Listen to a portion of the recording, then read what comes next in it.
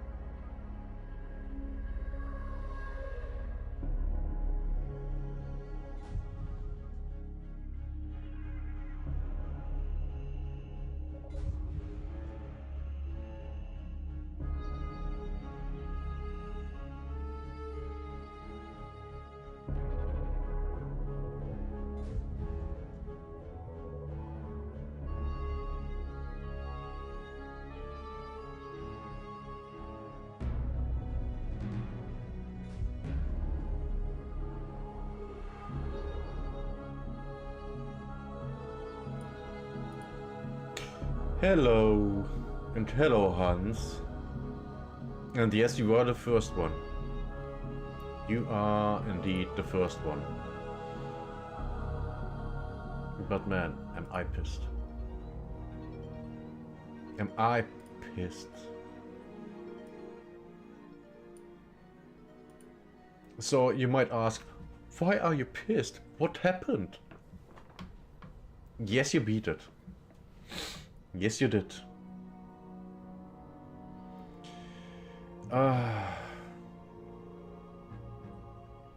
Man. Today is not a good day.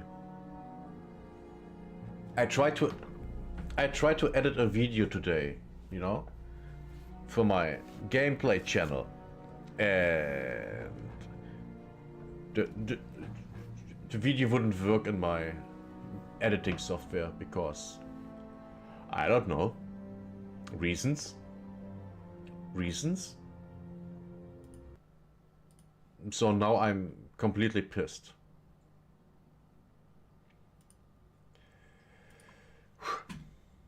Man.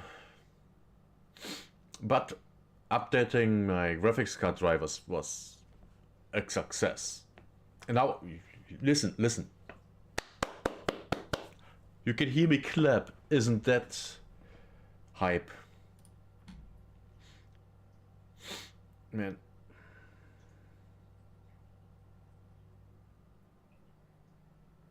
Oh. It's even worse. It's even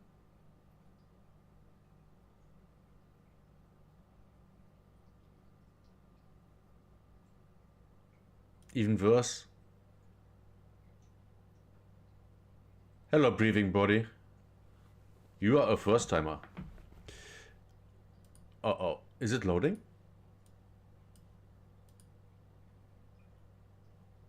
Oh no. Oh. Check your zone. Okay. Bad feeling about this mission. Clear this area. This mission is way beyond Fubar. I can't even hear them. Can you hear them? Squad, quiet down. Oh, great. Why is MP3?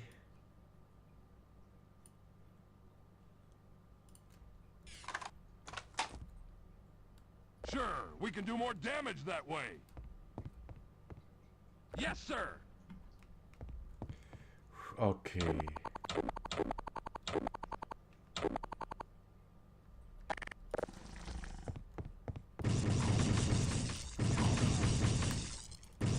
Squad, we got hostile. Get down. Fire.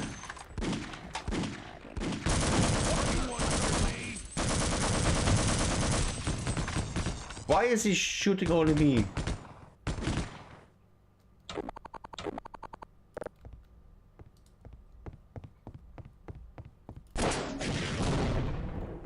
Oh, it's alive.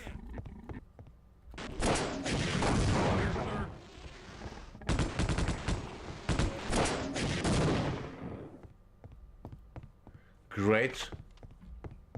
Awesome.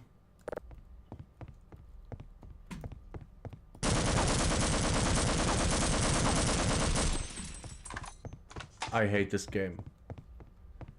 This is probably the worst. Why am I even talking about it? You seen any other soldiers from my platoon? Roger that. Can you heal me? Affirmative, sir. Of course not.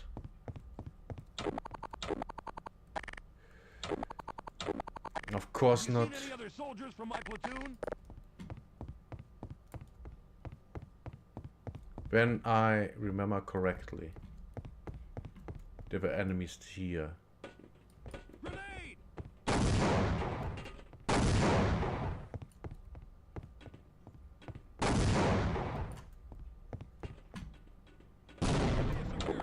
Okay, let's hope we got This them. whole operation is out of control. Yes, the whole operation.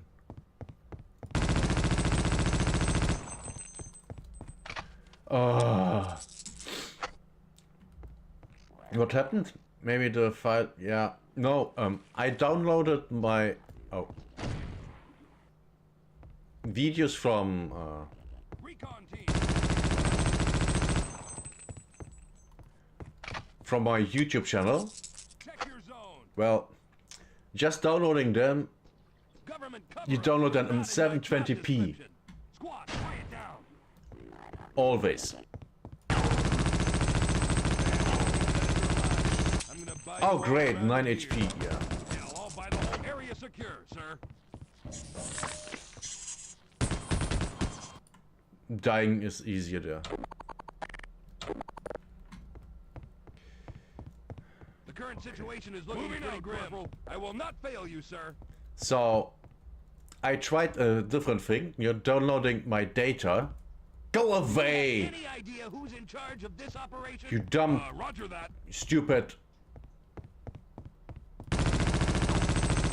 Sector.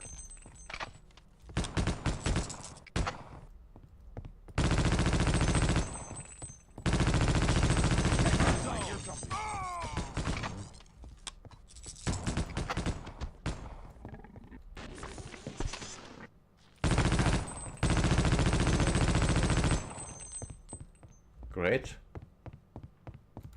Right away, sir. So, I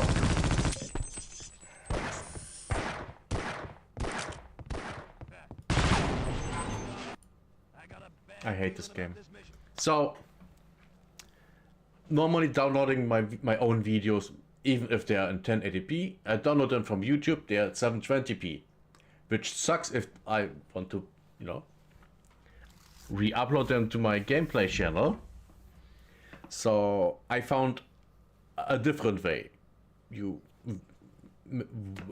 tell you, no, Google that you want, you know, your account information. And they put them all together in data files and zip files, blah blah blah. The videos are in a format that, you know, is compatible with basically everything. I converted the file. It just took about 3 hours. And the file still doesn't really work. That was one thing that got me really angry. Squad, quiet down.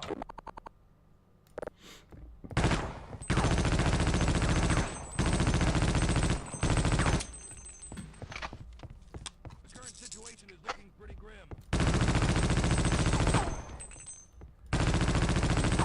Clear this area. Why aren't you fighting, you little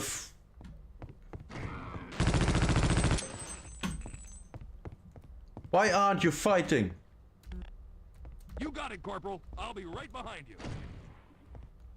I'll stay here and await. Let's get the hell out of here!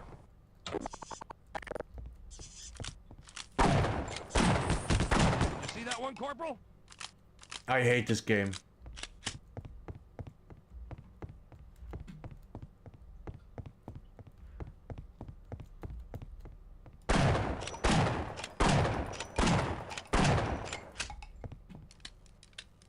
Roger that. This place makes boot camp seem like Disneyland.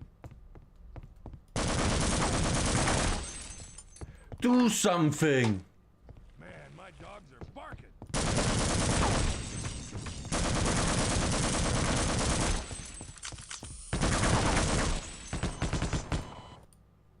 Did I run into enemy fire? See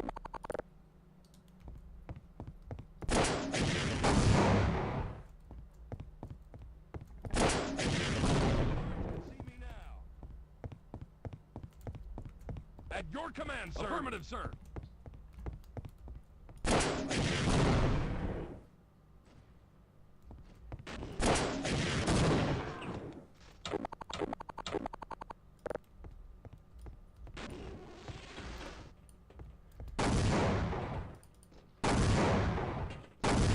You see any other soldiers from my platoon? Quiet down. I hate this game.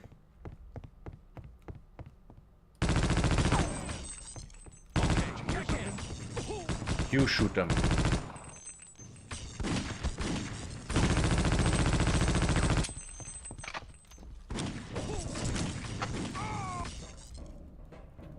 All that.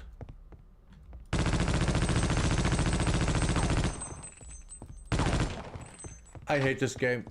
I hate this game. Isn't that guy supposed to heal me?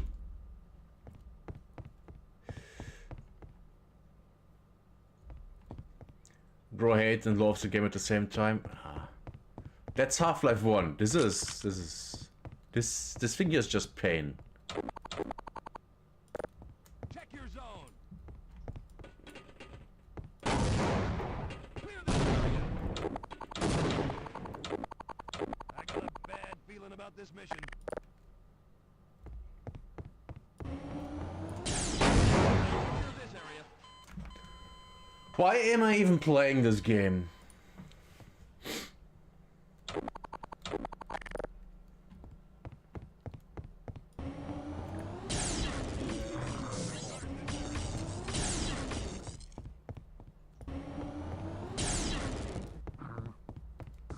They're still alive. Okay, check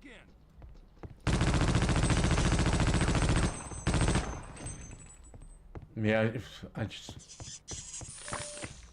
just died. Just kill me. Area secure, sir.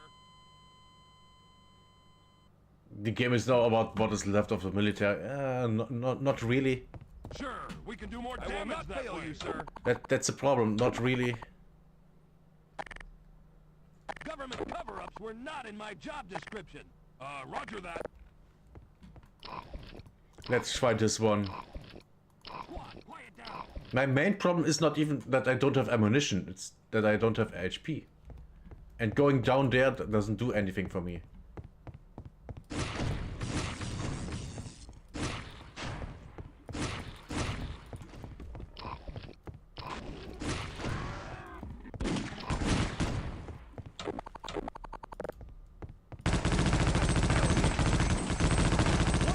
I hear something. Great.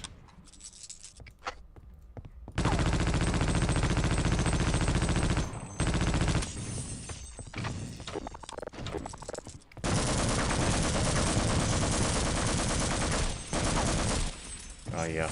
Just kill me already, you dumb cunts. You can't even kill me.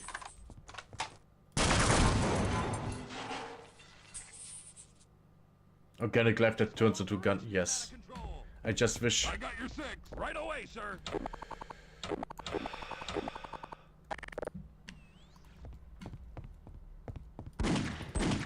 We're gonna kick your ass.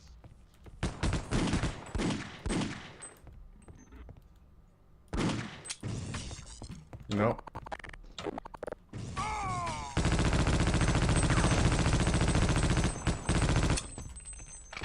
I need suppressing fire.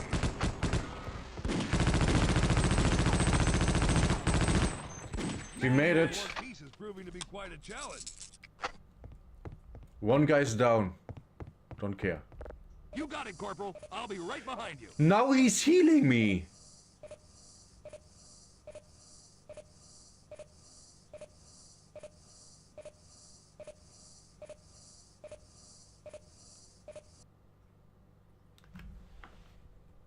I hate this game. I got a bad feeling about this mission. What the fuck am I supposed I got to a say? bad feeling about this mission. Squad, quiet down. Yes, sir.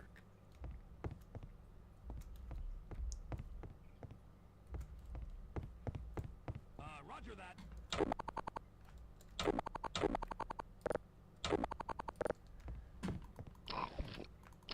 Okay, check in. Man, this game. Clear this area. Move your ass.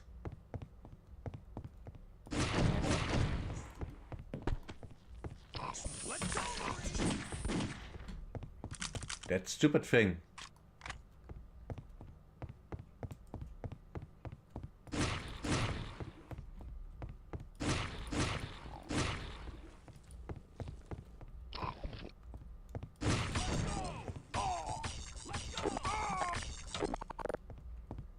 Shoot them already! You dumb cunts.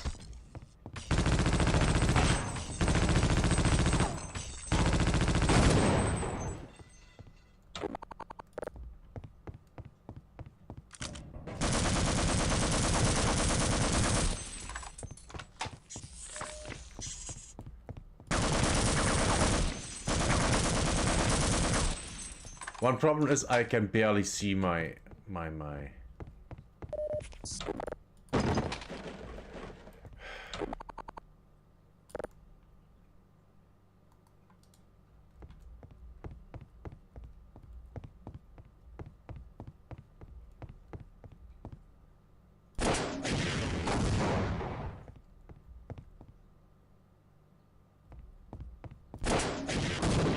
Die already!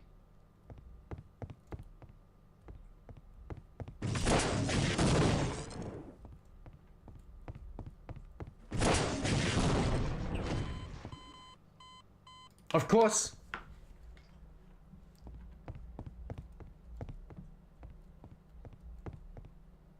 Moving out, Corporal. Heal me! Heal me! All right, you scout ahead. Heal me, you dumb cunt!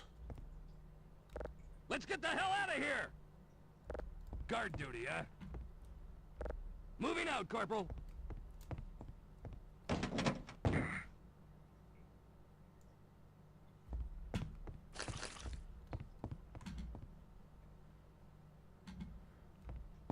Just kill me already. Just when I was getting short, I've got to pull this assignment. Hey guys.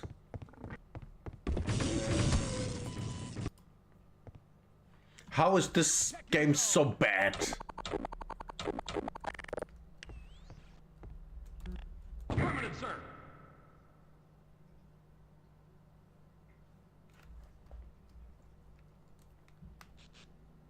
Oh no.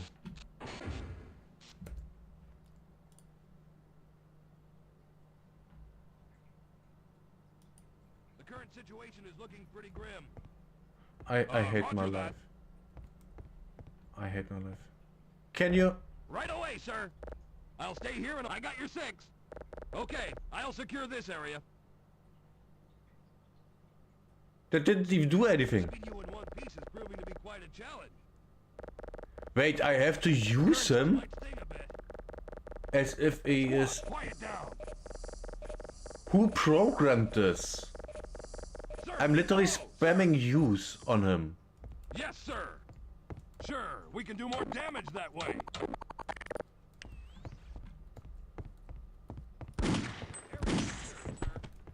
One shot, one kill. Ow! Okay.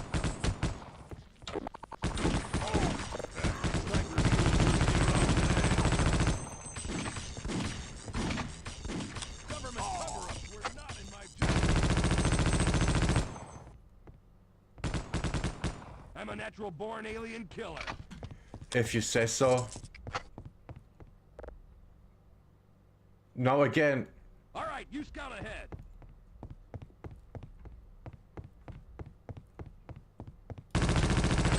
Covering fire.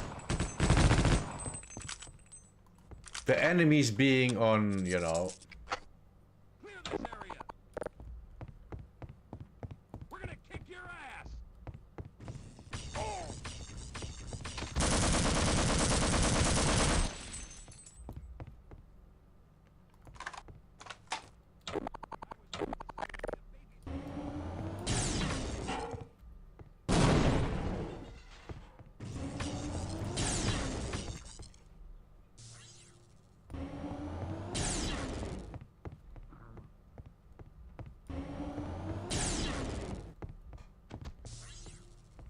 Oh no, they're all dead.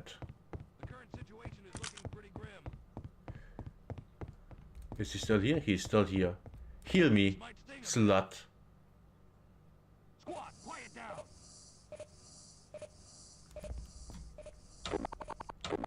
As long as I have that guy, I should be fine. But the thing is, for how long will I have him?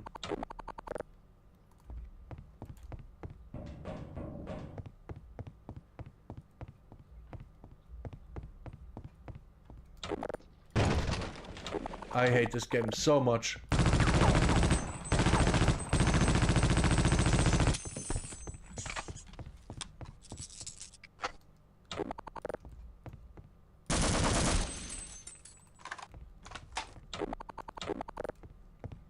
I hate this.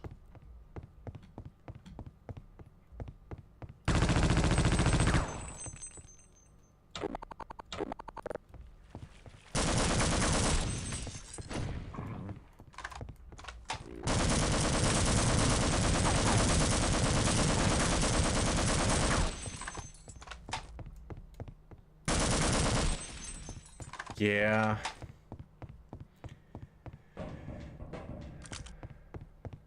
Just pull out the most heavy weapon you have. That doesn't work. The weapons are not the problem. It's low HP and the enemies being very tanky. Area secure, sir. But thankfully now I know how to beat this, you know. Just Check your zone. get healed all the time. And no, I will not move that guy. Can I? No, of course not. I also can't go up there. Because of course I can't. I can't. By the way, how's my microphone? It should be fine.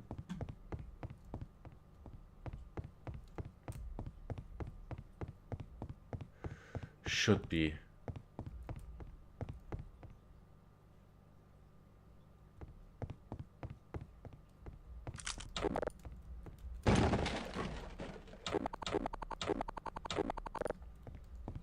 Right.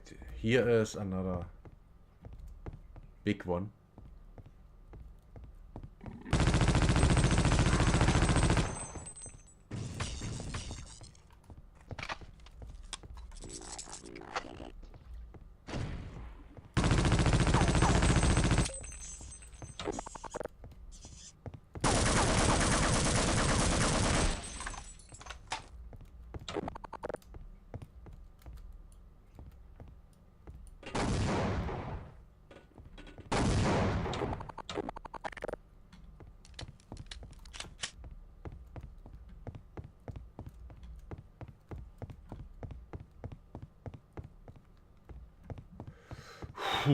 Okay.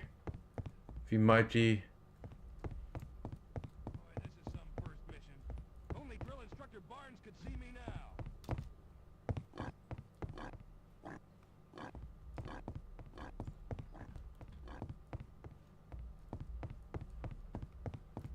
I think I can bring the guy with me now.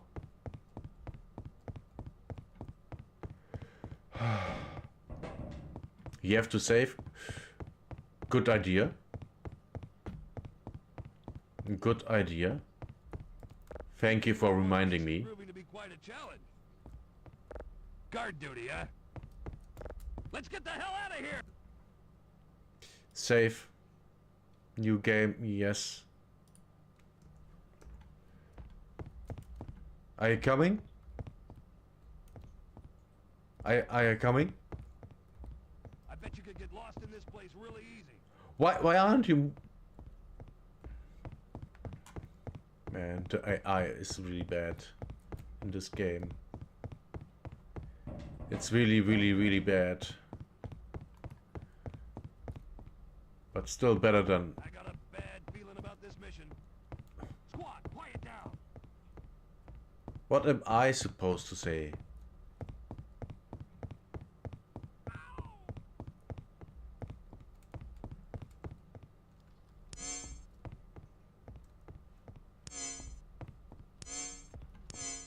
Are you there? Where are you? Oh, he had to... This place makes boot camp seem like Disneyland. He had to move around. Because he can't...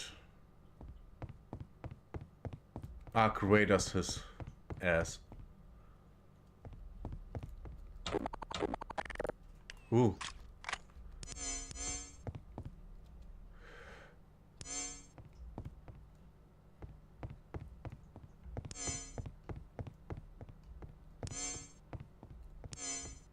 We made it. Oh no. Let's kill these freaks. Leave him outside? Nah. The problem is, what am I supposed to... You know what? We are saving.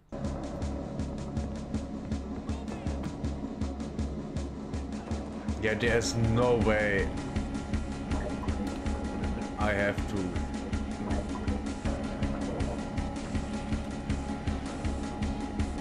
I can't kill that guy, so I have to find a different way. Oh, is it this way?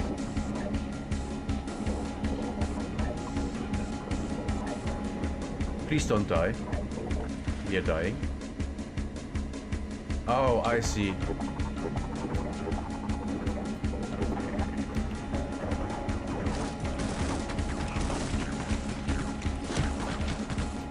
Oh, come on.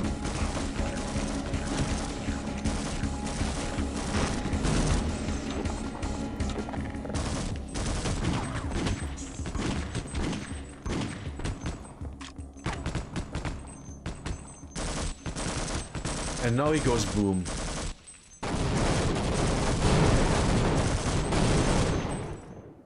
Roger that. So dumb. You got it, Corporal. I'll be right behind you. Okay. Wait, what? Am I supposed to go back? Oh. Of course. The current situation is looking pretty grim. Squad, quiet down.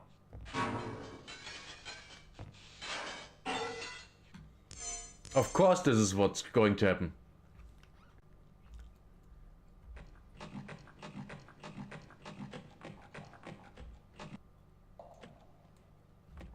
Am I supposed to go here? Maybe. Oh, I think yes. Okay, I'm not. Oh my god, no, oh my god.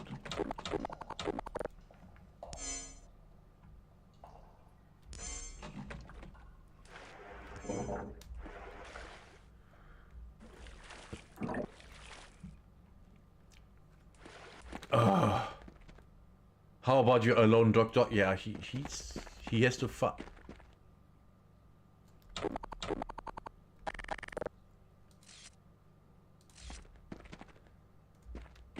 Let's see, maybe he has something.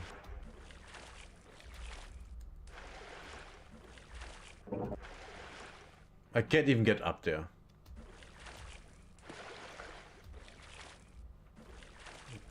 Because the game isn't made for stuff like that.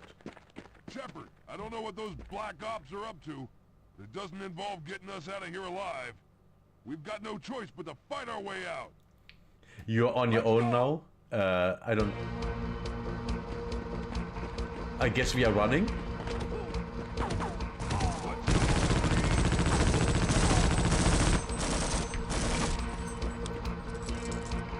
That's an 8. Oh!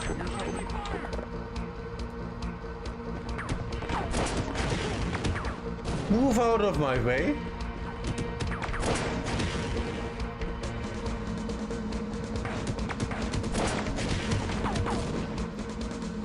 Okay, he's dead.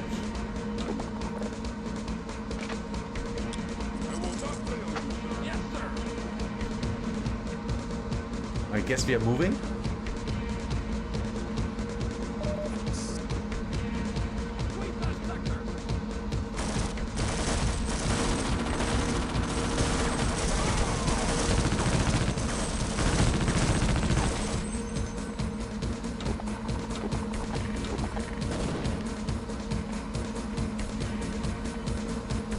I guess we are getting out. Is this the way out? No, it's not. Of course not. Oh.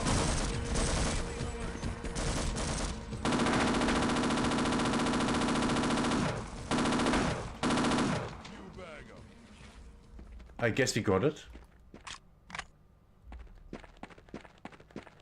Now do we get here? No. Can we interact with anything? Of course not. So, oh. I guess we're going here. If your man didn't die at the start, you could have put your plot on back together. What? Oh, platoon. Yeah, yeah.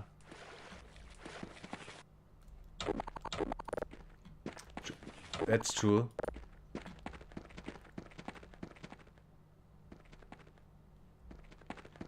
This is dangerous.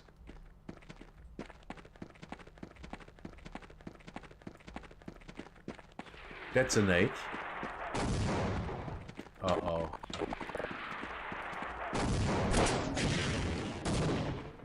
That guy's dead.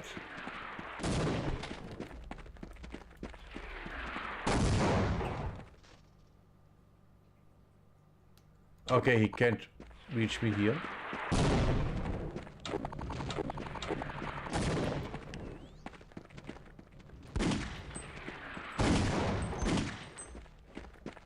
He's dead. Now they stopped shooting. Good. I most likely should have... Oh. Used that thing to open some gates.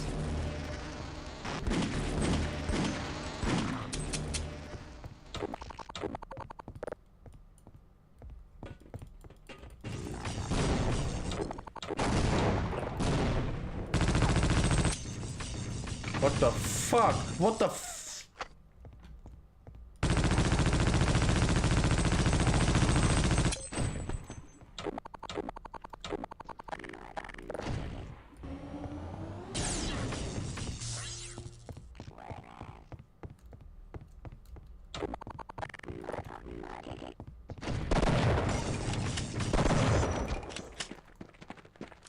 I hate this game.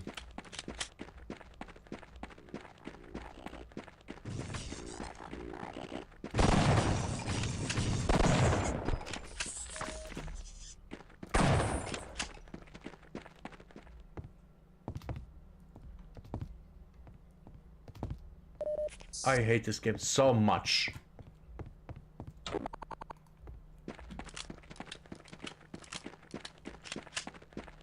Just let me do my...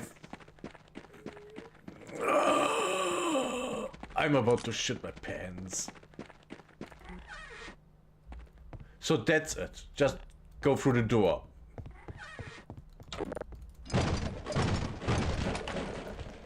Just go through the door. Just...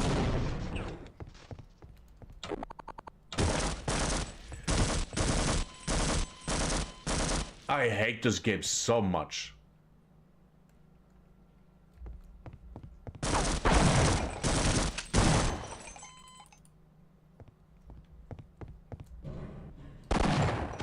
Fuck you.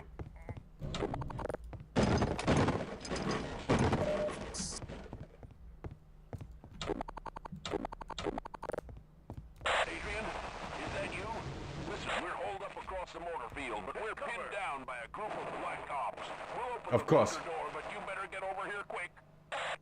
Don't forget to save if it's too risky. Yeah. I'm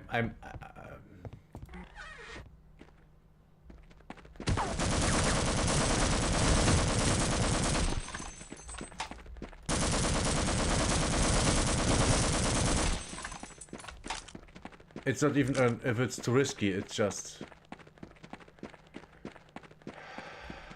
exhausting.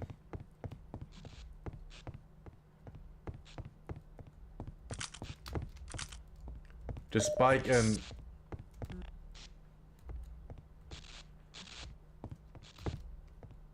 difficulty compared to the main game. What am I even... Do not stack. Okay. What am I even supposed to do here? Oh.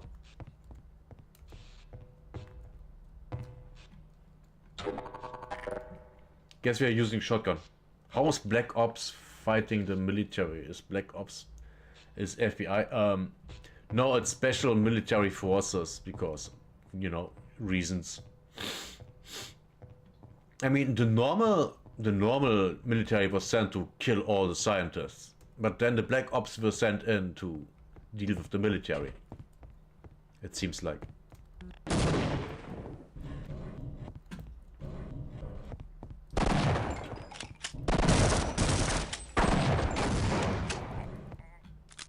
I hate this game.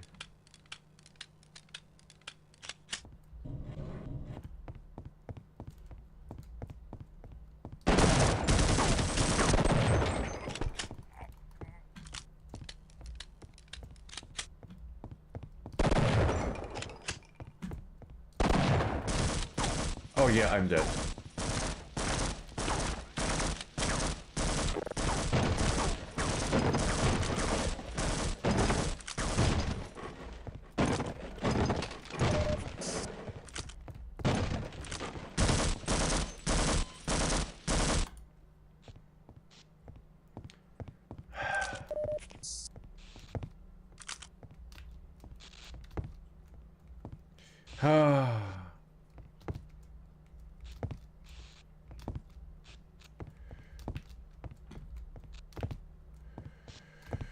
Man, sometimes I just don't.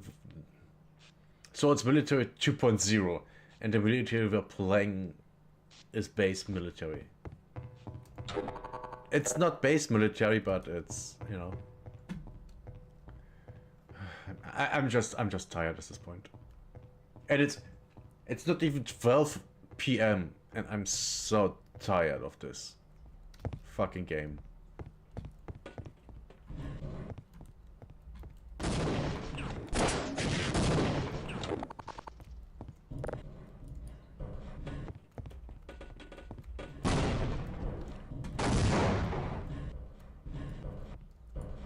Oh shit.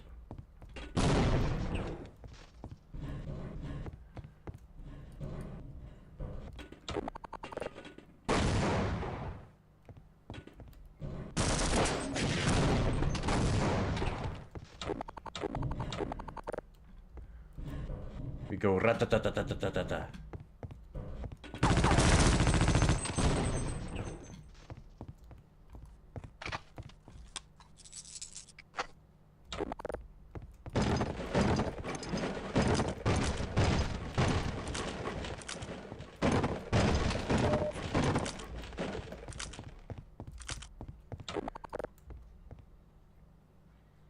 Ratatatata is always good.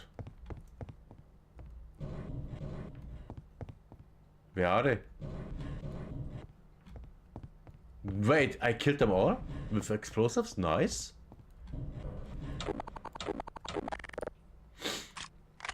How about we play some Dead Space? Maybe some other time. Oh, we are here, okay.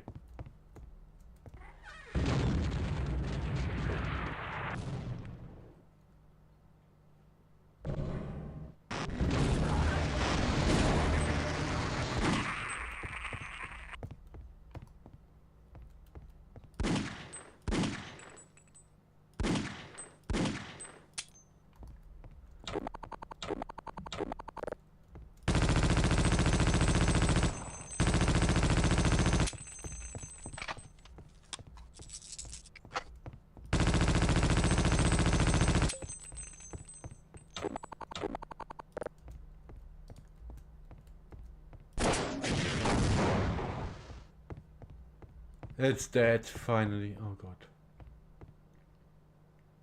Is that another door?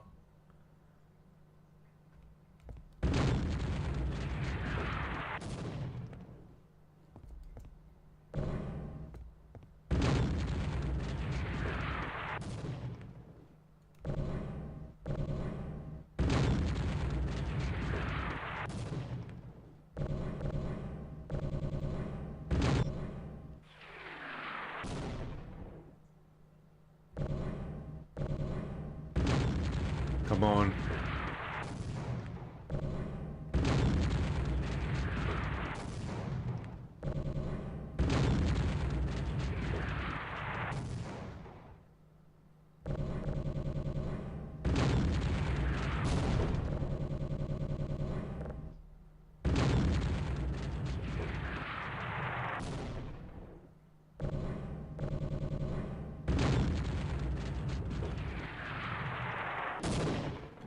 Okay.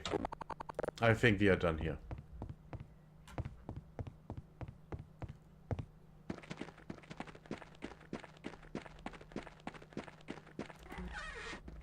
Told you. Oh boy.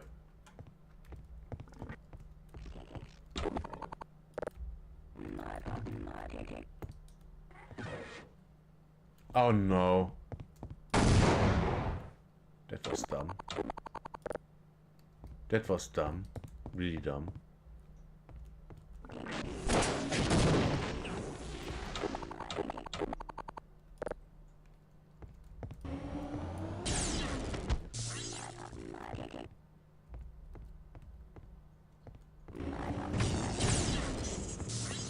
Oh great, I'm dead.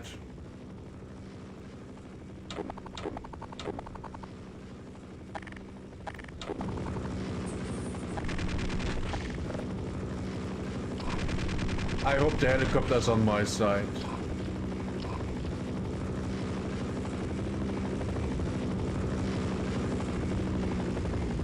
Is it? It doesn't seem like it.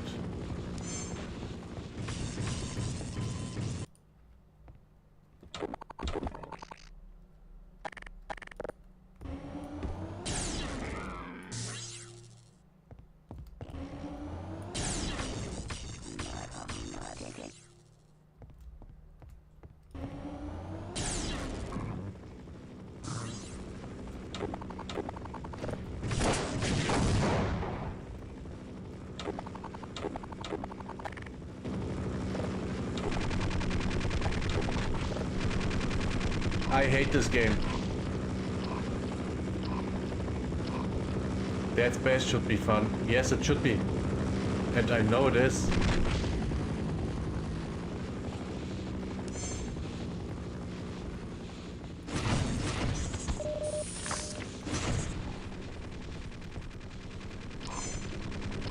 I played Dead Space. It's great.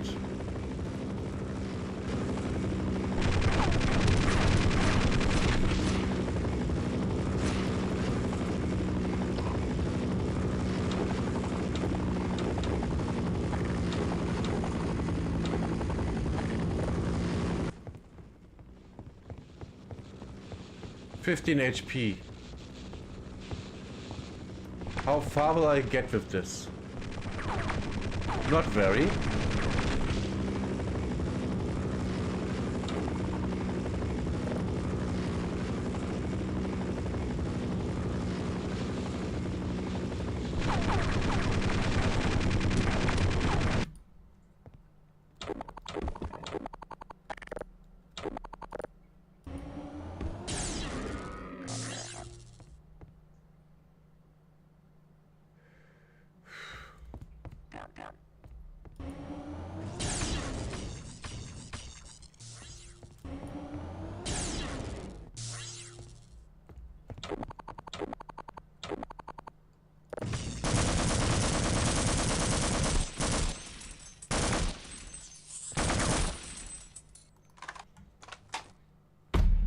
I hate this game.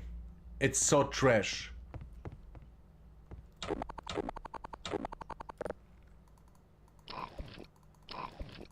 I really hate this.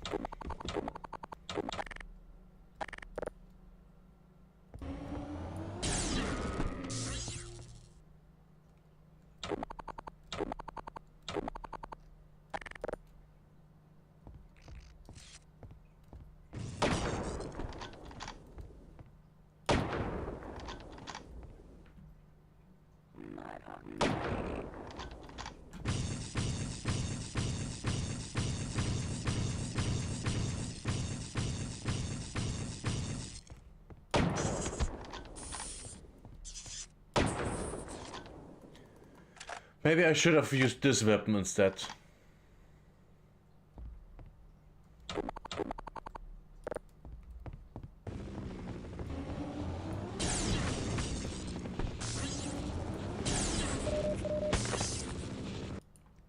Killed myself.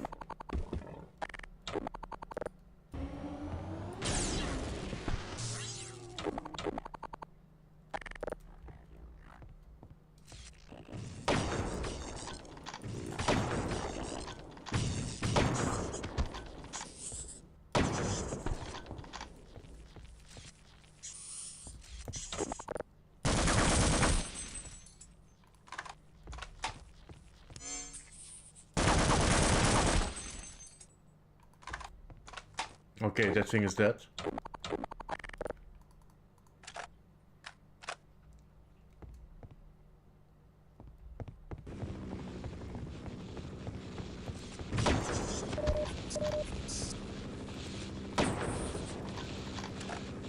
We made it.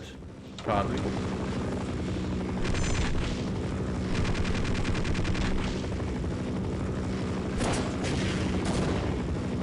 Didn't do anything. Okay.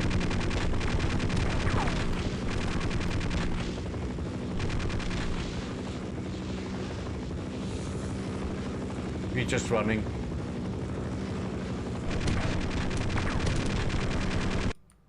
Guess we shouldn't have.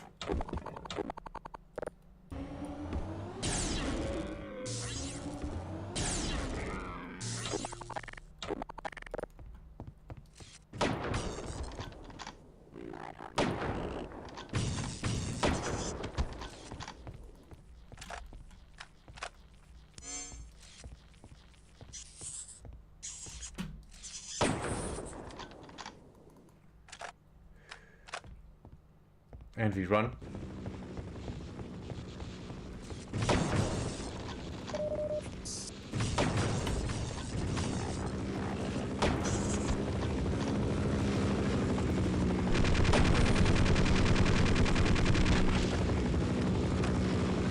We let the helicopter do its job.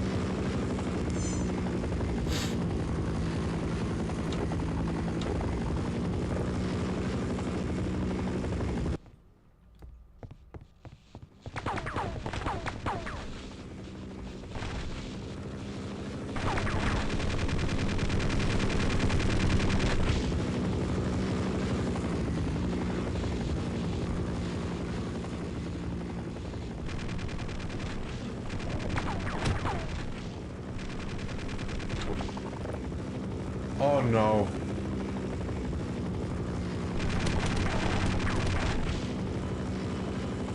Where was I supposed to go? I don't get it.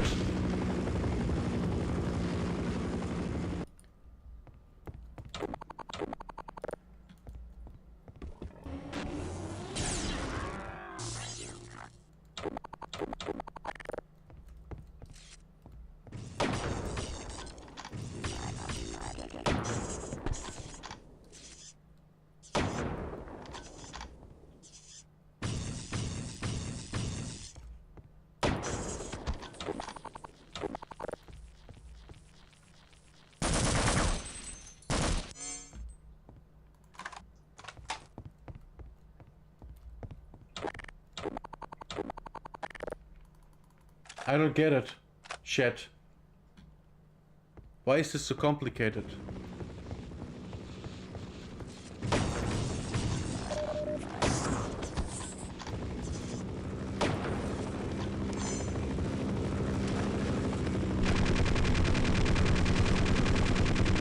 I would assume this is a jump pad, but it's not.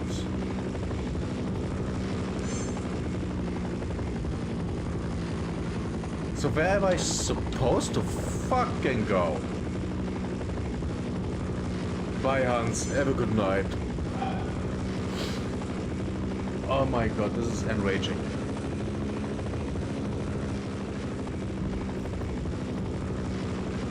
I hate this so much.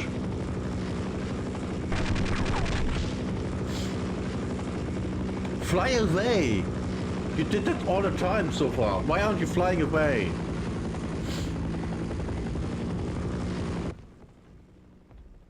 Now it's flying away.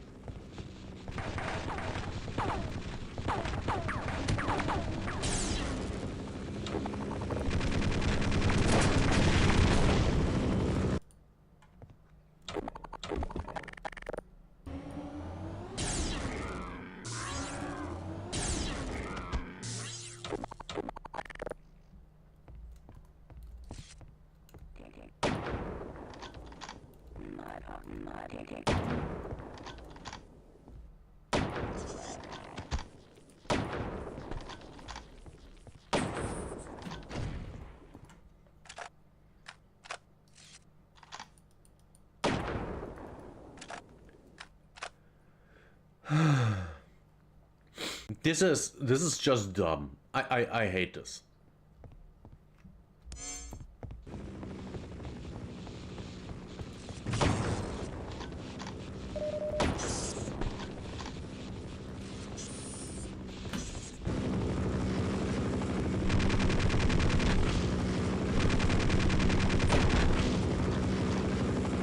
I mean, I have 93 HP, so I'm a little better now, right?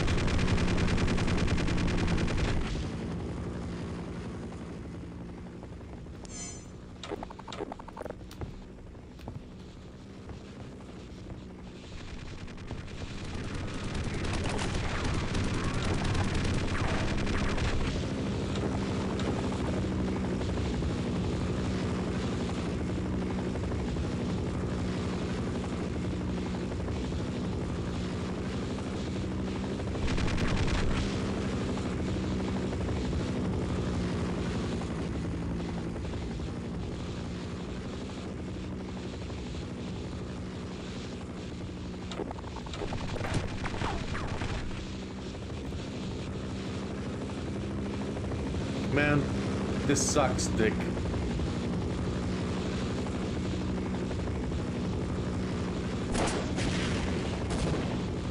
That didn't do anything.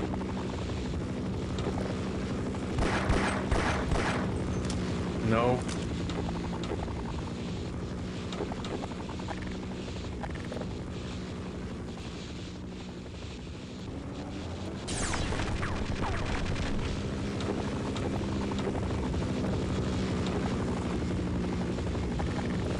Something of this. Oh, it is almost down. Okay. So I have to fight it.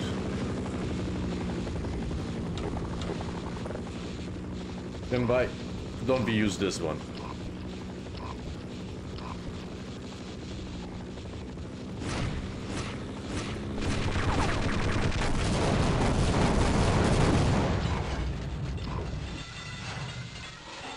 Why is everything here always so complicated?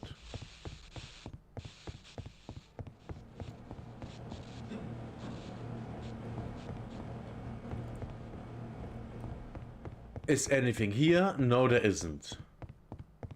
Okay. What was that?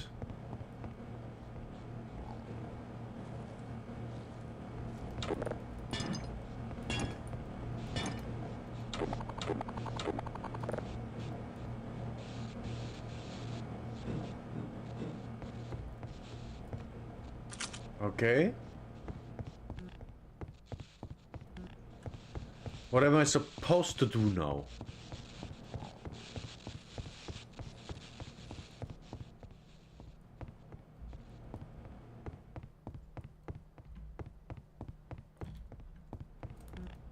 Oh, there's a ladder.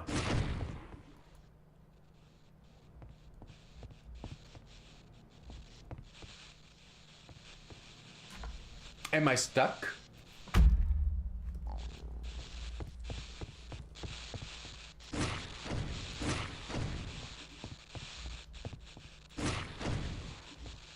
What am I supposed to do?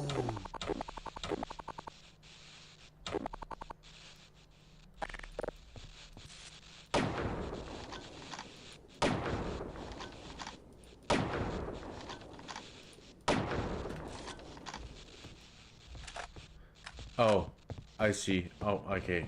I think I know. I know. It's always the most retarded shit.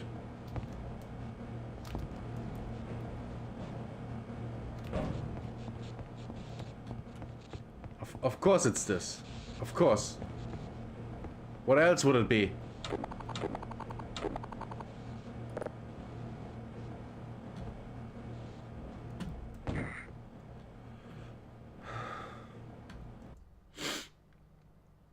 Safe.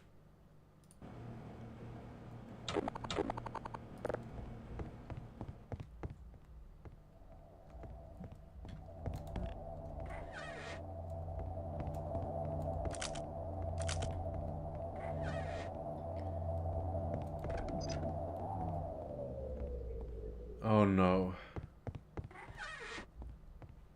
Oh no. Now the electricity is off. We go back up here. And I guess we have to go over there.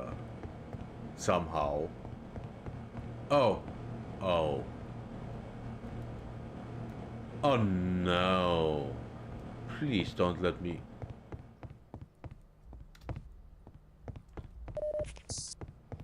Get shot. No. I have a guess.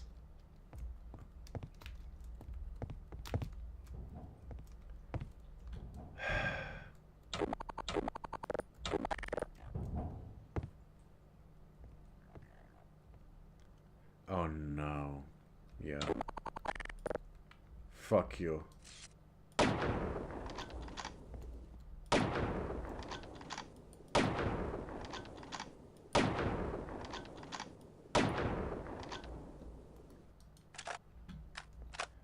We kill everything we can from up here, because I don't want to deal with that shit.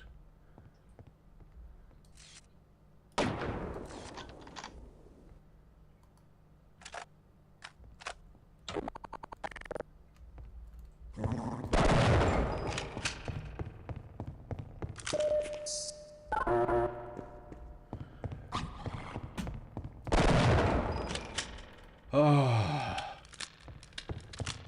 man. Finally. We aren't trapped in bullshit.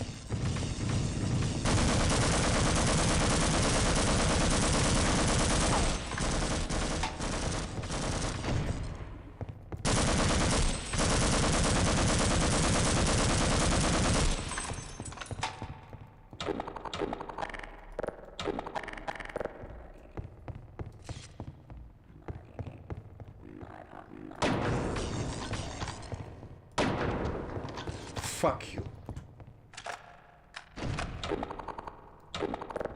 Fuck you all. I hate you.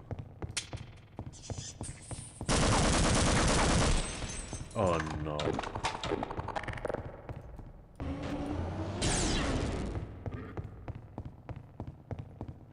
Is it dead?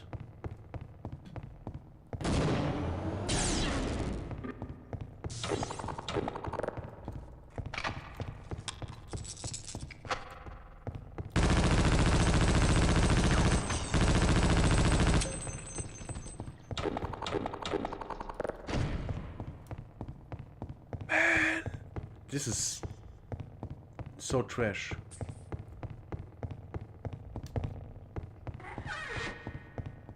Oh my.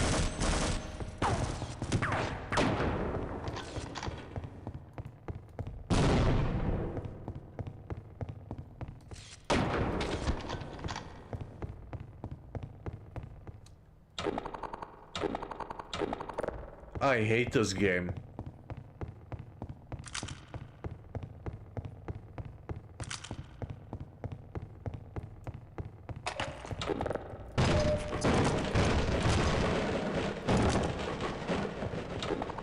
I hope there will not be a boss fight, because that thing will be shite.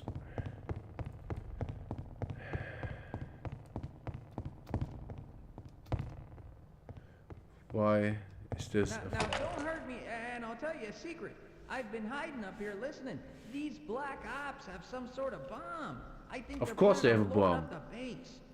Now, why do you think they would do such a thing? I'll just wait here. Sure.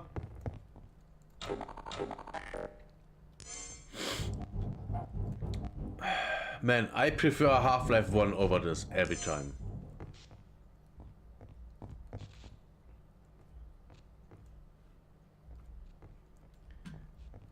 Enemies. That's not an enemy.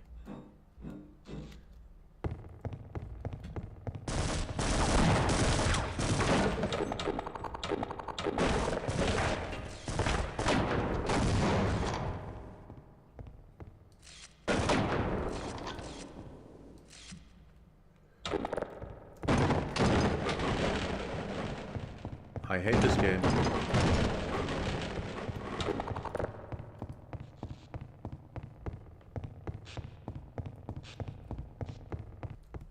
Are you crazy? I'm not opening this door until someone turns that bomb off. The bomb, okay. The bomb. Be careful with that thing. One false move and this whole facility is gone. I've got to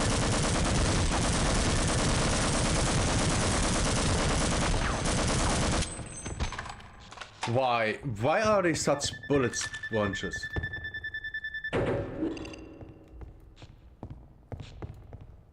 They don't have to be such bullet sponges. That's bullshit. That was a close one. You better get in. Was it though? It's not going to be easy from here on out. The only way out is through the level 4 storage unit, but it's a mess down there. The Black Ops were using it as a staging point until the aliens came in. If you do make it through, make sure you have them come back for us. There's no coming back for you. Man, I'm so... Oh, the G-Man.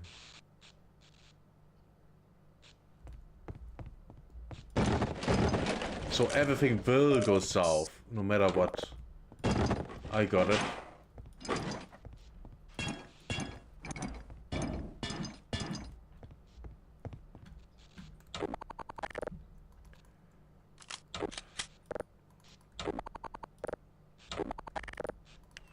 Everything reloading because we don't know what's going on.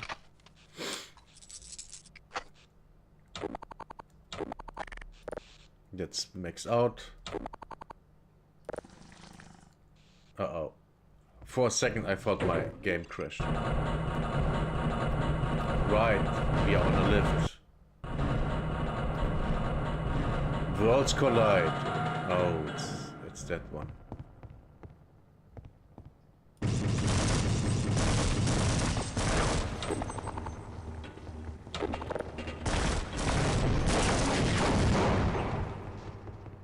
Oh, I'm dead.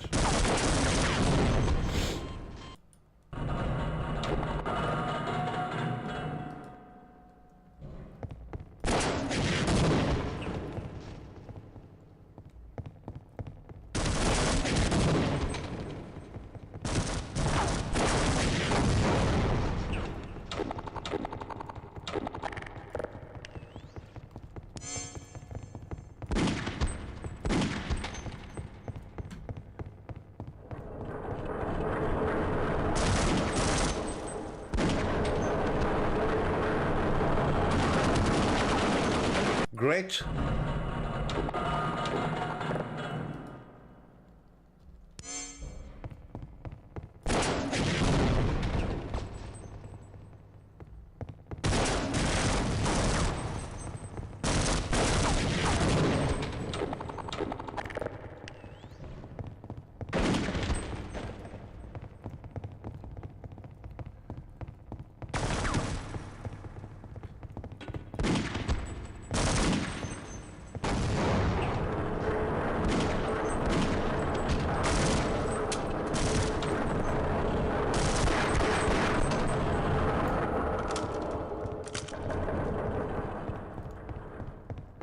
Okay.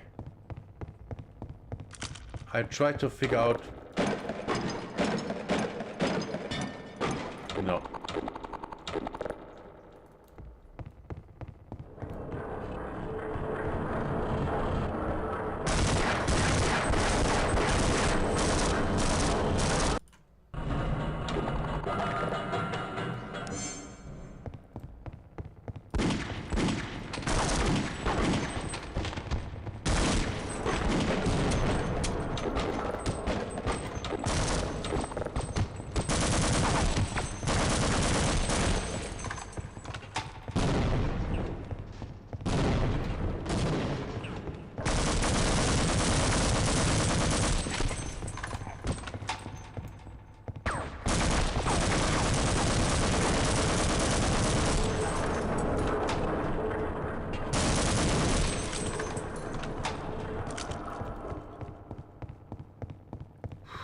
Okay. We got that.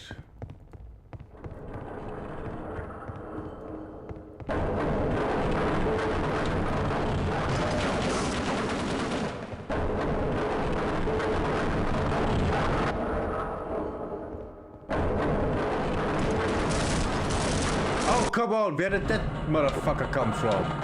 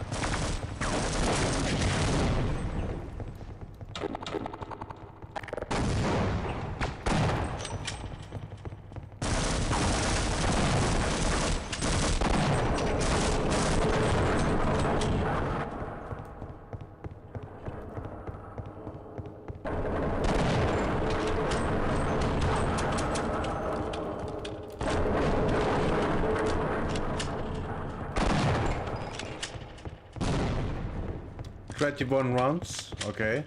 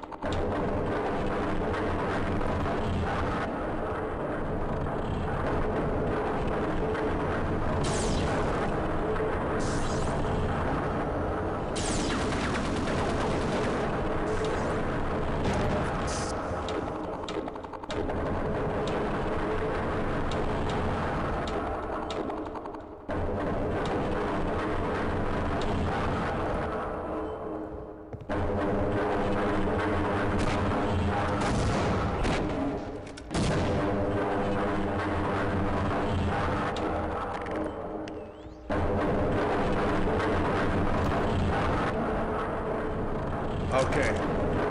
Okay, guys. We are saving.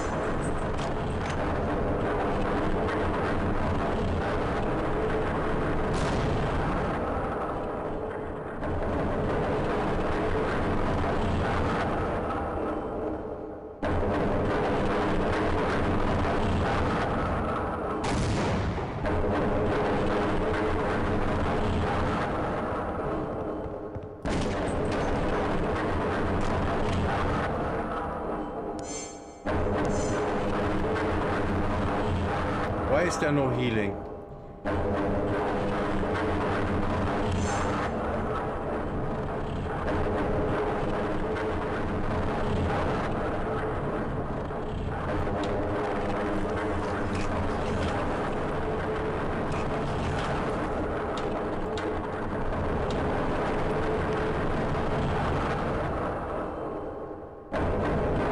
question is what to do.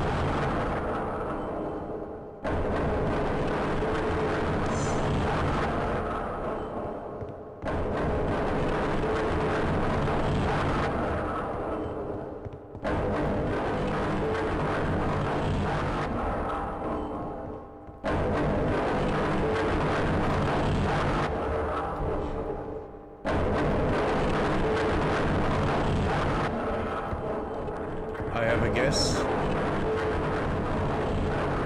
and I don't like it. My guess is wrong.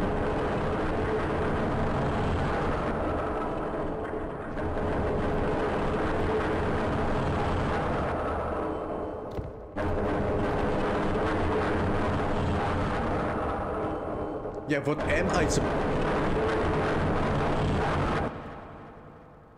am I supposed to do here?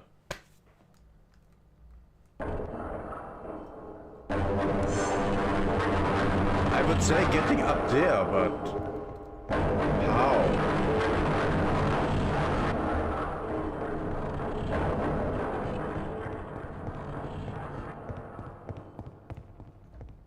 How would I even do that?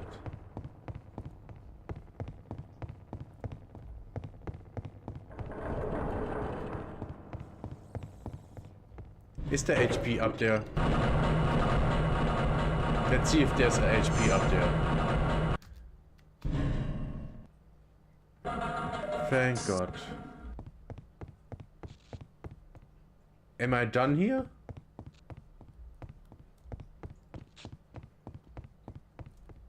Of course I can go back.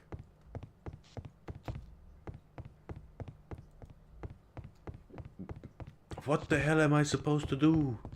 Roger that. Let's run like hell. As if you would do anything.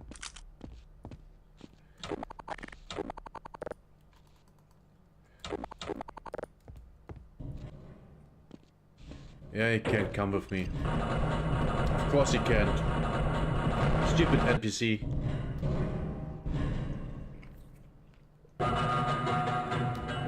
And I'm stuck. I'm stuck.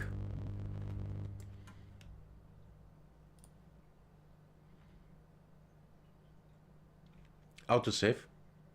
Is it that?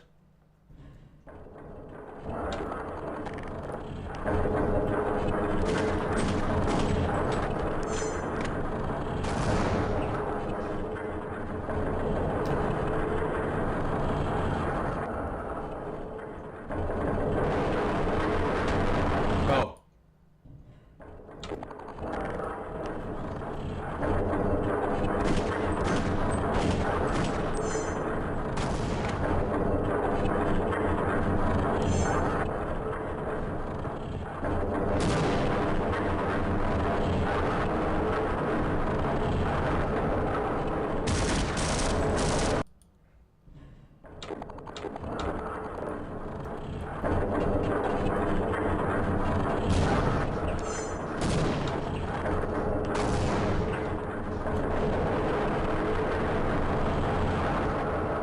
He dead?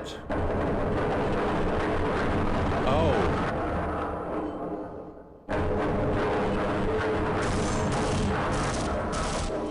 Now I know where to go.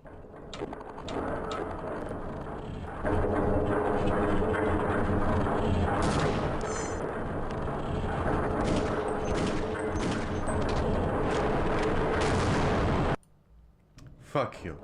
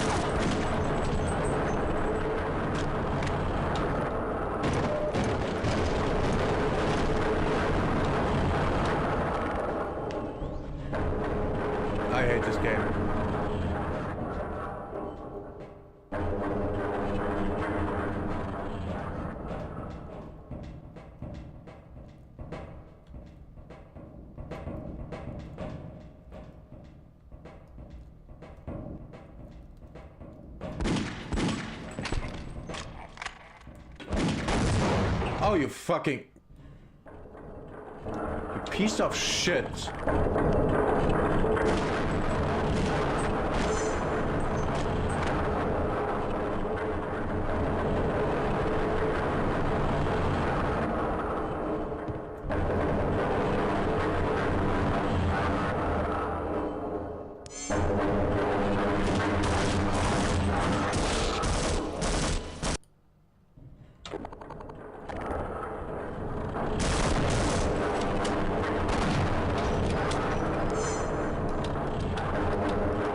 I hate my life, I hate my life, I hate my life. I hate my life, I hate my life, I hate my life. My life sucks so much dick. My life just to suffer.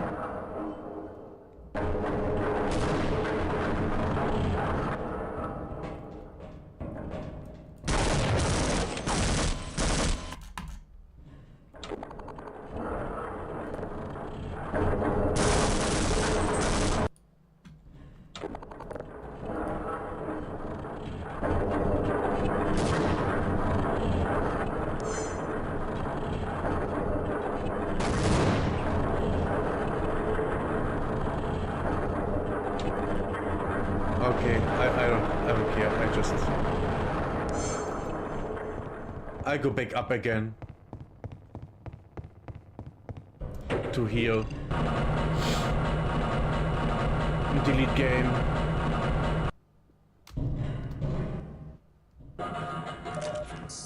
Ah, yeah, this is one of the worst gaming experiences I ever had, and that's saying a lot.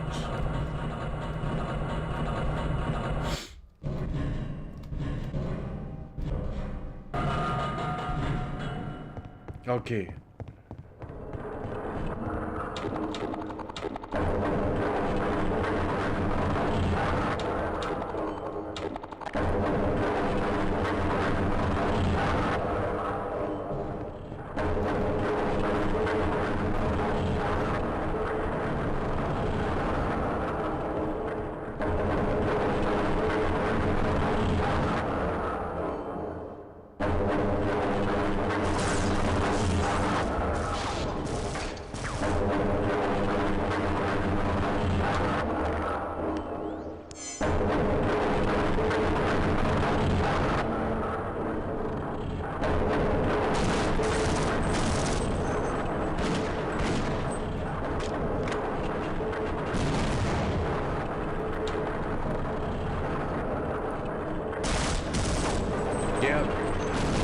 You know, I'm actually done with this game.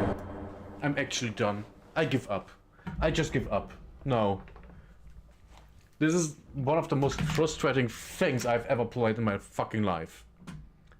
This is just...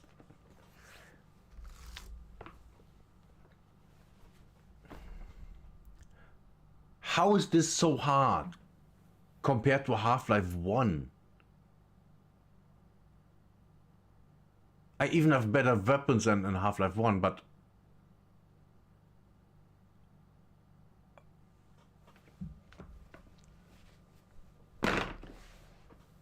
And why is every enemy so tanky? They're more tanky than bigger enemies in Ark Raiders. But the enemies in Ark Raiders... They don't, you know, they don't laser you to death.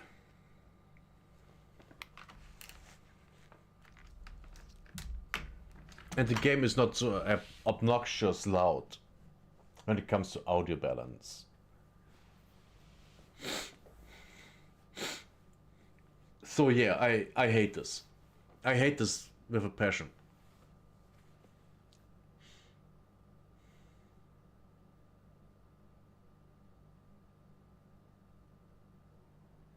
Yeah, why don't I just stop? Why don't I just stop? And just, you know, just stop. Just don't. Just don't. Just don't. Yeah. Don't care anymore. Who made this? Gearbox Software. Uh-huh.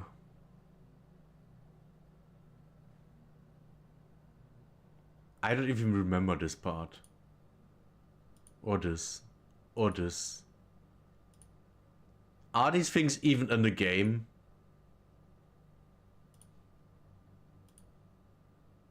Who made this? Gearbox Software. Oh no.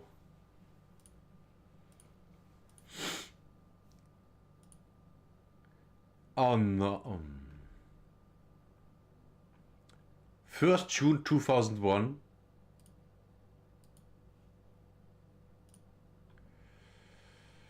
First November 1999.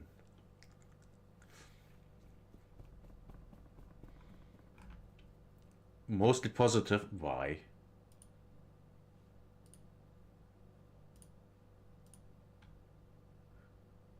Mostly positive. No, very positive. Okay.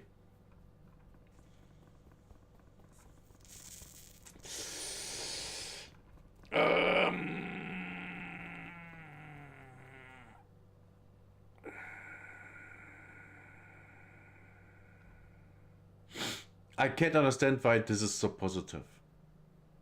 This one I can. Because it's a good game. With, you know, some things not being that great, but it's still a good game. And it's not super hard. But this is just frustrating. Most of the enemies are so tanky.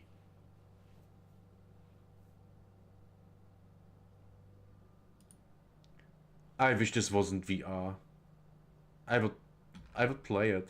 Wait, it's from 2020? That game is almost 6 years old? By the way, the graphics are great.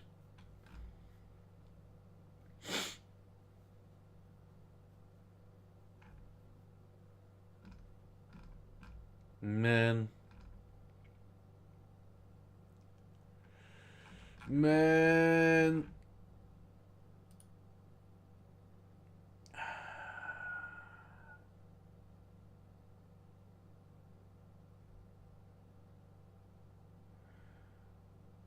At this point, I don't even wanna try Blue Shift. I don't even wanna try. I'm just so frustrated.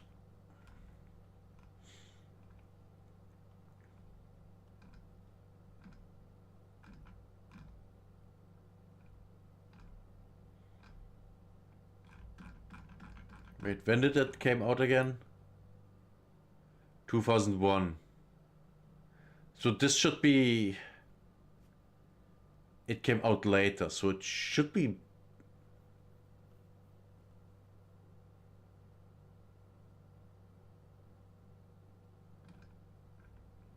It should be at least not worse, right?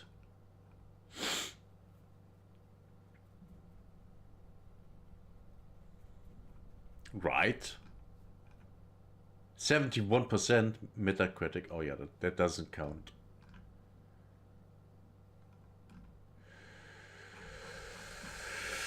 Oh my god. Oh my god. I hate this game. I absolutely hate... Well, I hate this one. I hate this. I absolutely do. With a passion.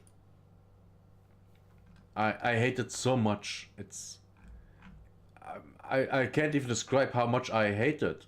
Why did the tub crash? Are you retarded? Shouldn't have said that.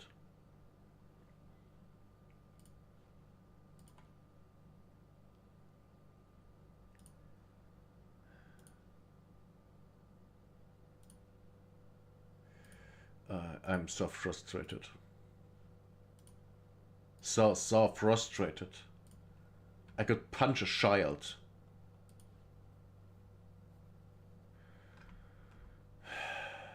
But yeah. Oh my god.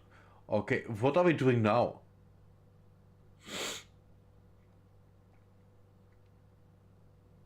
I've only streamed for 90 minutes. And I'm so done with this game. I'm so done with this game that I don't want to play it.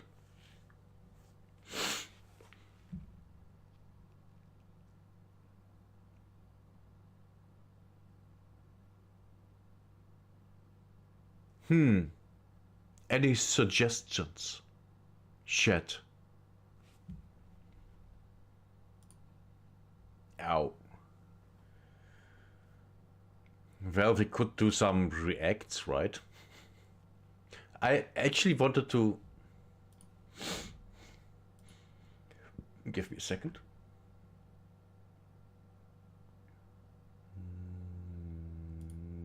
Yeah, we go here, we go here.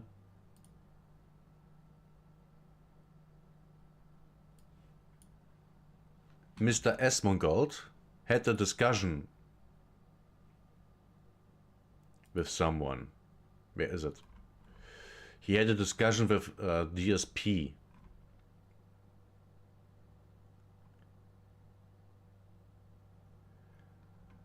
I just have to find it. It's over 1 hour and might be funny. Might be. Here it is. Now this is going to be more than 2 hours of content. So are we ready to watch, to do a 2 hour plus react to something stupid?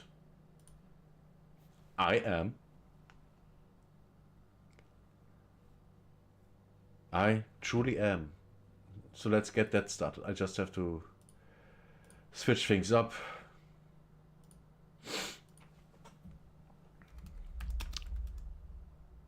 Just chatting. The game was pain. Now reacting.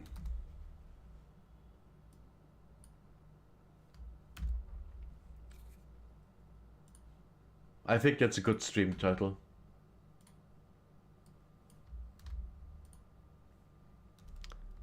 Just chatting. Okay.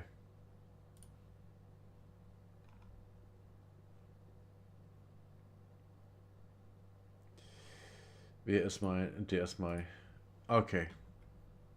So, where was the video? Here was the video. So, we have seen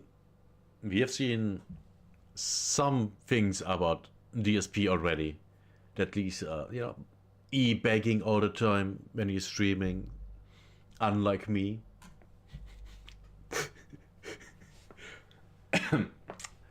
So, let's watch DSP and Asmongold having a discussion. This is gonna be hilarious. I can't wait. This is going to be good. We have a very important guest. How you doing, man? I'm doing great. How about you? I've seen your videos on and off for the last 10 years. What is this? And now I'm talking to you. That's odd. What is going on with the what? Oh, I pressed the... Okay. I'm just dumb. 10 freaking years. Yeah. That's crazy. That you know, you've been watching this stuff for that long. Now, hold on a second. Hold on. Yeah. When you say you've been watching my yep, videos, you're right. Are you right. actually watching my videos? Or are you watching the detractor? I'm videos? watching That's the question. videos of you. So the question, I guess, my question for you is overall. Same. And I'm in the way. I don't want to block the chat, so I go up here. I become a little bigger. Just how your mother likes it. Overall, after watching me for 10 years, what is your impression? Because I hear things all the time, but I hear it from a very this is gonna be isolated good. group. And I'm curious, as someone who's been an outsider watching this kind of content, like, what do you think? Well, I mean, like, you know, the videos that I see, I mean, let's be honest. I mean, I'm sure you've seen a few of them, right? And a lot of people have opinions about the way that you stream. Of course. And especially about the way that you finance your streams. That's been a lot of people asking about this. Before we get into that, we got to get something straight. Okay. Can I just say it? Is it all right if I just, like, we just talk, like, straight? Yeah, of course. Okay, so whenever you went on stream and you accidentally got caught jerking off, you got suspended by Twitch, right? No. What? I was not streaming on Twitch. I was streaming on YouTube. So you weren't streaming on Twitch when that happened? No, I was actually not a Twitch streamer at that time. I was only streaming on YouTube, and nothing happened at all. I had zero repercussions for it because it wasn't. There was no nudity. There was no sound. It was just my O face, basically. Right, of course. Imagine being known for that. Now, to be fair, last stream, I also had a little mistake, which made me go panic mode and end all of my streams, and then deleted all 4 VODs.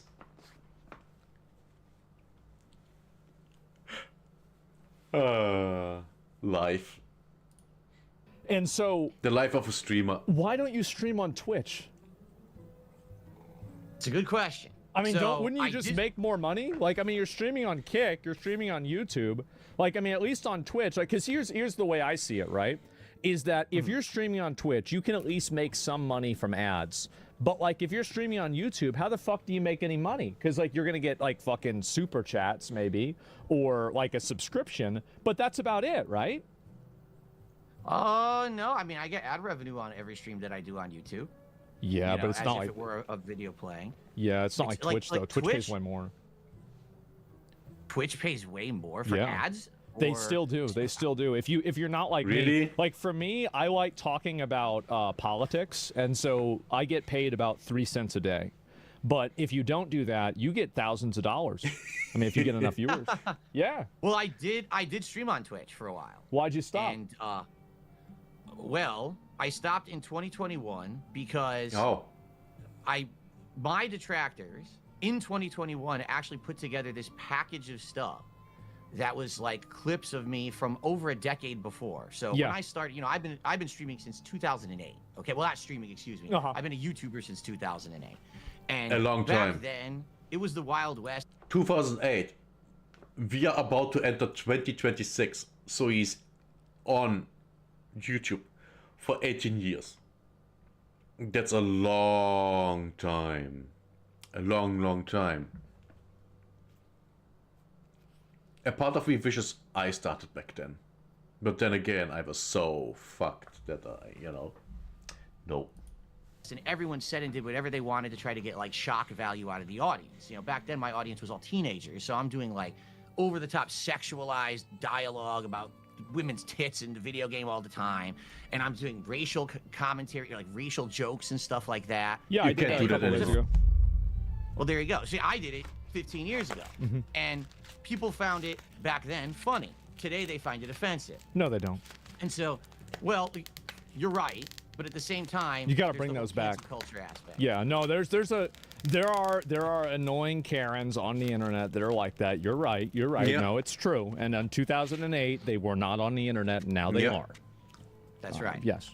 So in 2021, Go my ahead. detractors put together this package of Right. like clips from 2010.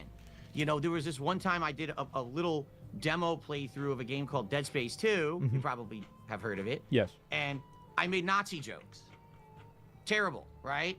But I made Nazi jokes. So they take that, and then they take a comment about me saying something, something racial about Asians or something, and it's all like 15 years old.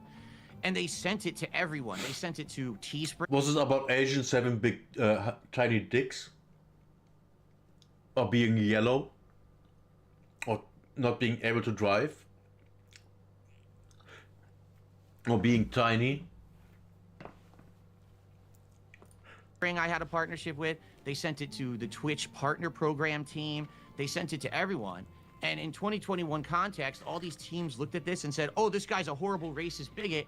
And like overnight in like 2021, I got kicked out of everything. I got kicked out of the Twitch partner program. I got kicked off Teespring. I got kicked off of every one of these pop-up services. You know how you get pop-ups on your stream for contributions? They all canceled me. They all said, oh, you're offensive. You're canceled. And I'm like, for what? Like, what did I do? And they'd be like, oh, well, you said hateful things. What did I say? Because I haven't done this kind of content since like 2010. Yeah. So what the hell are you talking about?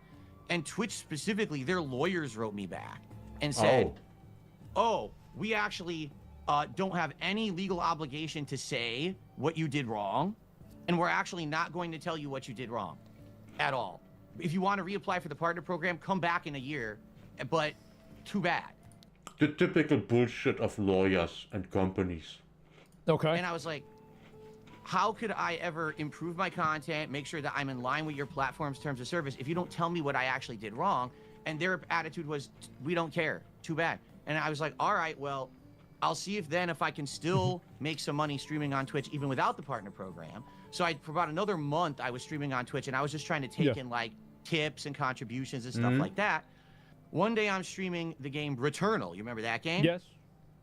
And you remember how high action that game was. Like there's shit. It was flying very, yeah, it was a lot of shit going on. Yeah.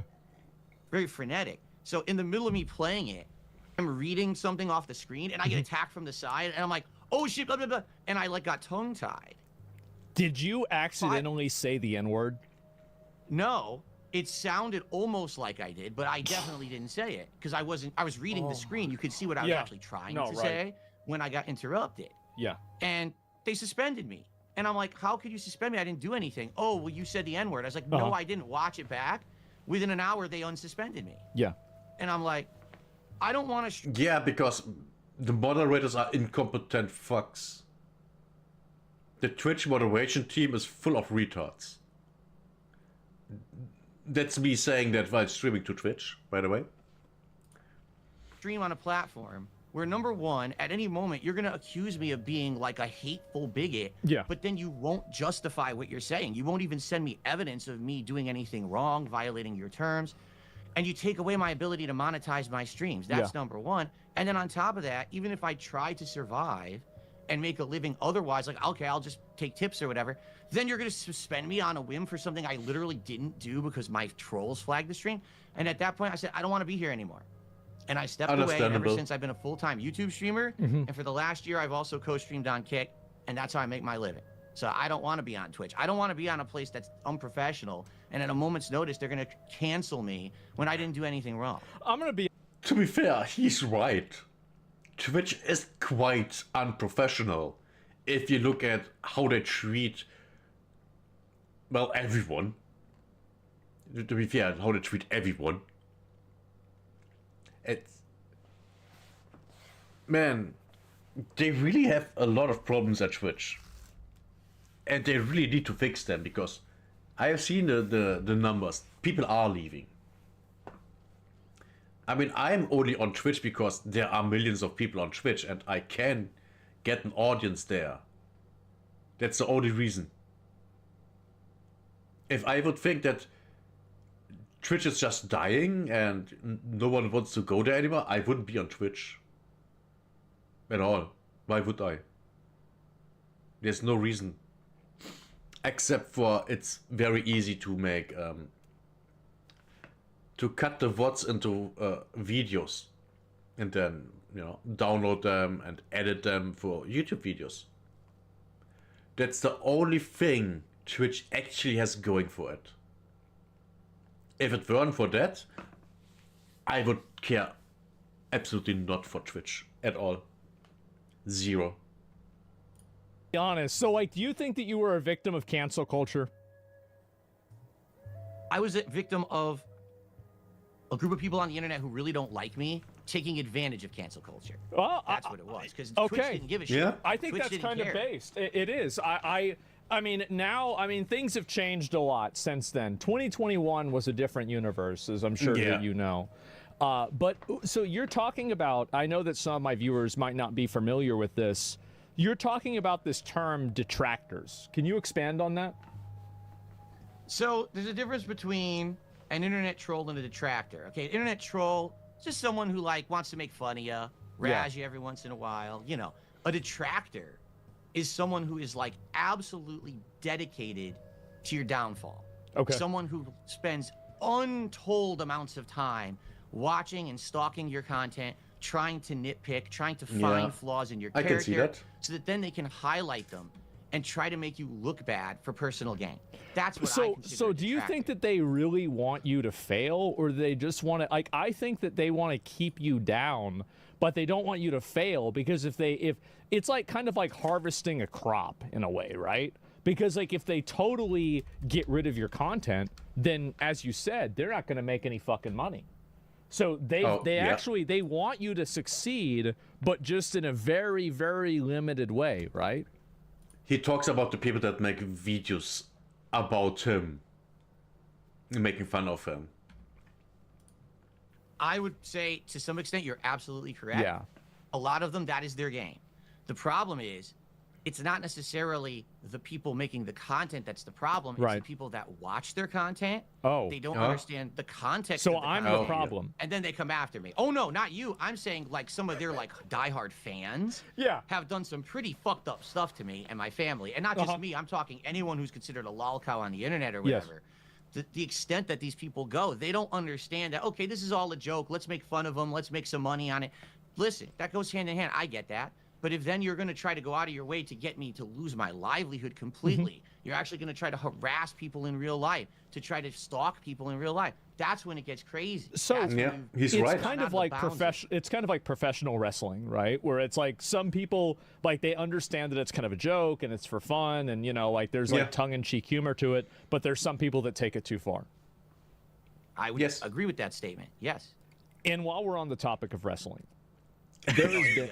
Hold Oh, on. here- Hold on one second. Go ahead. Go ahead. Preface it. I just want Go to. ahead. I'm not. Come Oh no, on, I'm I not wanna going to hear preface it. Actually, I want to say something different. Actually, before we start, because here's the problem, which you may not be aware of. Right. Okay. And by the way, I want to thank you for giving me this platform, being Of able course. to speak with you today, because you Thanks have for coming a on. ridiculous amount of viewership, and this is awesome that I get to actually Yeah.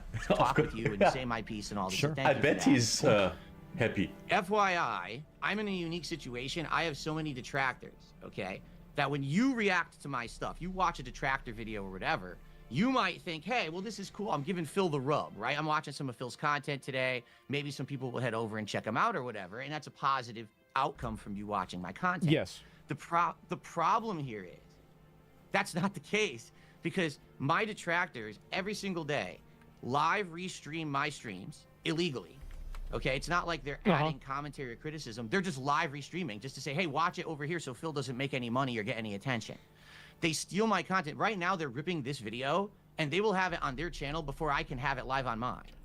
So the problem is, you watch the content, and they say, oh, DSP, let me go find them. And they go to YouTube, they type in DSP, and all they get in the search is my detractor. It's about you being an idiot, basically, right? They can never find my channel. Yeah. Like, there was a case in point earlier this year. There was a guy in the fighting game community. He had heard one of my takes on the recent Street Fighter game, and he responded to it, but he couldn't find my actual content. He only found the detractor clips that looked like shit. You know, they were all fuzzy and Right. shit. And he's like, I want to talk to Phil. Can anyone tell me what his real channel is? And no one could. No So- one could even tell him my real channel. Wow. So, well, I just searched DSP myself. So DSP tries it Memology 101. Is this your main channel? That is Okay, not me. that's not your main channel. Okay, let's scroll down. How about Raw Phil? Is that your main channel? Nope. That's He's the- my number okay. one thief.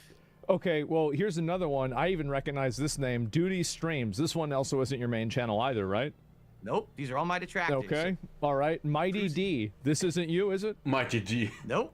Okay. Let's see. Okay, Robust Urban Garlic. All right. This is again not you. All I right. don't think so. I think that you're actually right about this. I don't. Where the Snort Burnell? Snort Burnell. That's you. No. Well, I do snort sometimes on the stream, but no, that's not my channel, sadly. So you know? okay? So you snorted before on the stream, and this has got to be Photoshop. Just like me when I, you know. And yeah, I know that was disgusting. But it stays in as an example. Yeah, okay, it is that one's Photoshop. All right, it looks like my hair, not yours. Okay. And so could I ahead. actually tell people my channel so if they want to check it out, they have an opportunity? You know if what? They have a chance? I mean, we're not going to find it here, so I think you have to. Okay. My main channel where I stream every single day, well, almost every day. It's usually around 5 to 6 days a week. It's youtube.com/DSP Gaming. Okay. My channel is so old, you don't need the @ symbol to find it. It's actually hard-coded DSP Gaming. It's been around for 15 plus years. And there's tons of content. I mean, this thing is like a repository of ridiculous amounts of game playthroughs that I've done. I do have another channel that's DSP Reacts. That one is @DSP Reacts. That one I don't use that much. I do fast food reviews on there. So if you want to check that out, you can. But it's DSP Gaming is where you can find me. So if anyone's watching this, hey, I just want to give the guy a look.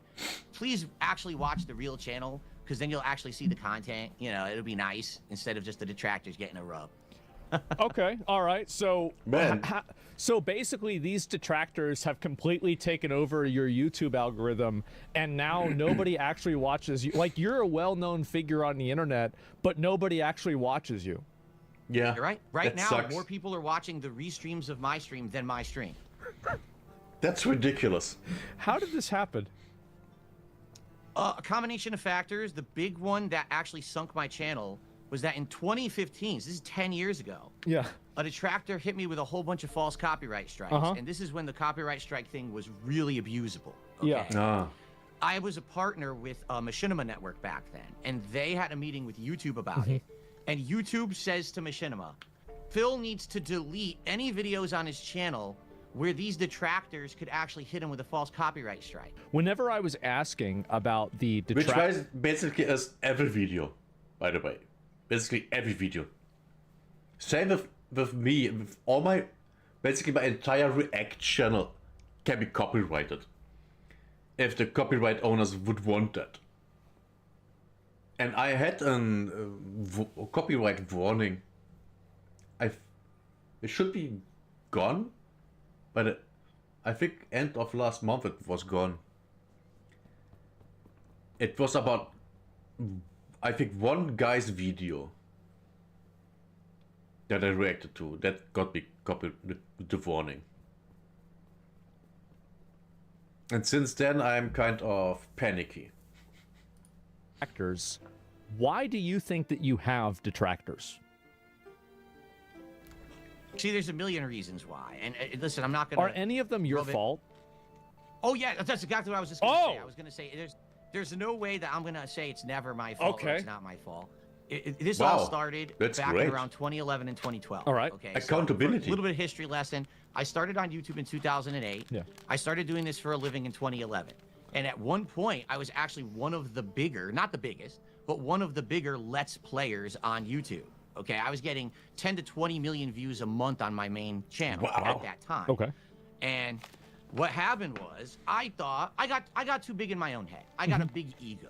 Okay, I thought my shit Understandable. didn't stink. My content's the best. Yeah. Right. It's the best playthroughs out there, and people started to throw me criticism and like, Phil, dude, it's 2011. You're not even doing direct capture. You're using a camera to record your TV. What are you, stupid? Like, you're making money. Why don't you go get a capture device? Why don't you do this and do that to improve? And I was very stubborn. I basically would always like clap back and argue, and I'd be like, no, my content's good as it is. I know I like to do it the way I do it. I'm not going to listen to any criticism or whatever. Yeah.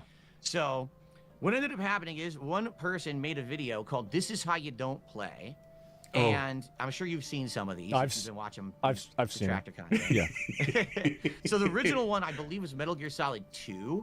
And this video was just a montage of me sucking at the game. Every stupid thing I did, every mistake I made, every dumb piece of commentary I said, all thrown into one. It was a very entertaining video. People loved it. And it got like 1 million views on YouTube. So me being very stupid and big-headed back then, Yes. did I respond positively and be like, wow, that's great. Maybe I should buy into this. Maybe I'll make my own videos razzing myself or whatever. Which, by the way, would have been great. Making fun of your own stupid shit. That's a great idea. That's a great idea. I do that all the time. But, you know, you have to be self-aware that you are, you know, doing stupid shit. And that it's also funny. People like stuff like that. Yeah. No, I'm an idiot. I'm a big-headed, you know, stubborn idiot. And instead, I start, like, getting pissed at the guy. I start insulting him, saying he's stealing my content. He did that without my permission. But aren't you doing that now? Weren't you just doing that now? Like, because the detractors, you're saying that they were re-uploading your content and they're doing the same thing? Because you just said that like maybe 10 minutes ago. You're right. And the difference is today, they're doing absolutely nothing transformative whatsoever. Okay. They are literally just stealing the content and like that Raw Phil channel you just mentioned. Yeah. All he does is rip my shit plain and just puts it on his channel. Right. He's not making a criticism. He's not reviewing my content. He's just fucking stealing it. Okay. You know, that's the difference between today and back then. Yeah. Back then, this is how you don't play. 100% today in context, it's a great video. It's totally a transformative work. He had the right to. For example, if I would, number one, not say anything during watching this video, and number two, if I wouldn't put myself into the video, then I would do the exact same thing he's complaining about. But I am in the video and I'm talking.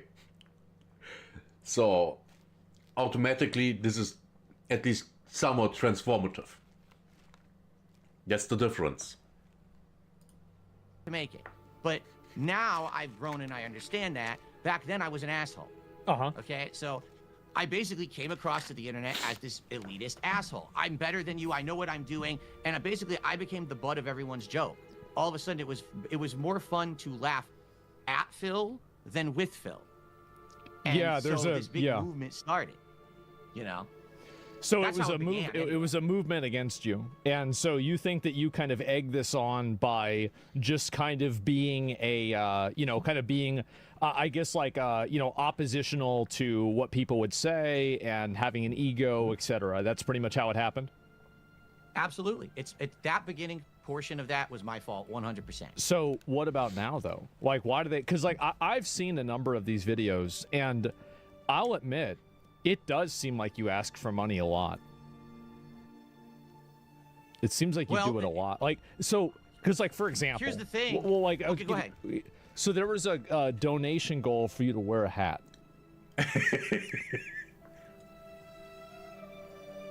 Yes. Yes. Yes. So, go, Correct. all right, yeah, go, please continue.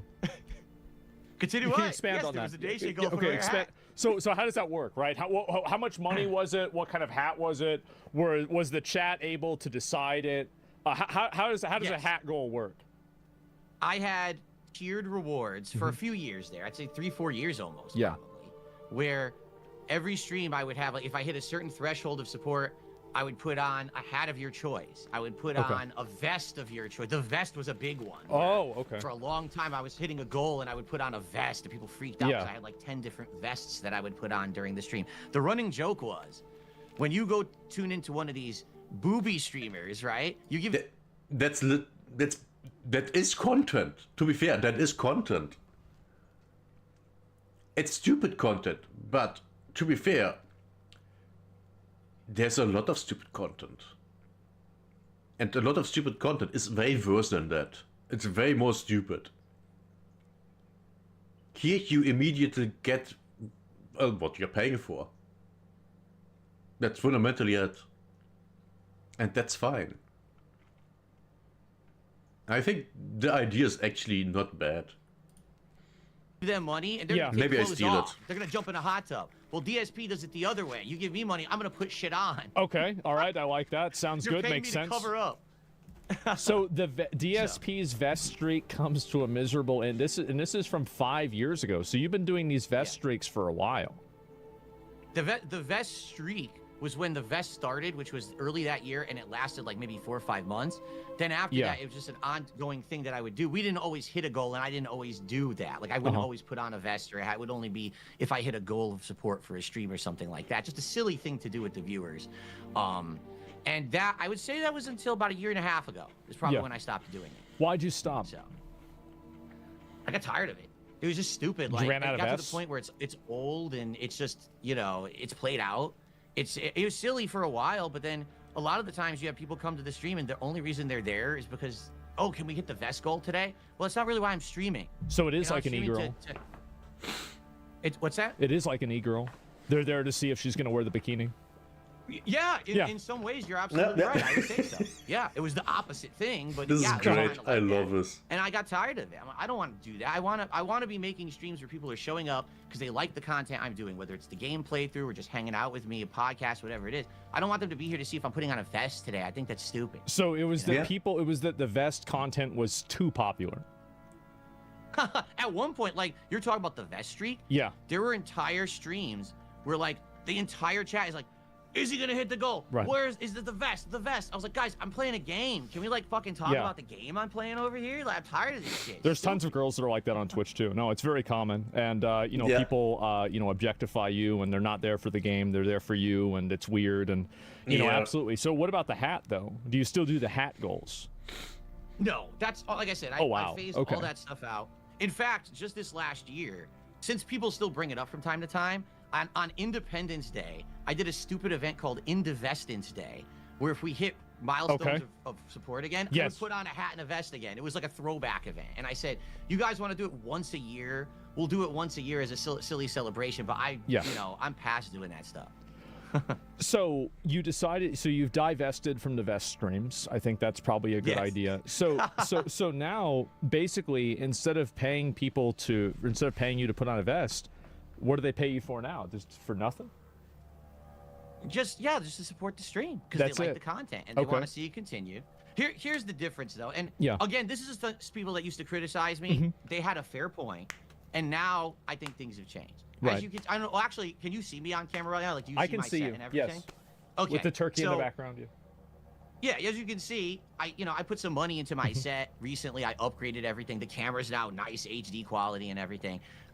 Before that, I mean, I was in a lot of financial problems. I couldn't really afford to do anything that was high quality. So I was always the guy who made a living streaming, but his stream looked like shit, right? Right, yeah. So now people have seen in the last year and a half, people started supporting me in droves. I was like, I'm gonna show you, if you actually support me, I'm gonna do the things that I wanted to do. I'm gonna get a better mic. I'm gonna get better headphones. I'm gonna upgrade my set. I got 2 PCs now, so I can pump out, you know, high quality gameplay and do these streams, co-stream and all of this. I mean, we're talking about upgrading again later this week. I'm gonna look at Black Friday deals and possibly like, you know, upgrade my desk and stuff like that. But that's the thing, like people like the content enough that they want to support it. It's not about, oh, I want to see him put on a vest anymore. I just like Phil and I want his content to continue and to improve. So they just give you money because they like you, basically. Because they like the content, and some of them I'm sure like me too. All right, well that's pretty good. Yeah, okay, that makes sense.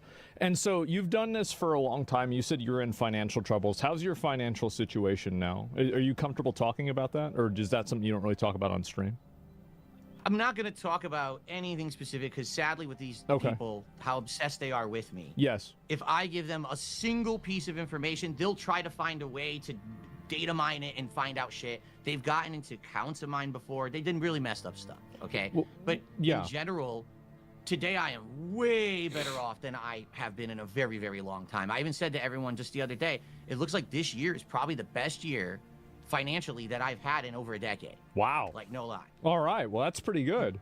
So speaking of accounts and everything, there's been a lot of people that looked into a WWE wrestling gotcha game account. And they think that it's your account. I think the name of it, if I remember correctly, because I saw the video on it, I'll admit, was called Down from the Rafters. Is this something that you did? Yes. Well, I'll tell the whole story for you. Go ahead. All right, this way. All right. Story the audience time. will hear it and actually get the real story. Come on. So, yeah, WWE Champions is one of many mobile games that I've played over the years. Okay, I actually played some before, like WWE Supercard. That was another one that I spent a lot of money on. How much? And this is In Supercard, I don't know. See, the thing is, I've never added it together. It's thousands upon thousands of dollars. I'll just say that right now. Thousands could be 400,000. It could be 3,000.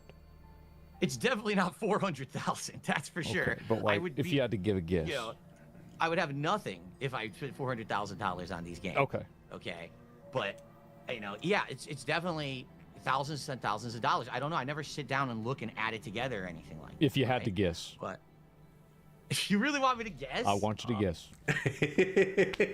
All right, to be okay. He's Let's put it in getting at him. perspective. When I used to play WWE Supercard, Yeah. okay, to even get the reward at the end of the event, to complete the event, you had to spend something like $700. So they made you spend I'm not money. kidding. You had to. What do you mean they made me? No, I chose to spend. Okay. Money. Okay. You know, All right. that's- Good. that's my- All right. Because I've seen some gacha games, right? Well, you get some people on that Genshin Impact game. They think that they're in love with the characters. So Yeah. you can never be sure. All right. All right. Go ahead. Continue. No, I chose to spend the money, and you know Okay. it's bad. You know, yes, at one point I was way overspending on these games. Yes. The only reason that WWE Yeah, I Champions is the wonder. one they bring up is because that's the one that they think they had the information. They've got the red-handed. They caught me and all of that. They got you. Okay. Yeah. I played WWE Champions. I own an account that was called one thing. I changed the name to Down from the Rafters. I spent a lot of money on it, and then years ago I sold it. I got rid of it because I couldn't play it anymore because these people were actually harassing me so much trying to play it. They got me kicked out of every faction that I tried to join. They were trying to like data mine fucking Discord servers and shit to figure out if I ever talked to anyone. I had enough. Yeah. So I sold it at a Understandable. ridiculous discount, and I just got rid of it. Now to this day, How much was the from Down from the understand- Rafters account? How much money did you spend on that account total? Like, again, just ballpark. Okay, let's think. I'll try to ballpark you. I will. $10,000. I would say, well, hold on, because okay, WWE Champions started in 2017. Okay, that's when the game actually It's began. 8 years. You couldn't really spend too much money in the early days. It was more like 2-3 years in that they changed it, and then all of a sudden you could start spending a lot of money. Uh-huh. And it was about a year and a half that I really spent too much. Yeah, I mean, I would say this. I definitely spent, no exaggeration, I probably spent $10,000 on that game. Yeah, $20,000. that's a maybe. $25,000. Probably not. $30,000. Definitely not. Definitely. Okay. All right. So it's between probably $15,000 and $25,000. Does that sound Yeah, pretty accurate? Okay. All right. That's Probably. good. Man, those sums of money that I never had. Oh boy. What I could do with all that money. So that's a lot of money to spend on a game like that. And Absolutely. why did you decide to play that game instead of like Genshin Impact or Wuthering Waves or Honkai Star Rail? What was, I guess, like, you're a fan of wrestling. I was a fan of wrestling. I had already played WWE Supercard. I got tired of it, and I started moving over to like other games. And for Yeah. the record, you know, I do play other mobile games too. It's just that this is the You one. played these are Uma the ones Musume? that people focus. What's that? Have you ever played Uma Musume? No. Oh familiar with that. man. Okay, so He you didn't play all the the horse bad game. mobile games then. Yeah. What is Wait, this? which one is that? Is that the horse racing one? Yeah, it's the horse game. I know about it. Yeah, I never. No, I don't. Play Okay. that. No. All right. But basically, my detractors, I Yeah. guess someone suspected that the account was mine, and they came after me. And for years, they harassed me. And for years, admittedly, I lied about it publicly. I just outright lied about it on stream, saying, no, I don't play that game. No, that's not me. Yada, So were yada, you yada. embarrassed about it? I was embarrassed about it. At one point, I would Yeah. argue I knew I was overspending on it, but I kept doing it anyway. You Uh-huh. know what I mean? Like, it was bad. Yeah. And so why am I talking about this publicly on my streams when my streams have nothing to do with this whatsoever? My streams are gameplay playthroughs and, you know, vlogging. There's really no reason at all for me to be talking about this stuff publicly. But He's it right. keeps getting brought up like constantly in my content. So Yeah, even I know you about get it, to yeah. the point where I don't want to talk about it anymore. You know? Uh-huh. I'm like, no, I didn't do it. Fuck this. Shut up. You know, I get all angry. And of course, again, kind of similar to 10 years ago with the This Is How You Don't Play thing. Instead of playing it cool, instead of, Mm-hmm. you know, being calm, I have that angry reaction, and that's what people want, right? That's Yeah, the of loud course. reaction that you want. Of And course. then it just extrapolates, you know, you say no once. People always look for everything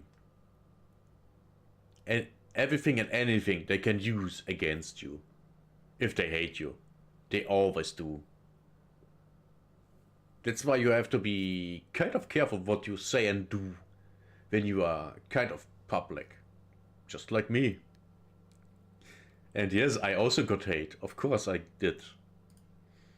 Well, now we have more information that is probably your account. Now we have more information. Oh my God, this is still coming up. All right, now to tell you where we are today. Yes. Okay, I don't play WWE Champions anymore. I quit. I'm done. I haven't played that game in months, and I'm done with it entirely. What did your wife think about you playing the game? How did she feel about you spending that much money? She knew. Obviously. Wait, did she know? Like, if you asked, if I were to ask her how much money does she think that you spent on that game, what would the answer? What would the number that she would give you be? Oh. She would probably say like thousands, is what she would. Yeah, but like we're going back to this like. Okay, so probably like okay, but she'll probably assume that it would be a lot less than what you did spend. I don't know. You don't know, okay. I never told again. So she never got upset about you playing these games or anything like that. No. Okay. So you did this, and they found out that it was your game because I saw you played. Then after it kind of got exposed and you admitted it, you actually ended up playing the WWE Champions on your stream, right? Oh, you mean when Jasper was over here and I took a picture, but the... Oh no, you're talking about last year when I actually played the game on stream. Yeah. That's what you're talking about. Because I'm gonna be honest, I've never seen you happier than whenever you were playing WWE Champions on stream. Like that's like you were more locked in and excited about that game than like you were you were happier about that than you were about Elden Ring. Because Elden Ring's all right. But the thing is with the game like that, okay, and with any game that has this this factor of risk reward, right? Mm-hmm. Oh, you're gonna do a pull. Are you gonna get the good pull or whatever? You hype it up. For that stream, I was way hyping it up because people have been talking about this shit for so long. Yeah. Here's my opportunity to take this shit that I've been eating for years and turn it into something positive that my viewers are into and everything. And it worked, you know. There was a few streams there where people were excited. They were supporting the stream in droves. Hey, do more pulls. Okay. Yeah. So, but the thing is, and here's the truth, it died out after like a month and a half. No one cared about it. People get tired of watching it. Yeah, there's like a novelty to it. No, I've done gacha games on stream too. I know how it works. Yeah. Yep. So you've quit the game now. Oh yeah, and that's like actually that was what kind of got me realizing this is stupid. Like, it's just waste of time, waste of money. I'm not addicted to it anymore. At one point, I would argue, yeah, I was at a point, not like I said, not just Champions, but before that, there was Supercard, where I was. Same with World of Warcraft. What a mistake. Kind of addicted, dropping $700 to play in an event. You know, like what the hell am I doing? But I'm out of that now. I don't do that anymore. I don't play that game. I'll be honest, I do play a couple mobile games, and I barely spend on them at all. Oh, I'm definitely not going to say because if I do, these people will go harass the account. They'll try to get me banned from the account and they'll data mine it and do all kinds of fucked up shit. So I definitely am not going to say. So why do you think they're so mad at you? Actually makes sense in his case. Why are they so mad? Yes. What and all these viewers? They're very angry. In general or in regards to WWE Champions? Just in general. So I feel like there's a lot of these people, like, I mean, they really are upset about the fact that you are you. They don't like that. They don't like me, and they don't like that I am me. You're right. You're absolutely right. So how, like, why are they so mad? It's a good question, because if you ask each and every one of them, I think they'll all have an answer, but the answer is just a meme. And then when you analyze the meme and you're like, well, do you actually know the truth behind what you're saying about Phil? They'll be like, well, no, it's just what the detractor said. I saw the video. You know? So I would love to hear, you know, actual people who aren't the detractors who are making this content to profit from it, but actual people who maybe watch their content to say to me, why is it that we don't like Phil so much? Okay, you said you've been watching this stuff for 10 years. Yeah, I'm going to give you my answer. And it's not that I don't like you, by the way. I think you're fine. I think it's funny. I get the, I get it, right? But you ask for money a lot. Like, because like I'll see like there'll be a new video and it'll pop up on my YouTube recommendeds on my smart TV, and it will just show up, And it's like there's a new one like every day, and it's you talking about people like meeting a sub goal. Kick. Recently, there was one about people on Kick that weren't supporting the stream as well, and supporting a stream is giving money. And I feel like it's a very, very common thing. And like, so how many times a day do you think you mention the amount of like people, like something in relation to you receiving money? It depends. Every time that I receive something, I do a shout out. So you could argue that every single time someone contributes, I'm talking about it. Well, like whenever you make a call, how often do you make a call to action or draw attention to the fact that you can donate money to your stream? Like what would be like what do you think your ratio is? Well, what do you mean? Like just number of mentions? Do you mean the percentage of the actual stream? Well, I mean, I don't know. I mean, because I stream a lot. I stream every day.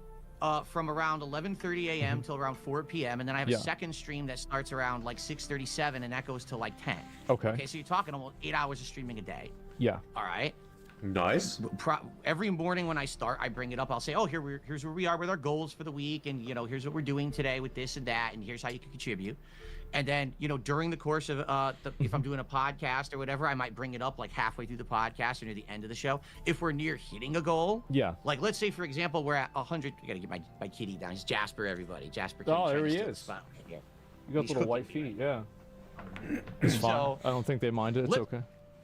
No, everyone loves a cute animal. Yeah. So, but let's say for example we're getting close to a goal. Oh, we're at $100 out of the 150 goal for today. I'm gonna bring it up. Say, hey. We're there. We're in the home stretch, guys. Hey, please contribute if you like the content, And now, the thing is, I also my audience is here every day. I ham it up sometimes. I do it as a joke. I'll, like, overly go overboard on purpose, and the audience knows it's a joke. But someone who clips it out of context and throws it out there, look what Phil did today. Yeah. I can't believe the audience is laughing at it. They're having fun with it. They know I'm not serious. They know that. So they like that. What you're saying is they like you begging for money. They think it's funny. They want. Do you think that they want you to do it? Do they want me to ask for contributions actively? Yes. No. Oh. Okay. But they want me to succeed. Okay. They want me to be successful. For example, there was a day I actually tested it out. Not once did I ask for a contribution during an entire day. So you went a whole day without asking for money? Yes. I made $30.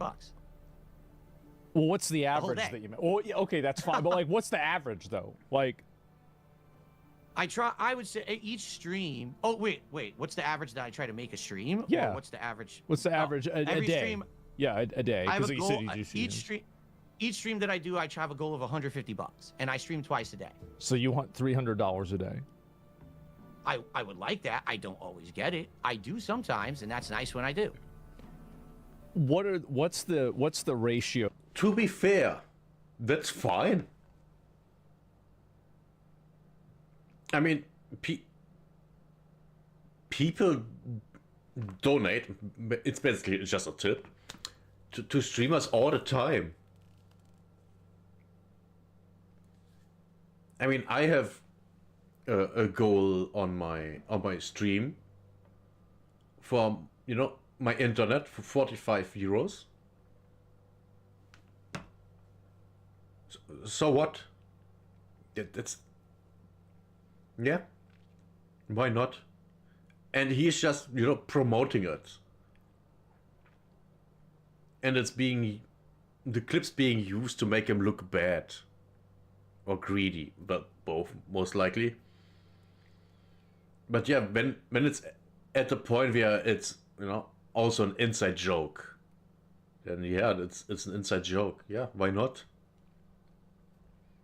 I wouldn't be surprised if we getting to a point where we have inside jokes with chat, and with we I mean I and the chat. Oh, that you get $300 in a day? Like how like what percent? Do you get it half the time? 20% of the time? I would have to analyze. I would say today I actually get it more often than not. Today. Wow. Like it didn't used to be like that. It used to be a lot worse. And then what happened is in the last year and a half, I admitted to the WWE Champions thing. I apologized for it to everyone for lying over the years. I said, listen, it's in the past. I'm not doing that stuff anymore. As you can see, my money is actually going towards the set. It's going towards the business. It's going towards important things. Yeah. You know, I'm out of financial distress thanks to you guys. Thank you so very much. I'm so grateful that my fans are supporting me in this way and allowing me to have kind of like a second chance at life, because now things are better. I'm coming out of that tunnel that I was in there. Yeah. And they're coming out and supporting the content because of it, and I'm very grateful for it. But what happens is the detractors clip these moments of and say, oh, see, all he does is e-beg all day and he makes $20 a stream. That's not true at all. I'm actually doing really well for myself. I'm happy with where I am right now. So if you're doing really well, why do you keep begging? Because that's how it works. That's the formula. So it's like basically you have to keep doing. You think that the more that you ask for money, the more money you get. Or is there like a okay? But there's a min-max level of that where it's like you can get at a certain point, you ask the optimum amount of times and you get the optimum amount of money. Is that basically it? There's like a ratio. Yes and no, because for me, what I find is it really depends on what I'm doing. Like I've been around since 2008, right? So I have a variety of viewers who come for specific things. Like I do variety content, complete different kinds of games. So there might be someone who comes by only when I play an RPG or someone who only comes by when I play an FPS. Yeah, sure. If I stand there and I just keep asking that audience over and over, it might not work. Or it could be that there's someone who's like, oh crap, that's right, Phil's streaming and, you know, today I want to support him. And so you're like reminding them to give you money. You're like, oh, they might have forgotten. And it's like, oh shit, I forgot I had to give them $5. Yes, and to be clear, because I see the reason that you're making, okay? And it's fine, I get it. Did you know that before I became a full-time streamer in 2017, that I was not someone who asked for contributions at all? In fact, I was staunchly against it and I criticized it. So why, I mean, I guess, so like what happened? So I guess like you had another job? He found out it works. That's most like it. He found out it works. I think that's it. And he just had a change of mind. He looked at, you know, how successful others are. With, you know, oh yeah, don't donate to me. And then he started doing it and it worked and he just kept it. No. So you were unemployed. I was laid off from an office job that I had in 2010. Okay. Then I tried to make YouTube my living and it worked. And that started in 2011. So from 2011 to 2017, but the majority of my income was just ad revenue on videos on YouTube. And I wasn't doing streaming where I was asking for subs, asking for memberships, asking for super chats, asking for tips. I did have a Patreon at one point that I was using for like side projects and things. But for the most part, would you shout out the Patreon? No, I don't even, I barely use the Patreon anymore. It's like a legacy thing. So it's not even worth So basically for a long time you weren't asking for money, but then I guess like, so whenever I'm assuming, you know, like the way that the timeline you're explaining it to me is, it seems like the reason why you started asking for money was probably because you got demonetized and like your YouTube revenue got fucked up. Is that what I'm assuming? It wasn't demonetization. It was a combination of factors. I had already mentioned the copyright strike thing in 2015. So my channel was always one of the highest ranked gaming channels on YouTube for a long time. And then in 2015, I got hit with all these false copyright strikes. Machinima/YouTube told me to delete a bunch of videos. So I did. And my channel got thrown right out of the recommended algorithm. Like every fall, I used to call it the hardcore gaming season. All the big AAA games come out in the fall, right? And so I get a giant boost of views. That year, I was removed from the algorithm. I had no additional viewers whatsoever in the fall. Wow. It was like flat. And so my revenue tanked.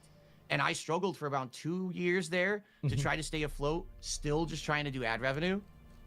I couldn't do it. It just continued this plateau. Massive. And I couldn't get any views from the algorithm anymore. It was kind of like my legacy viewers kept watching me, and that was it. So then I became a full-time live streamer in 2017. And then I started with the whole, the e-begging, whatever you want to call it. And I've been successful doing that for quite a while now. Yeah, it seems that way. I mean, $300 a day is a lot of money. I mean, your channel, the DSP Gaming channel, was in 2000. That's almost almost 6K a month. Because he's, number one, he doesn't reach it all the time, and number two, he's not streaming every day. So I, give it 20 days a month. So it's up to 6K, I would say. Which is a lot of money. 10. And you said you were uploading since 2008. So where was the original channel? The original channel is just called Darkside Phil. And that's really primitive stuff. That's old stuff. That's my original content, just camera. I wasn't even on camera in that content. You know, it was just kind of like recording my screen with a camera. Those are my oldest playthroughs. Is that channel still active? It is active. It's not even monetized. It's just legacy content. If you want to go check it out, it's like 2.5 years where I did it as a hobby. I started before you could monetize gameplay videos. You could even make $1 on a gameplay video. So I had passion for it. I liked doing it as a hobby for 2.5 years. And then in 2010, I said, I want to kind of do it a little bit more seriously. That Darkside Phil channel had gotten a false copyright strike. And I said, let me start fresh. I'll make a new channel. So I did. And that's when DSP Gaming started in 2010. Well, there was an accusation like people had that like you told people to click ads. And that's one of the reasons why you had your ad revenue taken away. Did you do that? So here's the story. Okay. 2009, I did my first face reveal video. Okay. Like Dream. And all right, not exactly. Okay. Go ahead. But similar, like people never thought that I would look like this. They thought. Yeah. They always say. By the way, Dream's face reveal, I have heard, did not go well, and he went back to wearing a mask. Voice doesn't match the body. Like my voice, like I look different than I sound, I guess, right? So they were like shocked or whatever. Now, keep in mind back then, I was not making any money doing any of this. I didn't have monetized videos, but people liked my content. I've been doing it for just about a year, and people wanted to see more. Can you play this game? Can you get this console? Can you do this? And I was like, well, I can't monetize my gameplay videos, but what I could do is do like a vlogging channel and see if I can get that into the YouTube partner program. And it worked. It did. Like I got it monetized. Okay. And all I was doing over there was a few vlogs every week. You weren't able to partner with a gameplay channel? That's odd. Why would that be the case? But then again, YouTube. I think this is when I actually started the DSP Tries It series, where I started like taste testing food and stuff like that. You know, it was just like try anything, because I could monetize that channel, make a few extra bucks. Didn't make a lot of money, but hey, every buck counts when this is your hobby and you're just trying to buy games and finance, you know, your hobby. So I did the face reveal video. In the video, I brought up, hey, you know, I don't make any money on the gameplay, but if you were to go over to the vlogging channel and watch the videos and click the ads, you would help me out. Yeah, I actively said that 100%. It's in black and white. You can see it right now. It wasn't like intentional. Like at that point, I didn't even know that that was a problem. Okay. Now here's where the narrative's broken, because my detractors will say, well, that's why you had all these financial problems, because you lost your monetization on YouTube. Yeah. No, I lost my monetization on YouTube in December of 2010. That video was put up in like early to mid 2009. It had nothing to do with that video at all. Okay, here's what really happened. Okay. I was working a full-time office job, and that was my real income. That's where I was paying my mortgage with and everything. Okay. I got laid off in October 2010, and there was no other jobs like in that sector. Like basically the economy. Well, that was during the 2008 recession. Yeah, of course. It was a recession, right? I was like, dude, I just bought a condo, and I'm like, how am I going to pay my mortgage? I don't have a job. What am I going to do? Go get 2-3 part-time jobs, you know? Sure. So I said, all right, guys, here's what I'm going to do. I'm going to try to figure this out, but in the meantime, I'm going to double down on vlogging. I'm going to make a whole bunch of vlogs, because that's the content that's monetized. I still, even in 2010, you couldn't monetize gameplay yet. So I'm like, please, you know, let's go watch my content over there. And in 1 month, I went from making like $500 on ad revenue to like $15,000. Wow. Okay. Oh, wow. Okay, so you're making $15,000 a month at some point.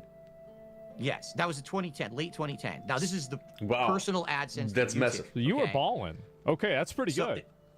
And then the next month, I made $18,000. Wow. And YouTube said, there's something wrong here. How can this guy overnight go from making 500 to 13,000 to 18,000? This doesn't make sense. And they suspended my AdSense account and said, we think that there's invalid clicking activity. We think that you have people who are going to your ads and just going crazy on them because they feel bad for you because you lost your job. So it's Oh boy. It's kind of like the vest thing, right? Where like everybody wanted, and the vest thing was so popular that you had to stop it. And it's the same thing with YouTube. That like it's a suffering from success. You came up too fast, and they weren't ready for it. In that case, absolutely. Yeah. That's exactly what happened. Yeah. Is people felt bad. Back then, I was like the underdog. Everyone liked my content and wanted to support me because I had lost my job, and they all went overboard. And I lost my AdSense at that time. Yes. Later on, years later, I got it unsuspended and everything after a time period had passed. But that's when I ended up having to go get partnered with another company like Machinima to make revenue on YouTube again. Oh, I see. So okay, so all that happened. Okay, I go take a piss, and then we continue. I mean, we aren't even halfway through, and so far this is great. This is a lot of fun. I hope you guys like it.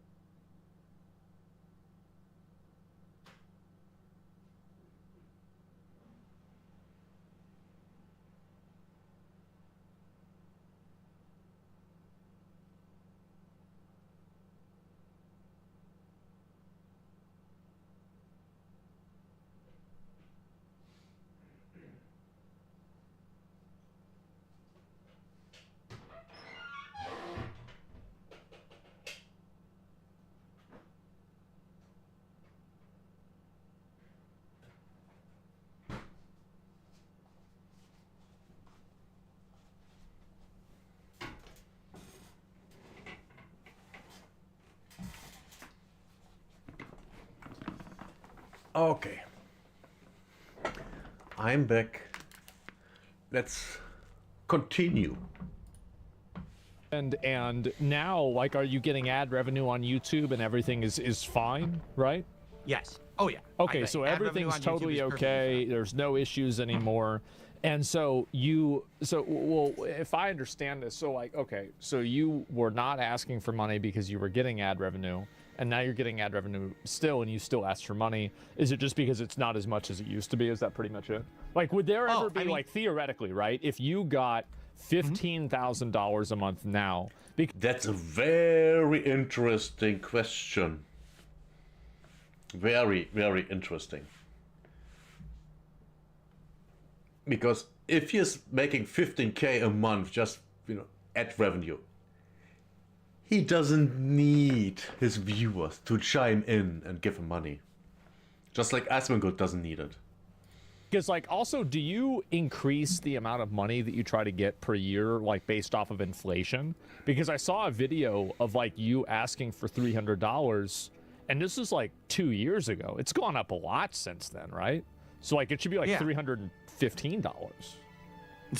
No, I mean, it's all just, like, kind of an arbitrary thing. I'm not sitting here with a calculator trying to figure out exactly what should be made, what does. I've tried different amounts. How long have you techniques. done the $300 goal? Probably all this year.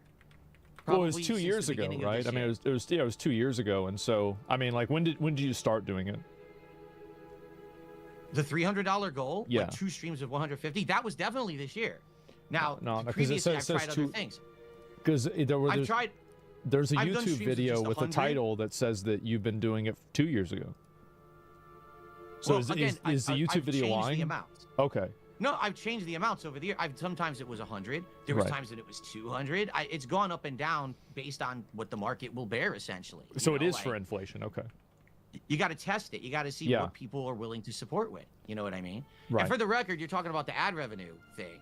Do I have ad revenue right now? Yes, I do. Is it anywhere near what I used to make? Absolutely not. The ad revenue has tanked because my views are way low because everyone steals my content. Yeah. So I don't get a lot of it's views on my content understandable. anymore. My own content. The thing is, everyone knows DSP. Everyone watches DSP. They just don't watch DSP on DSP Gaming. They watch it everywhere else. So I don't make anything when you watch me. You know what I mean? Like, Yeah. so the ad revenue is kind of a... What is sad is that he can't actually do anything against that. Because if he copyright strikes them, then, you know, he's the evil guy. Maybe if he... I just want to say maybe if he actually talks to YouTube, but that's not possible because it's not possible. It's YouTube. You can't reach anyone at YouTube. Ever. It's nice impossible. to have a little bit of side income, but that's nothing like what it used to be. Back then, we're talking 10 years ago, everyone watched DSP on DSP Gaming. I was making 10,000, 20,000 views on a gameplay video. Just a Right. raw gameplay video, you know? Now I make a few hundred. So it's pretty insane, the decline there, because people rip it right away. They restream it live, Sure. put it on their channel before I even have a chance to get someone to watch it on mine. I mean, there's a video here, and it has almost 5 million views, and it's about you. Of Oh, yeah. Darks from Turkey Tons of them. Tom. It's a this is longer than I think it might be longer than the Two Towers, Lord of the Rings. Oh, there's incredible. a 4-hour documentary from last year from June the King, and I reacted to that whole thing. Wow. Okay. So all right. So there's been a lot of these, and yeah. By the way, it should be $325 now if you had started it 2 years ago. That's right. Yeah. So it should be a little bit higher. So if you were making, let's say, $15,000, is there let's just say, is there a number that's like, you know, semi-reasonable that you would get to and you would say, okay, I'm now making this much money on my streams. I don't need to ask people for money anymore. Like, is there ever going to be a universe where you stop asking for money? That's a good question, but okay, let's think of this reasonably, right?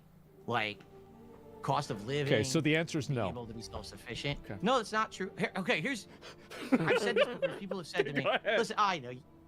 People Go ask ahead, me go questions ahead, like go this. One question that they ask me all the time. Phil, right now, let's say you were to win the lotto. Now, let's say you didn't Yeah. become like insanely wealthy, but let's say you won $10-20 million. Right? That's pretty. Would you- That's pretty good. Would you still stream? And the answer that I say, yes, I would still stream. It would be way decreased from what I do now. You know, I wouldn't be doing 6 days a week. Maybe I do 2-3 days a week because I like doing it. But it would basically be my hobby. I would not accept contributions, or if I accepted contributions, I would donate them all because I don't need the money. I'm you know, $20 million. I'm probably good for the rest of my life. Yeah, You know, I would don't say need to so. worry about- I don't need to fucking do nothing, you know? So that's it. Like, I love what I do. I do it for the passion of doing it. I'm not doing it to sit here and beg all day. I say to my audience all the time, I wish I didn't have to ask you guys for anything. It was awesome back in the day before the channel got screwed up and the views plummeted and the ad revenue plummeted. It was just about playing the games. But now what's happened is I've changed my content. Now I'm a more social streamer. Uh-huh. Now a lot of the times it's more about hanging out and having a good time and conversing rather than the game. A lot of the more popular things I do are not necessarily like difficult. The Zelda model looks awesome. This looks amazing. Just as a side note. Games. It'll be like a chill game, a game where we're just sitting back and talking and relaxing when I play. You have that social element, and then people say, hey, well, I really liked what we did today. We hung out, we had a good time. Here's a contribution. As opposed to, you know, oh, here's a video you watched and I made ad revenue on it because you like that I raged in the video. It's like a completely different kind of content, very different component. So yeah, you have people that like you and they're going to give you money. Okay, yeah, sure. I mean, I think that's the way streaming generally works. I mean, it makes a lot of sense. I mean, and you do exist inside of an ecosystem with other people that are similar to you. Who would you say like kind of has the same type of detractors that you have? Oh, you're just talking about the lolcow universe. Well, I didn't want to use that word, but yeah.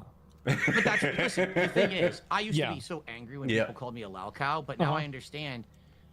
If you're a lolcow, it's not because of your choice. It's because people have made you a lolcow. Like they have chosen to try to elicit a kind of reaction from you. They're going to try to get your goat every day on stream. And you're human. You're going to give them that reaction every once in a while. That's what they want. Now you're a lolcow. They got the laugh out of you, right? Right. So you could call me a lolcow. I don't care. Okay. Really, at this point, it's just no big fucking deal. I didn't know if it was like a slur or something, but okay, yeah, no, it's fine. No. So in truth, unless I'm not gonna get offended at anything. Yeah, I get it. I get a murderer or something. Yeah, you know? probably not. As far as I know. Okay, well, what do you think about? I'm gonna give you some names, and I'm curious to get your opinion on some of these guys. What do you think about Wings of Redemption? Like in general, or is he similar to me? Like just in general? Like would you consider him kind of similar to you? In the situation that he's in with people who harass him every day, restream his stuff, steal his stuff, yes. We are similar in that regard, correct. Not the content we put out or the issues that people have with us. I think the issues they have with us are completely different. But the fact that they do the same, they try to elicit the response from him, they try to harass him, they try to mess with his income. Yeah, it's similar there. Okay, well, what about Boogie? Boogie 2988. Yeah. Wait, Boogie is a lolcow now? I didn't know that. Since when is he a lolcow? Why? That's new to me. I don't know, to be frank, I don't know much about him. Like, I know the content he used to make, and I don't know what level of, like, harassment or detractors he's had. I haven't really followed him that well to even really answer that question fairly. Yeah. But to my understanding, yes, he's a lolcow. And, you know, he's part of the whole lolcow live universe and all of that they do their content, So what about Low Tier God? Yeah, he has a community very similar where... I've heard the name, but I have no face for that. Just like with Wings of Redemption. They data mine his stuff to find things that he's said and done. The child support, bad memes, things. The child support joke and all of that. So you know about it even. Yeah, of course. Who in the lolcow universe deserves to be in the universe the least? The least? Yeah. Oh man. Like who is the most unfairly treated? Asmongold, to be honest with you, I don't follow this stuff. I don't. Like, unlike a lot of these people who they get like into it because they try to like profit from it or ride with it, I try to just stay out of it. I've always said, like, there's this big vortex around me. I'm kind of like the eye of the storm, but I don't pay attention to the storm. I'm just trying to do my own thing on stream every day. I want to stay out of the toxic shit. I don't want to try to benefit from the drama. Right. I don't even want to talk about that shit on my streams. I don't have drama streams and shit like that. So you don't have so you don't really start drama with other people. You don't really talk about other people. Like, I've seen a couple of clips of you talking about me, but this is like over the last 3 years, right? So like it's not really that often. And like especially for somebody like me. Someone brings you up or someone will bring up an LTG, then I'll respond. But in general, it's a very rare occurrence where I'll just bring up, oh yeah, this asshole today did this, haha, let's laugh at them. Almost never. I would almost never do that. And I don't react to content like... I do. I call people retard all the time because people are retards. that either. Very rarely. Okay, so that's kind of a good thing, I would say.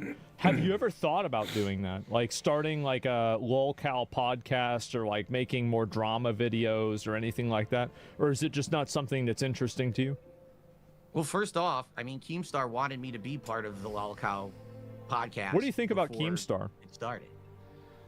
I think Keemstar is a smart guy in that he knows how to make content that people will watch and support. Yeah.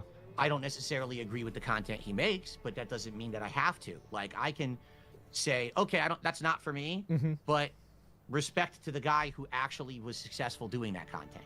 Right? Yeah. Okay. I used to be sure. a hater. I used to actually hate on that content and be a jerk about it. But now I'm like, why am I going to be a hater? Who I shouldn't be a hater. do you hate? Who do I hate? Yes. Like, outright hate a person? Who do you hate? Whose No one. content do you watch that makes you mad? No one. I don't hate watch content at all. So, I don't. all right, what about... For example, the thing is, he's streaming so much, he might actually not watch other streamers. I know that because I'm the same. I watch YouTube videos, but I rarely watch streams of people anymore. Which is kind of, I don't know, actually surprising even to me. How much do you know about pirate software? Oh, Very little. Do you know I what of the happened with pirate? controversy. All right, can you explain it to me? From what I'm to understand, I guess Pirate Software was someone who said that he worked at Blizzard. I guess he did. He did. And so he became this like big respected game dev. He was making an indie game for a long time. And I guess he kept making promises that he was going to release this part of the game, this part of the game. And he kept making excuses why he wasn't doing it, even Yes. though it was like crowdfunded and everything. And then come to Yep. find out over the years, his web of lies kind of unraveled that half the shit that he was saying why the game wasn't being delivered was not true. yeah. And then I guess for what I'm to understand, and again, I could be wrong. You correct me if I'm wrong, because this is a very broad understanding. I guess people always thought he was really good at MMOs because he worked at Activision Blizzard, and then he played World of Warcraft and he like made critical errors and sucked at it, and then he blamed everyone else, so people hated him for it. Kind of sounds a little similar to kind of my early days when like I was always saying, "Oh, my shit doesn't stink. I'm like conceited and everything," and then I got angry when people criticized me. So I kind of see like a little parallel there, maybe. Do you have any advice for him? Oh, well, I don't know what happened to him. What's going Okay. on with him at this point? I don't know. I mean, I think he's kind of honestly. I Fun fact: someone played Pirate Software's game, and but I remember correctly, it had 3 fighting encounters, and the puzzles are extremely simple, and the dialogue is bad.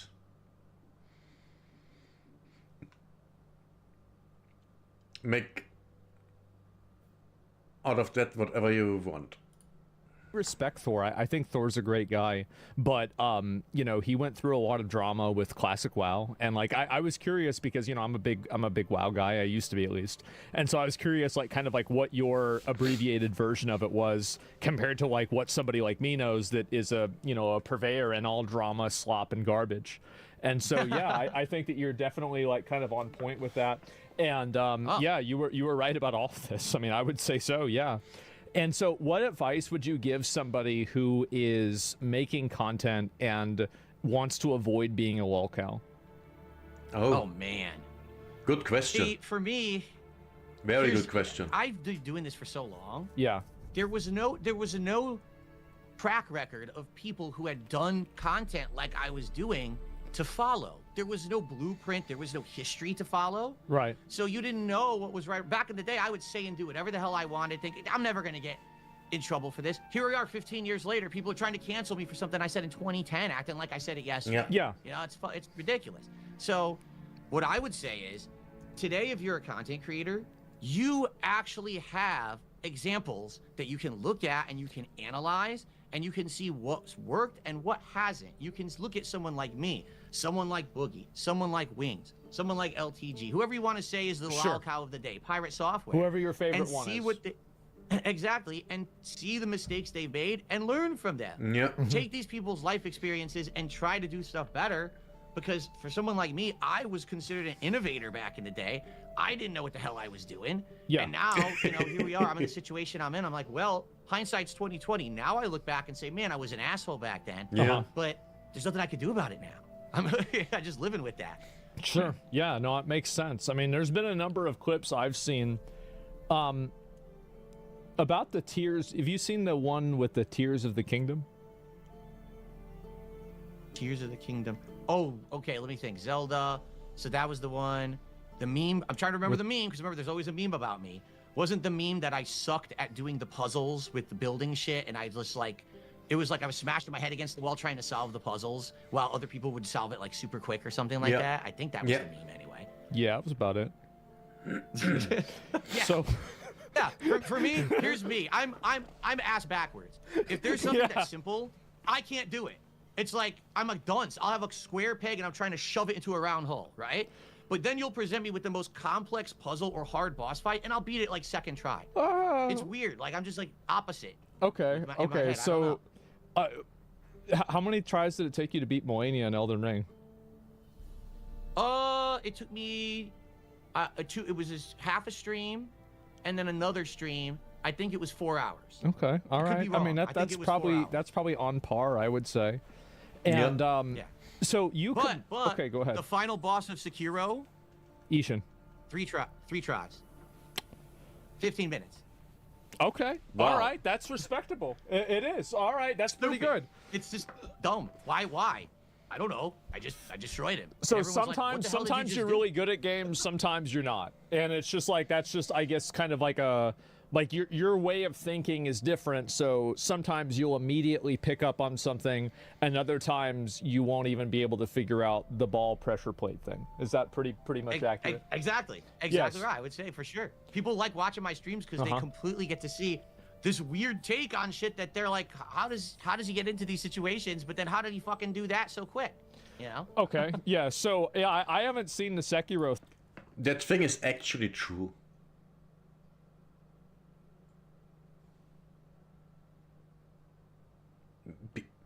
Some people are having problems with obviously objectively simple things, but understand complex things easier. That's a thing. It's called overthinking.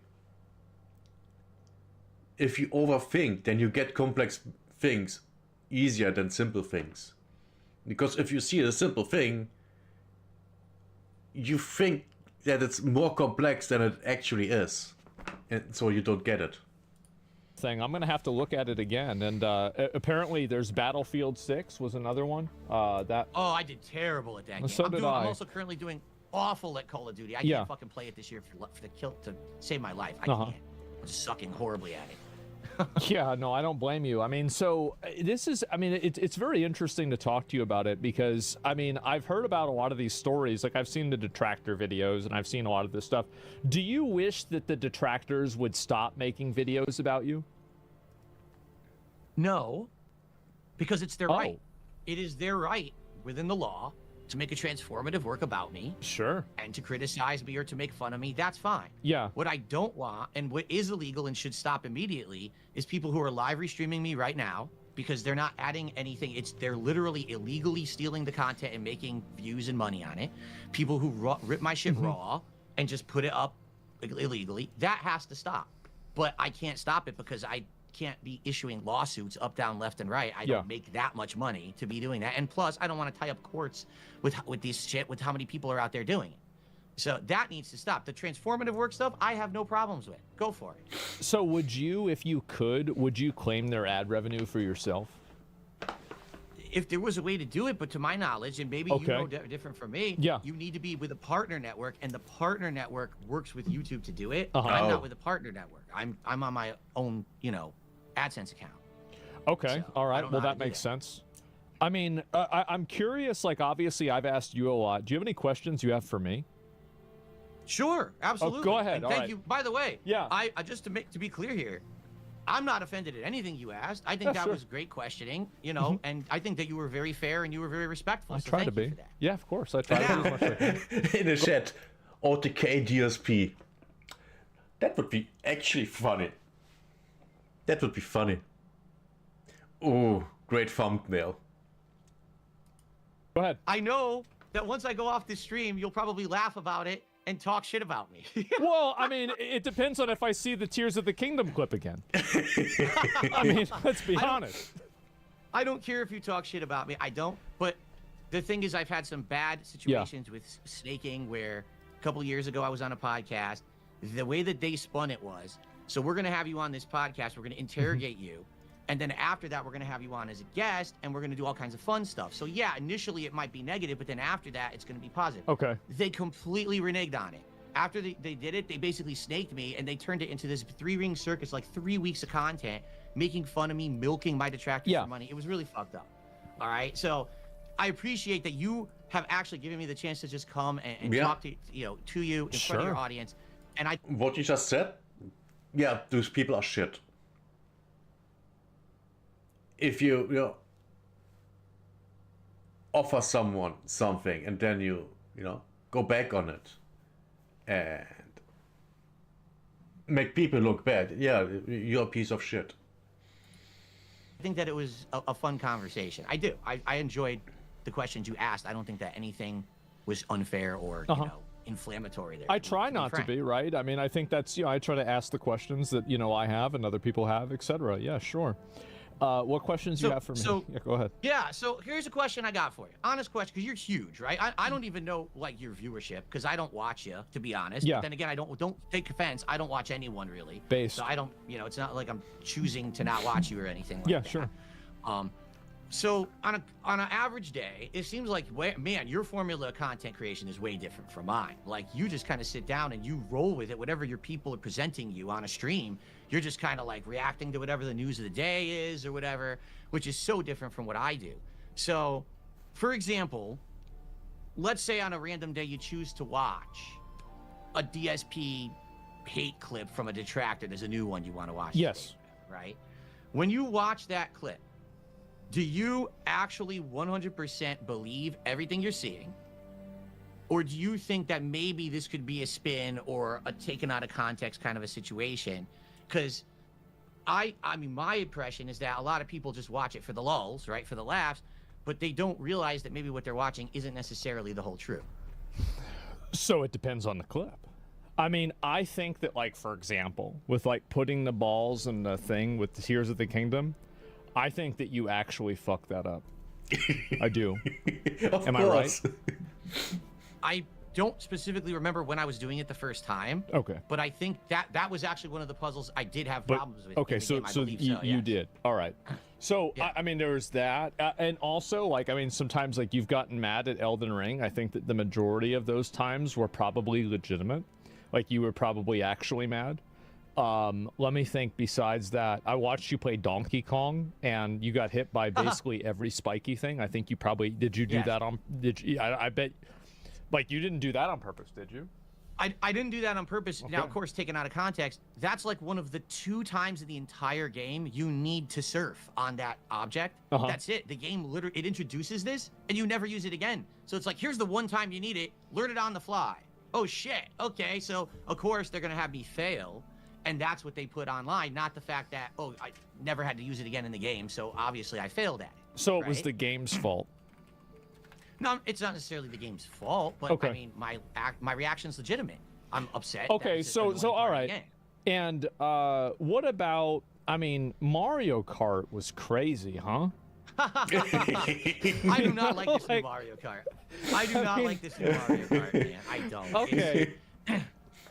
So Mario Kart was a little bit more of a struggle. Okay. Go ahead. Yeah, Mario Kart. Back in the day, there was a combination. It was about your skill of driving and knowing the tracks and items. This new Mario Kart, in my opinion, and people could disagree, Mario Kart World is about the items. Like, that's it. Like, there's entire strategies where all you do is bank items and then spam them at the end of a race, and you go from, like, last place to first. And I just don't like that about Mario Kart World. I wish that the game was more skillful, and if you drove well, you'd be rewarded for it. In general, that doesn't seem to be the case with that game. being someone who's played quite a lot of these over the years. But maybe I'm wrong. I'm no expert. I'm not an esports guy into freaking Mario Kart.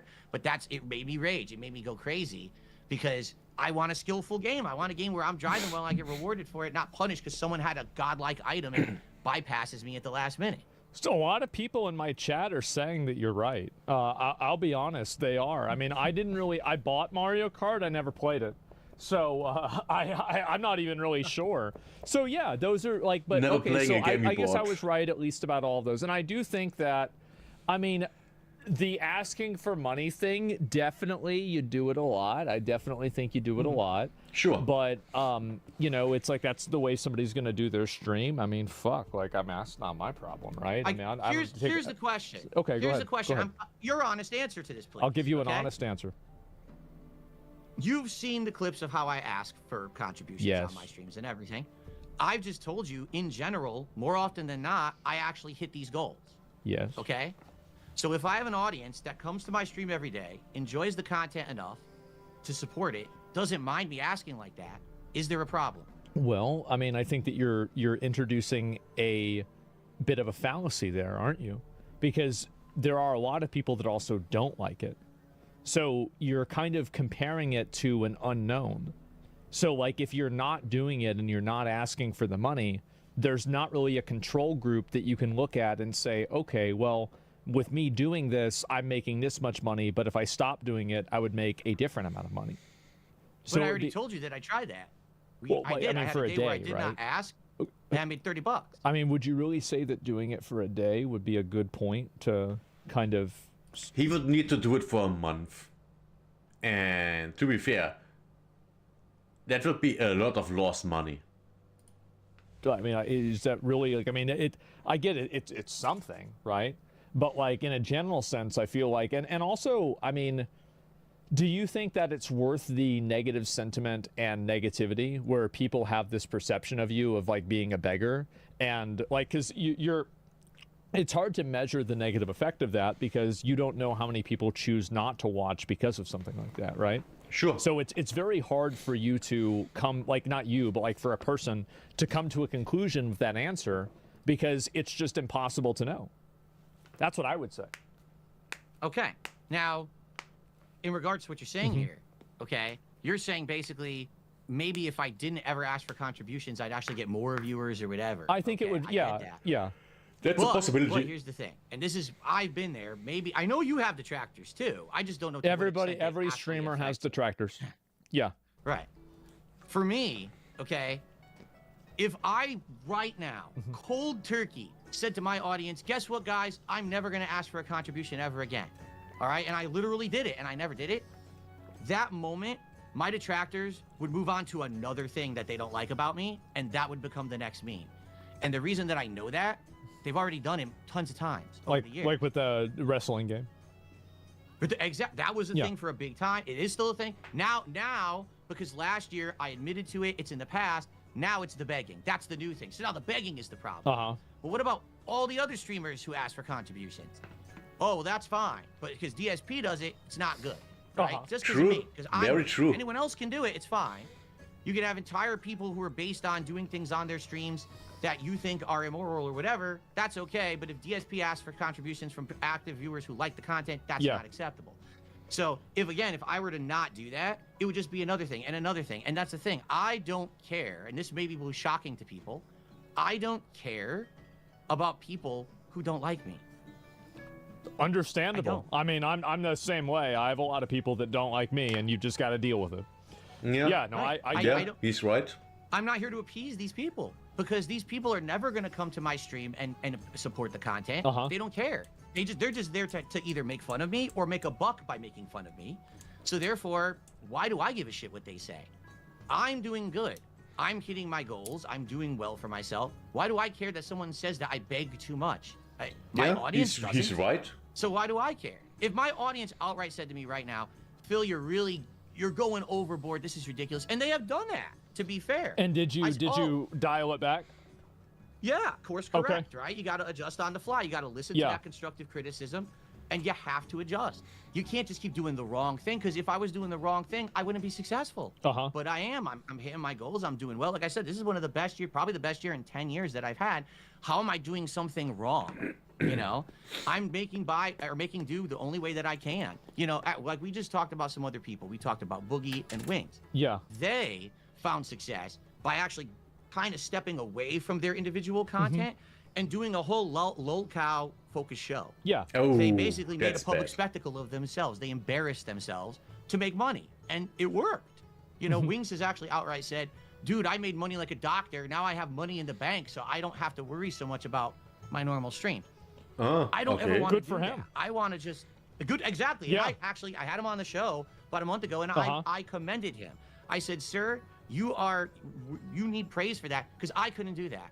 I'm the kind of guy, if I was put in that situation because I was offered to be on that show, I can't. Like, it would drive me nuts. I would hate myself. I would hate the content I'm putting out, and I would feel like I'm a detriment. Wait. Who would win in a race in Mario Kart? DSP or Cyrex? I thought that was Wings of Redemption, but no, he isn't. I don't know. What is this? That's also something new on YouTube, apparently. I hate it. I forgot what I wanted to say. Let's just go back. To human existence, because I put out crap. I put out slop. I put out this drama content that it just doesn't add anything. Well, how do you feel about As my opposed content? I don't know. I legit, be honest with you, don't watch your content. So I don't know to what extent it is. I've heard that when you react to stuff, you laugh at it more than, like, you're not, when you watch a detractor video of mine, you're not treating like, wow, Phil is a piece of garbage and a piece of shit and fuck that guy. You don't do that. You just kind of laugh at me and say, he sucks at the game or whatever, and you move on to the next. Yeah. I don't think there's a problem with that. I don't. As long as it's not coming across with the wrong impression. And sadly, when you say things like, well, Phil's banned from Twitch. Well, no, I'm not. So you never have been banned from Twitch? No, I've had those like little quick suspensions. Okay, so you've been suspended from Twitch, but you've never been permanently banned. And you've closed the account. So, like, theoretically, you could open your account right now and stream on Twitch if you chose to. That's right. Okay. And you just don't do that because you just don't think it's lucrative, or for whatever other reason? Because you can't make any money because you got kicked out of the partner program? Not even that, because I could reapply and probably get back in. Yeah. But number one, once you've been treated like that, why go back to that situation? I'm good on YouTube. I'm doing good on Kick. Why would I go to a situation where at a moment's notice, someone's going to say I did something I didn't do and then shut me down again, right? Sure. But in addition, I do have a philosophical problem with Twitch. I do. Oh. Like, I've seen over the years. What do you think about how Twitch? this website? Yeah. Sure. When I started streaming on Twitch, Twitch was for gamers. Twitch was supposed to be a place where this is the place if you're a gamer to be. It's a gaming culture, stream game playthroughs and all of that. And then during the time that I was there, which was around 5 years, I saw this place go to this sharp decline of make money no matter what. Doesn't matter what kind of content it is. Doesn't matter if it's degenerate, slutty content. That's fair, yeah. People who are doing sexualized acts on stream, and they're on the main page of Twitch. A kid could see that. Yeah. And that's what's being pushed on the main page of Twitch. And True. I see this. I see unfair treatment of streamers on Twitch, where one streamer says it does one thing and is treated incredibly harshly by their team, and another person literally says and does the same thing or worse, slap on the wrist, or absolutely no repercussions whatsoever. Yeah. I don't stand. She had the nose job. That actually gets me so much. I would never stand to make content on a platform like that. That's going to not be fair. Okay, I'm sorry. I can't. I feel like I was mistreated in 2021. They are coming down on me, saying that I'm a hateful person, hateful content. What content? Tell me what I did to spurn this reaction. We don't have to legally. Well, then I don't have to use your business. Fucking based. Yeah. Honestly. Like, I'm going to be real. Have you Completely agree. seen some of the recent Twitch controversies? Indeed, I have. Yes, I do still follow some of those. Yes. Did he shock the dog or not? It appears he did. I don't know if he did, but it appears he did. All right, that settles it. Based. Let me think if there's any more of them that have happened recently. Like, I think that Twitch, so you don't like how Twitch has turned into kind of like a kind of social, because, like, I mean, to be honest, they've nerfed the e-girls a lot. Like Good. all those girls that used to be in like pools and like selling bath water and stuff. Like I don't Riding know. inflatable pickle ricks. Yeah, I know her. Yeah, for sure. That was Asian Bunny and Amaranth. I know. And yeah, they did very well. And so yeah, but now they've been massively nerfed, and you hardly see any of those people doing any well at all. I don't really hardly see them at all. And so Twitch, I think that they kind of got rid of that with a lot of the cases, but you kind of have an ideological problem against Twitch, basically, right? Absolutely. Like again, why are there streamers on Twitch that say and do things that you would that's cancelable? That's actually really bad what they're saying. They're calling action against a group of people or whatever. Yeah. And then someone else says something way tamer. Oh, suspension. How is that fair? I just don't understand. I've been wondering that for a long time. Yeah. Yeah. They have a select group of people that they like. And they have a select group of Yes, people it's they don't very like. obvious. I'm aware That's of that. It's that simple. Yes. Very obvious. Yeah, I mean, I think it's pretty bad. I mean, do you see a world where you would ever go back to Twitch? Like, would they have to apologize to you? Like, what do you think it would take? There is a way that I would go back to Twitch. If Dan Clancy stepped down and there was new management, then I would go back to Twitch. Yeah, Wow. I absolutely So agree. you want 'Cause that I just guy have- gone? I have Same. I think Dan Clancy is the problem. But one of the problems. So it's basically everyone in the upper echelon on Twitch, they have to go. Just go. Moderation team, everyone but the one that didn't ban VTubers, all gone. They have all to go. That's absolute my opinion. Yes, I believe that 100%. These people have to go. Otherwise, Twitch is doomed. no confidence in the people who are running that business that they're doing the right things or will ever change for the better. Like, take a look at the reaction to what happened to TwitchCon, right? They got they essentially have someone there who really doesn't want to be there, but they say, well, you got to kind of be there for the contract. Where's the security? Where is the attention to care for these people who you're making be there because they're your talent? Yep. And then what actually have they done in response to what happened at TwitchCon? Well, There they was a lied about public it. Apology. Yeah. Exactly. First they lied. You're right. They lied and said it didn't happen like that or whatever. Then they doubled. Oh no. Then there's an apology. Now, didn't this just happen a day or two ago? We did $100,000 donation. Okay, great. But what did you do to solve the problem? Who cares what money you gave? Did you actually change your culture, change the security? I don't care what money you threw because you have big dollars. Fix the fucking problems. Then maybe people will be happy. Why do you avoid the problems? People call them out for this shit all the time, and they don't actually address the problems. Yes, so I'm not going to go back. That's what Twitch, they do. Here's really what irks me. Okay. Yeah. Go ahead. On Twitch, I'm a gamer. I want to stream at good quality. Twitch kept coming to my streams telling me my bitrate's too high. I said, I'm streaming 720p and it's choppy. Oh, your bitrate's too high. What the fuck? Oh, because you got taken out of the partner program, so you had the shitty bitrate. Well, this was actually before then. This was before there was bitrates based on that. It was just, in general, everyone had the same criteria. So then you would go over to a bigger streamer. They're streaming 1080p, high-ass bitrate. No one complains about them, but they come and they yell at me. Yeah. Now, recently, I believe, you can probably confirm this, is it true that Twitch finally started increasing their bitrate criteria so you could stream at better quality? I think that they have it to be like they guarantee an 8K bitrate, but beyond that, it's like you can stream at a higher quality, but they don't guarantee that it will actually like kind of go through. I mean, you know, probably better than I do. Like YouTube bitrate is way better, right? I mean, you can stream at like 15K bitrate, 12K bitrate, and at that point, you're hitting diminishing returns anyway. So like that's more than enough. Yeah. So the reason I bring this up, Twitch is supposed to be a site that was around gaming community. Sure. They were the worst fucking bitrate for the longest time. So if you streamed games on there, they looked like ass. So it was contradictory to what their whole philosophy supposedly was. If I go to YouTube, I can do twice the quality for my audience. Why am I staying on Twitch? It's ass backwards the way they think. And they dodge every issue. They push the issue to the side. We're so sorry that happened. Here's a donation. Did you fix the issue? Yeah. Here's a donation.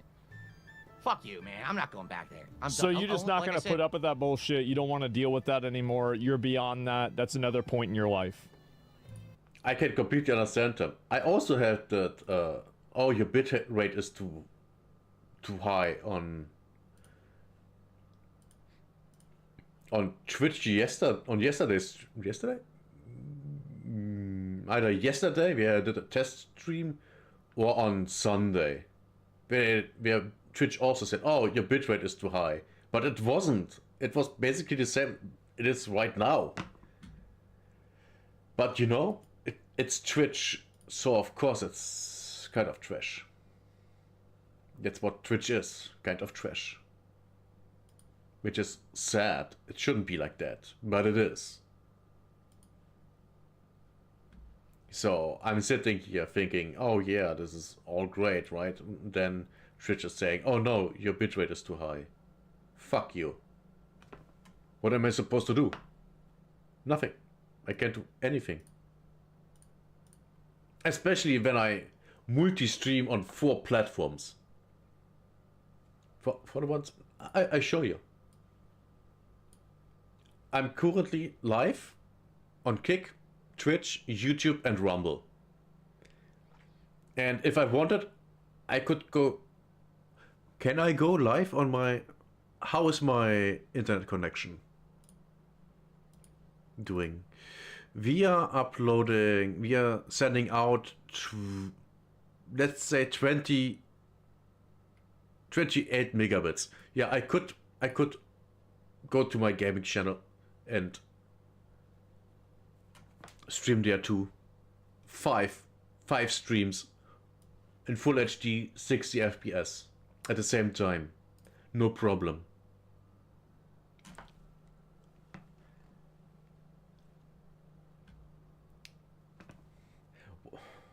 But Twitch is saying, oh my god, your bitrate is too high. It's not. And Twitch is the only one complaining of it being too high. If YouTube complains, then it's saying, oh, your bitrate is too low. Funny how that is. I don't need to be walking on eggshells every moment I'm streaming that some idiot mass reported me for something I didn't do and now they're going to suspend me or kick me out. Fuck that. I'm done with that. Yeah, I mean, I remember I streamed Final Fantasy 16 and my bitrate was so bad you could barely even see what was happening.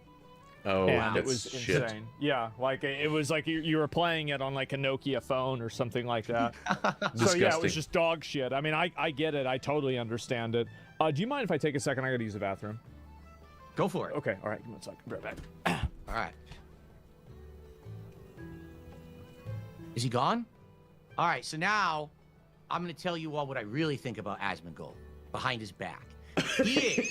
I'm just kidding. I'm not going to do it. For real, I just want everyone watching, thank you for watching. I mean, apparently there's great viewership. I don't know. My stream has great viewership. I'm sure Asmon's has pretty good viewership.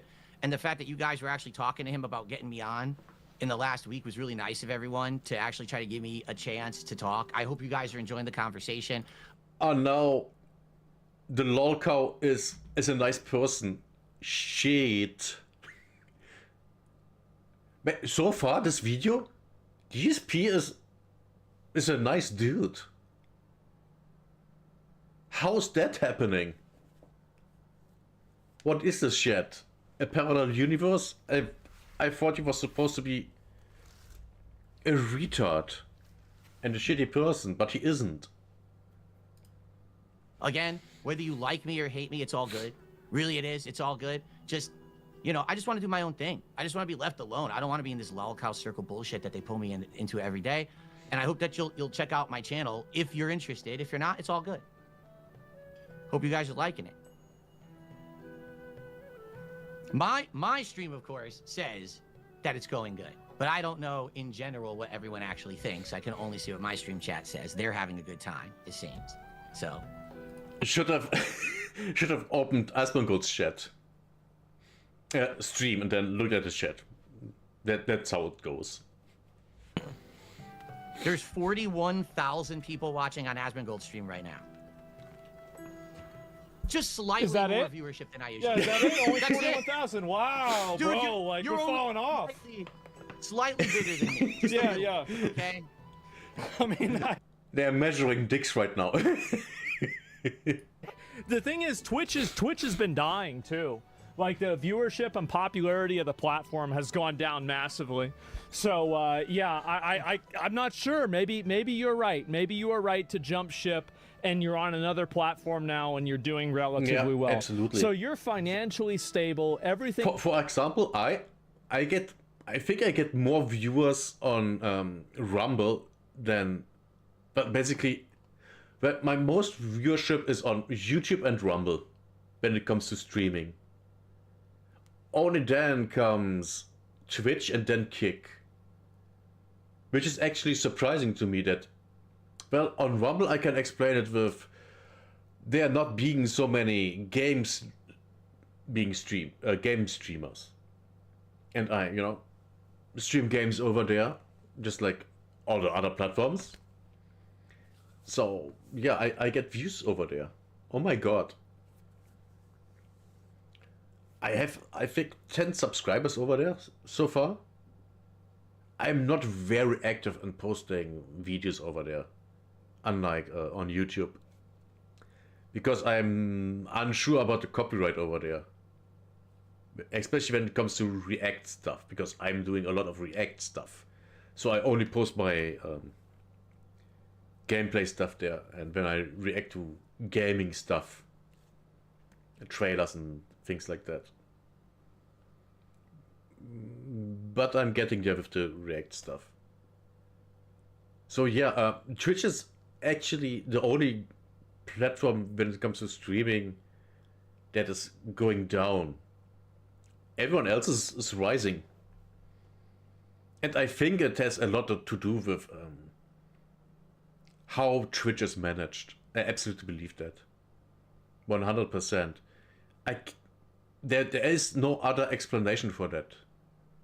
Why not only streamers, but especially viewers leave. I mean, there's literally no reason to be on Twitch if other platforms have the same quality of stream and chat. So why be there? You can just choose what you prefer. And if the company does things you disagree with, then why support that? Oh, go ahead. No, go ahead. You were talking about Twitch earlier, and that you think that it's Yes. very profitable to be on Twitch. Of correct? course. But why do you say that? Because when I was on Twitch, I'm not exaggerating now, I made less per each sub I got. The bits, I guess you get 100% of the bits that they throw you, right? That's true. You do get all the bits. Technically. But the membership, or the subs, definitely you made half, right? You get half of a sub. On YouTube, you make more. On Kick, you make way more. I don't know why you're saying that it's so much more lucrative to stream on Twitch, because I never experienced that. From my experience, maybe it's changed, but I didn't experience that. That's another Because he's reason why I bigger. don't see why I would go back. I don't see the big financial boon. Asmongood says it because he's the biggest on his biggest.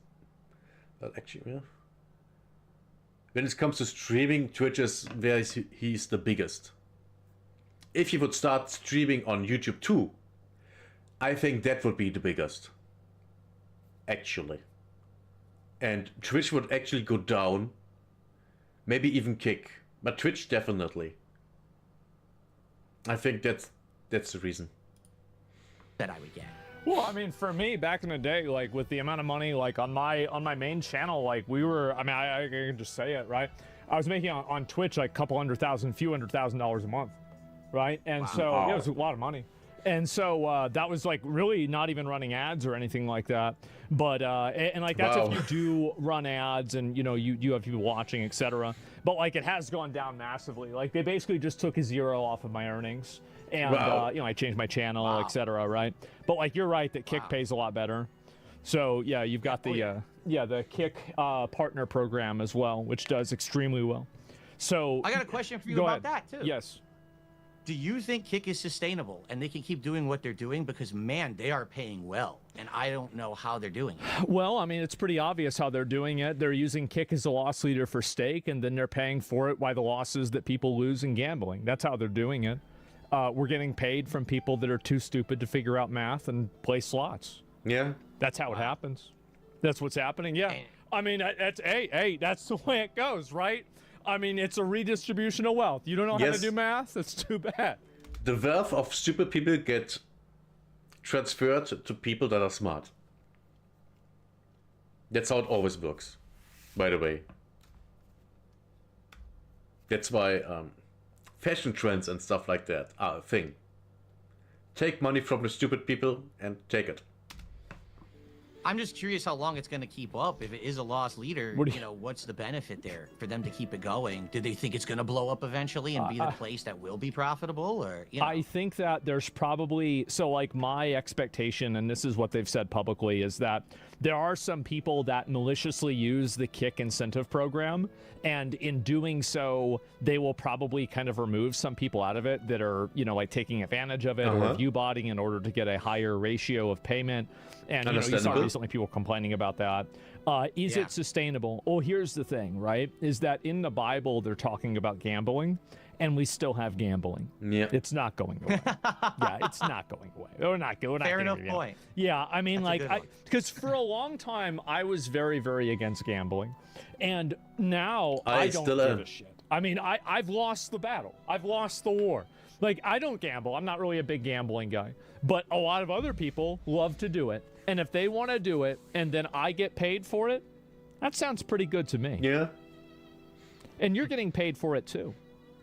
I am. I'm in the KCIP program. I'm getting the ridiculous amount of revenue from each sub over there. Yes. And now there's kicks. So, I'm making bank on it too, to be honest. Because people say to me, why am I on Kick? I only get like 1/3 of the amount of viewership on Kick that I do on YouTube. I'm like, you probably still make a lot of money on there, right? Yeah, it's money. It's paying decent. It's less of a hassle. That's also one reason why I'm on Kick.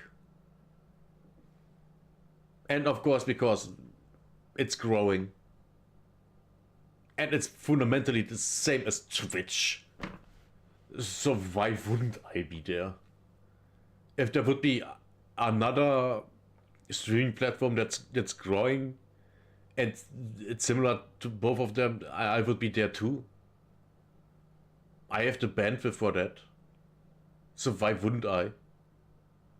Now at a certain point it gets complicated when it comes to, reading stream chat. For example, I have 2 chat windows open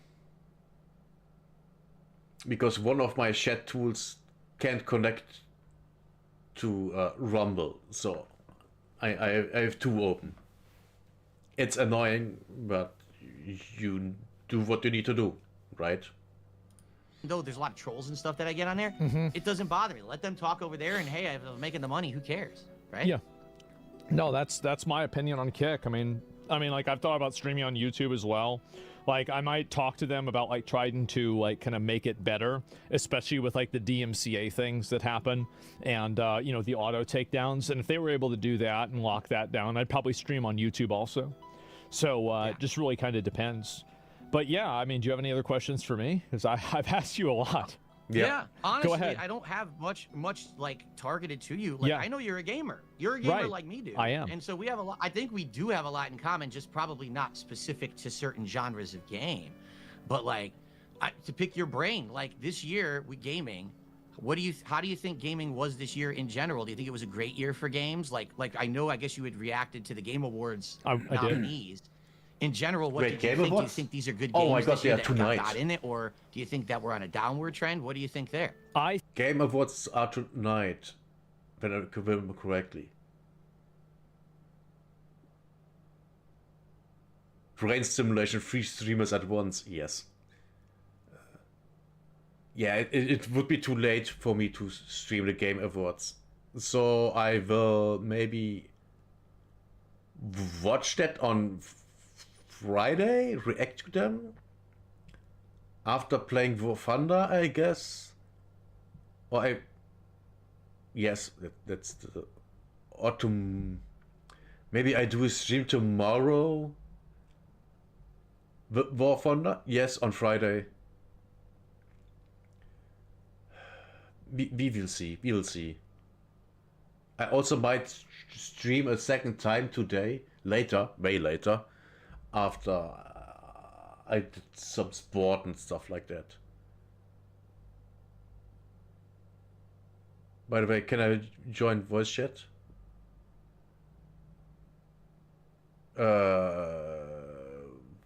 Sure. That's what it's there for. But I'm never in there. just so you know, because I'm actually very busy almost all the time. Think that gaming right now is better than it ever has been because there are less barriers to entry for people to publish and release video games without having to go through a publisher, a console, or any sort of a like gatekeeping system. So all you really need to do is just be able to make a video game and release it on Steam. So you've had games like Megabonk, for example. Did you play Megabonk? I did not play Megabonk. People have asked me to do it. I might. Yeah, it's a good game, right? And so, like, there's a lot of games like that. There's games like Ball Pit, which, I mean, wasn't really an indie game. It was published, but, you know... You bought some headset with an actual working mic, unlike your old one. Oh, nice. That's good. That sounds nice. Was made by an individual guy, and there are a lot of instances where I actually think that, like, did you play Expedition 33? Oh yes, I did. Absolutely. What do you think is Game of the Year? Okay, I don't want to spoil because I do my own Game of the Year awards at the end of the year, so I'm not going to spoil my audience.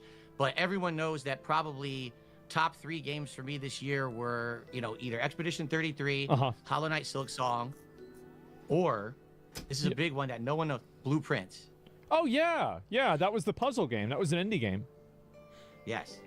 Okay, so yeah, you all right? So you've played a lot of those games. I think gaming now is amazing, and I never run out of video games to play. Like anybody who's unhappy with video games nowadays, I think is a retard. Phil, are you retarded? Are you? He's right. But the thing is, you are only disappointed with games if you only play AAA games. Outside of the AAA $70 games, gaming is great. It is. Absolutely. I mean, I am plentifully enjoying Arc Raiders. I played a lot last weekend and even this week. Even off stream a little, because it's that great. DSP is also kind of an asshole, isn't he? Actually not. Actually not. Actually not. That's fundamentally what we found out while they are talking is he is not an asshole. I mean, he can be a dick, of course he can. And the begging with money, he started that 2001, when I remember correctly. And he isn't doing it all the time. It's just, you know, people that want to support him, the ones who don't. You are late in. This video is already going on 1 hour and 30 minutes. So we have already passed that discussion about an hour ago. Are you happy with games? A year ago, I became a PC gamer, so now I have a gaming PC and I can play anything I want, and I'm loving gaming right now. Yes. This is the best. This is, like I said, best year I've had, bar none, in over a decade. I used to be stuck on console because I couldn't afford a good gaming PC. Oh, wow. Now I have one, and it's like the whole new world. The doors have opened. So you've come out of the cave of being like a console caveman. Yeah, no, that makes it. There's a lot of people that are like that. Honestly, it's very common. It's awesome, and I agree with you. Yeah. I had more fun this year playing every game that was not from a AAA studio than anything I played from a AAA studio. Every game I played that was AAA was like disappointment, mid, boring, samey shit, not putting effort in. And then the other thing that gets me too is they all, I mean, maybe you don't agree. I think they lie about it. Like Ubisoft just came out like, oh yeah, Assassin's Creed Shadows did really well for us. In what fucking universe? Well, Who was it's talking about that game? it's manipulative language. So, like, whenever they said Assassin's Creed Shadows did very well, they were including Assassin's Creed Shadows in the blanket statement that Assassin's Creed was doing well categorically as a franchise. Yeah. And the frame of reference that they were using, like the analytical point they were using, were the amount of people that were logged in and playing the game based off of the amount of hours that they were playing. So it wasn't actually anything about the sales of the game. It wasn't anything about the... Important here for the ones who don't know. Assassin's Creed, you start Assassin's Creed and you get into a hub, an Assassin's Creed hub. And from there you select your game, your Assassin's Creed game you want to play. That's how they get the numbers.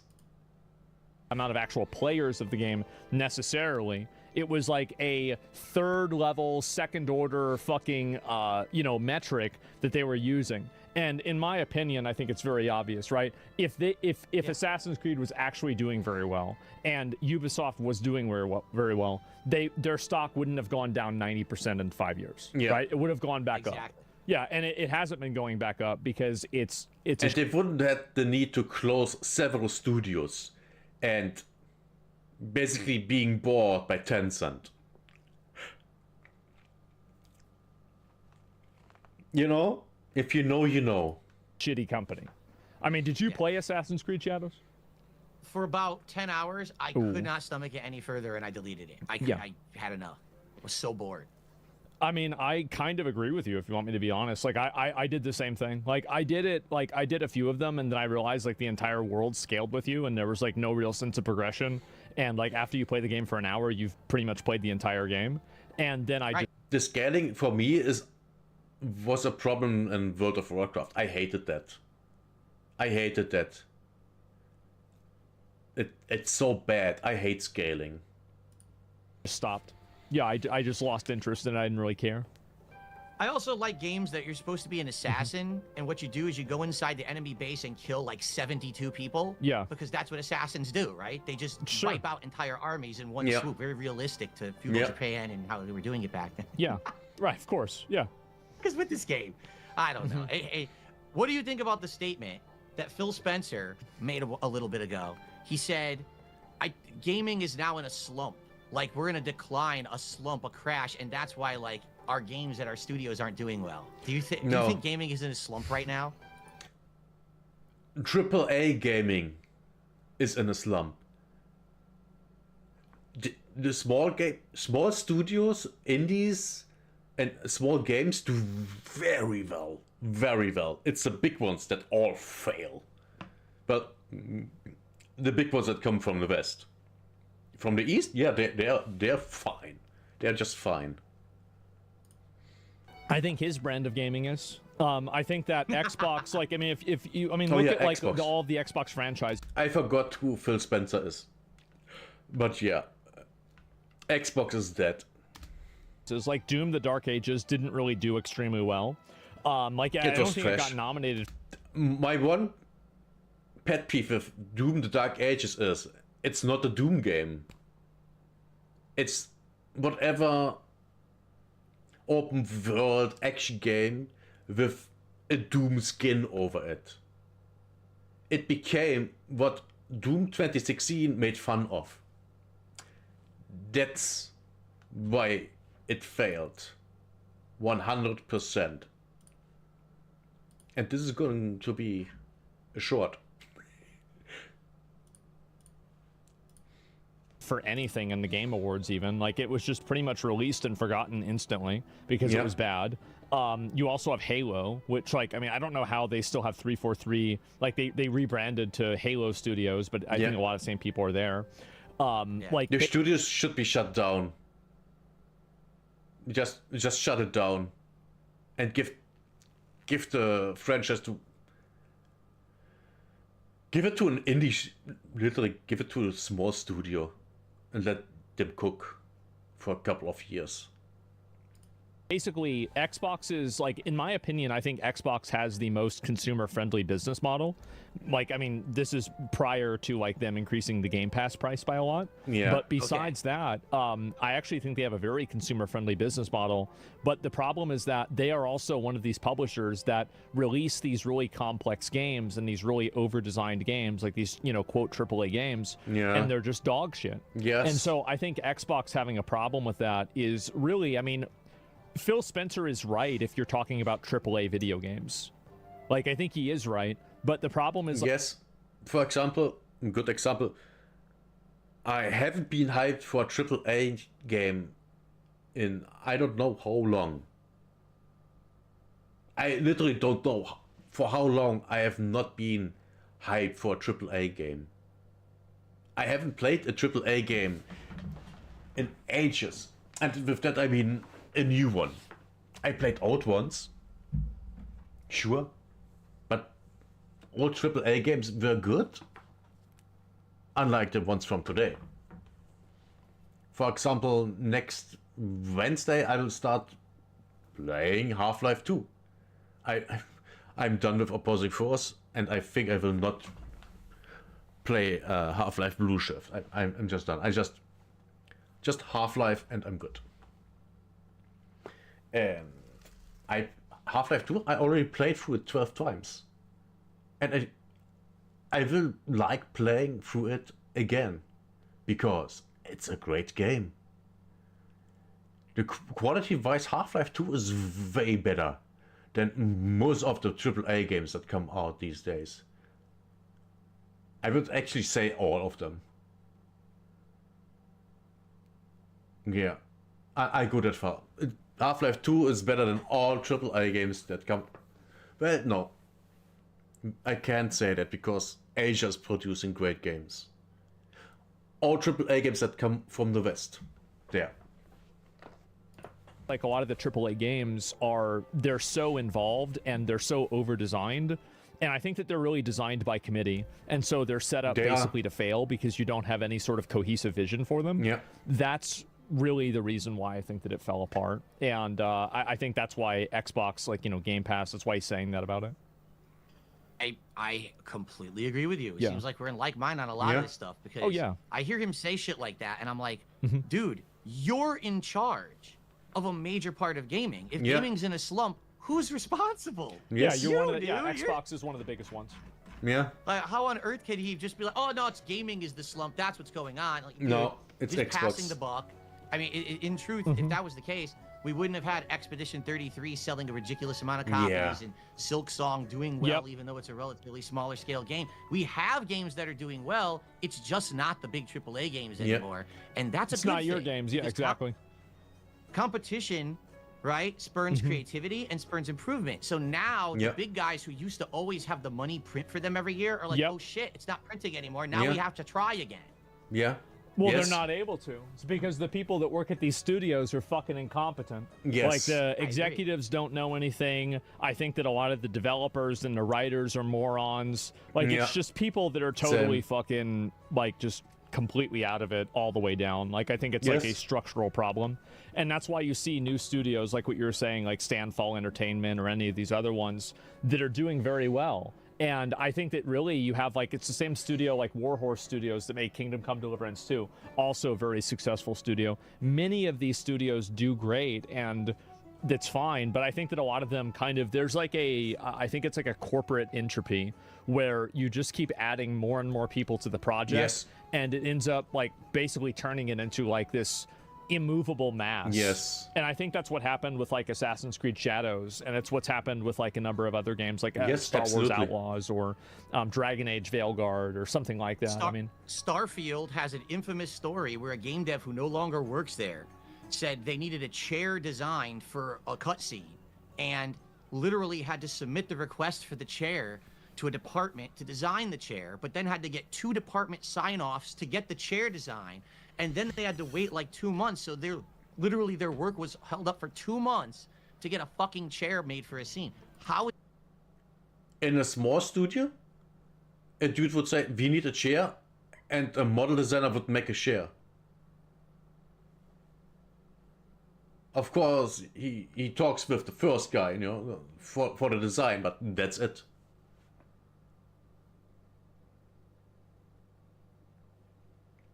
And that's why Starfield is shit. Is that game development? Like, Well, you think it's you're a little not. I mean, bloated did if you this is play the case? Starfield? It's awful. It's a so piece of boring. shit. Absolute Yes. piece of shit game. Yeah, I played it a lot and I hated it. I hated, like, I'd say like 95% of playing the game, and I played it for like 70 hours. Wow. It's Yeah. like someone. What I say now about these modern companies, what they're doing is, they got a good original game. They got a Yes. Fallout, or they've got an old Assassin's Creed, right? But the people who made it aren't there anymore. So Yes. what happens is the new team, they put that game down on a photocopier and they photocopy it. Then they got to make another one. So they take the photocopy of the photocopy and they Yep. photocopy that. So what Yes. happens is the quality of each copy goes down, down, down, and now, Yes. oh, let's play Starfield. It's the hot new Bethesda game. What the fuck is this? It plays nothing like anything that I liked from Fallout or Elder Scrolls. How did they fuck? He's so based for this. He's so based. He's absolutely right. Completely. 100%. Dude, I think I have to start watching DSP. this up so bad? Because these aren't the same people. Their talent's gone. They're just copying what their predecessors did. Are you familiar with It the sucks. metaphor of like the ship of Theseus?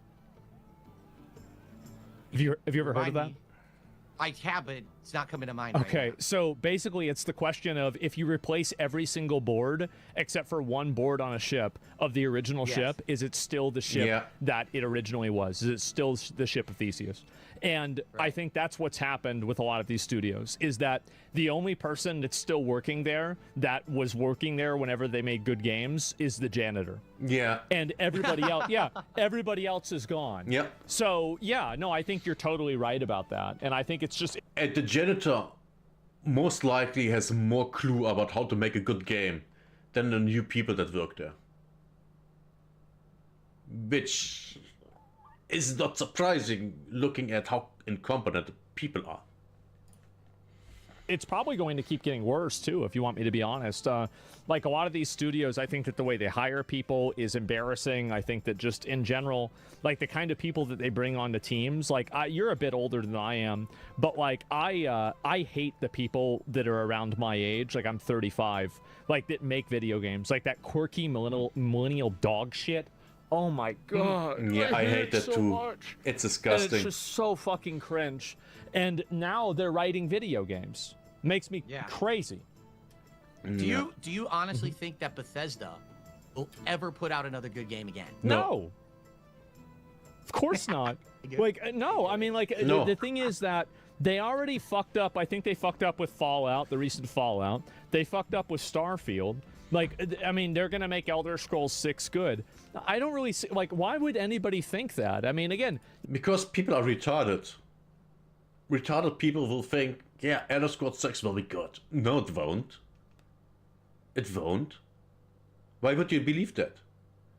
There's zero evidence that that game would be good. I mean, sure, they now make it an Unreal Engine.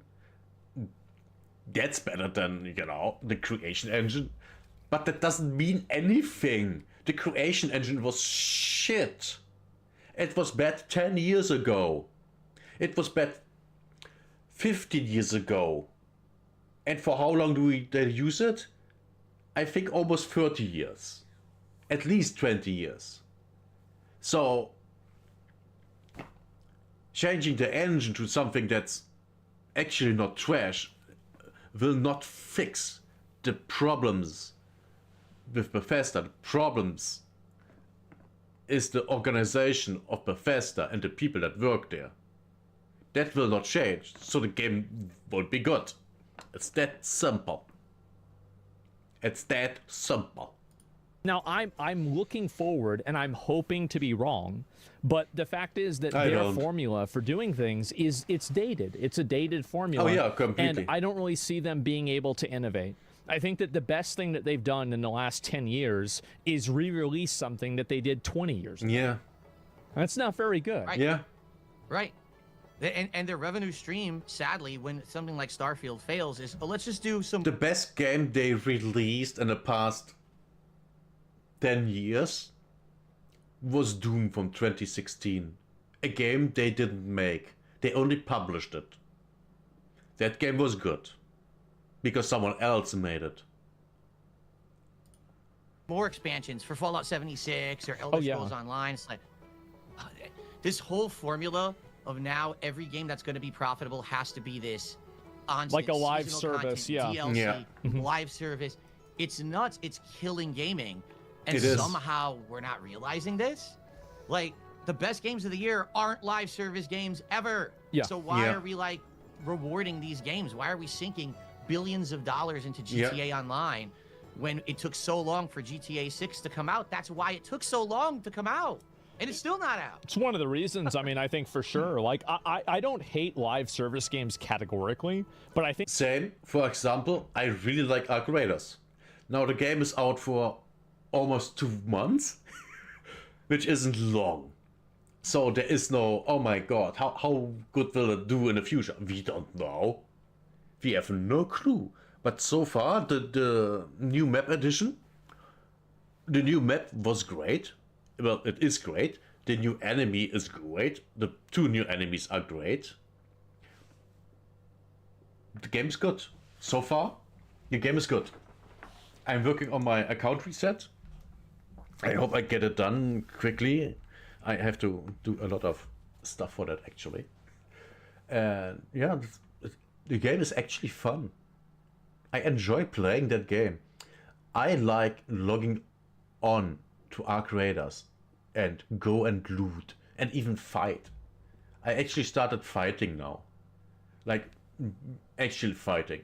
Not, oh my god, I might get ambushed, or oh, I trick. For example, last stream, I solo killed a Bastion. And actually fought it, not with the new mine. I didn't jump on it and place the mine and ran away. I actually fought it. Took me about, I don't know, 10, 12 minutes, 15 to kill it. I got, I think, 4 Bastion cells out of that. Great. Yeah, I really like that game. I play Marvel Rivals. I stopped after a month, I think, or 6 weeks, because I got bored. I only played the game because of the hot chicks. And then I got bored and just left. There's nothing there. Marvel Rivals has for me the same, is at the same point as Overwatch is. Hot chicks, yeah, I look at them, but I have no interest in playing the game. I think hero shooters are just, they're overdone at this point. I think that you're right that a lot of companies do kind of fall victim to falling for the idea of, oh, we'll just make the game live service. And I think what happens really is that these video games, you know, it costs like $300 million to make the game.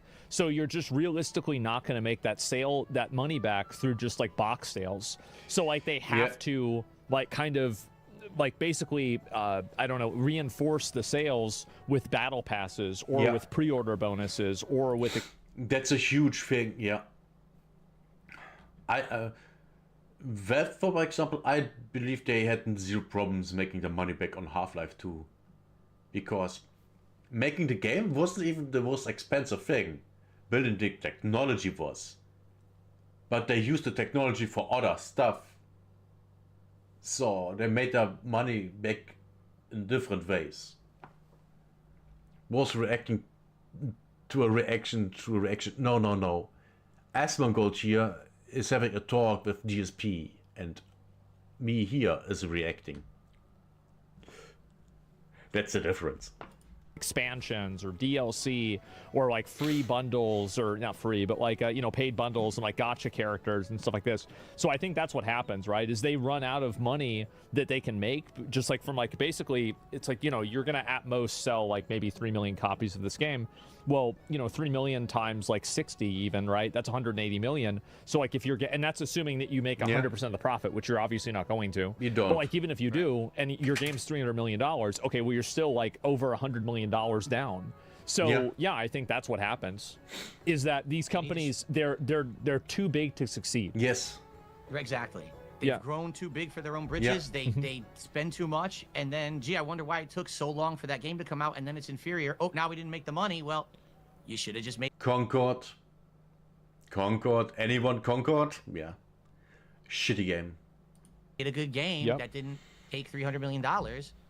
And then maybe, what really I love about this year, Claire Obscure being so good. Yeah. And it's former game devs from Ubisoft who said, fuck Ubisoft, this company sucks. And they left and made a better game than Ubisoft could ever put out. It just blows my mind, and I'm happy for that. I want more of that, for sure. I think more of them should leave. You're absolutely right. I totally agree with you. I hope that it continues. I really do. And I think that it will also. I think that people are just tired of playing the same old, like boring, like, played out slop. And I felt this way. I don't even... For example, why were they developing The Division 3? The Division 1 was a good game. It was a good game. It wasn't perfect, by all means it wasn't. But it was something you could build on, And then they made The Division 2. Why? Why is The Division 2 its own game? There's no reason for that. Other than, we sell it for $60. Could have been just a huge expansion for The Division 1. Keeping that thing alive. Getting new players in and having the old players reactivated. But no, new game. And then they make... Which then... The Division 2 was not as successful as The Division 1, by the way. Just so you know, it wasn't. And then they make The Division 3. Why? Makes zero sense. They make... Ubisoft made live service games, but didn't know how to run a live service game because they're retarded.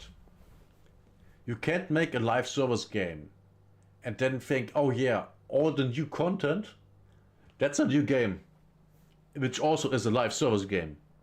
Now you would have 3 live service The Division games. The Division 1, The Division 2, The Division 3. Which one you want to play? The newest one, right? Especially if that's the one that only gets new content. But why? It makes zero sense. And yes, I'm getting angry about this because it's so dumb. Everyone with a brain can see how stupid that is, but they didn't because they're all retarded. Even know about some of these other games that recently have come out. Like I enjoyed maybe 1 or 2 really decent games. Like I like Kingdom Come Deliverance 2, even though it was hard for me to get into it. But other than that, a lot of these other games I just really couldn't get into them because I thought they were garbage.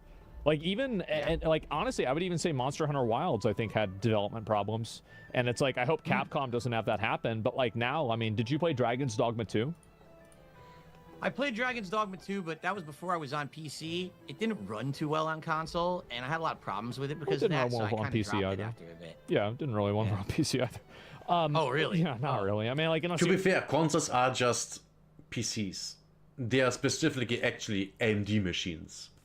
Because processors and graphics card are all AMD. Just so you know. Got a super, I have a really expensive computer, so obviously I was able to run it, but people had tons of performance issues. And so now Capcom's they've had Dragon's Dogma 2 not do well, and also Monster Hunter Wilds not doing well. That doesn't look very good, right? Doesn't look very good at all. Wow. So I think that even big studios like that are having it happen, which is Capcom, I would say, is one of those gold standard companies, right? And I think that what really happened is that Which Capcom game flopped? I can't remember a Capcom game that flopped.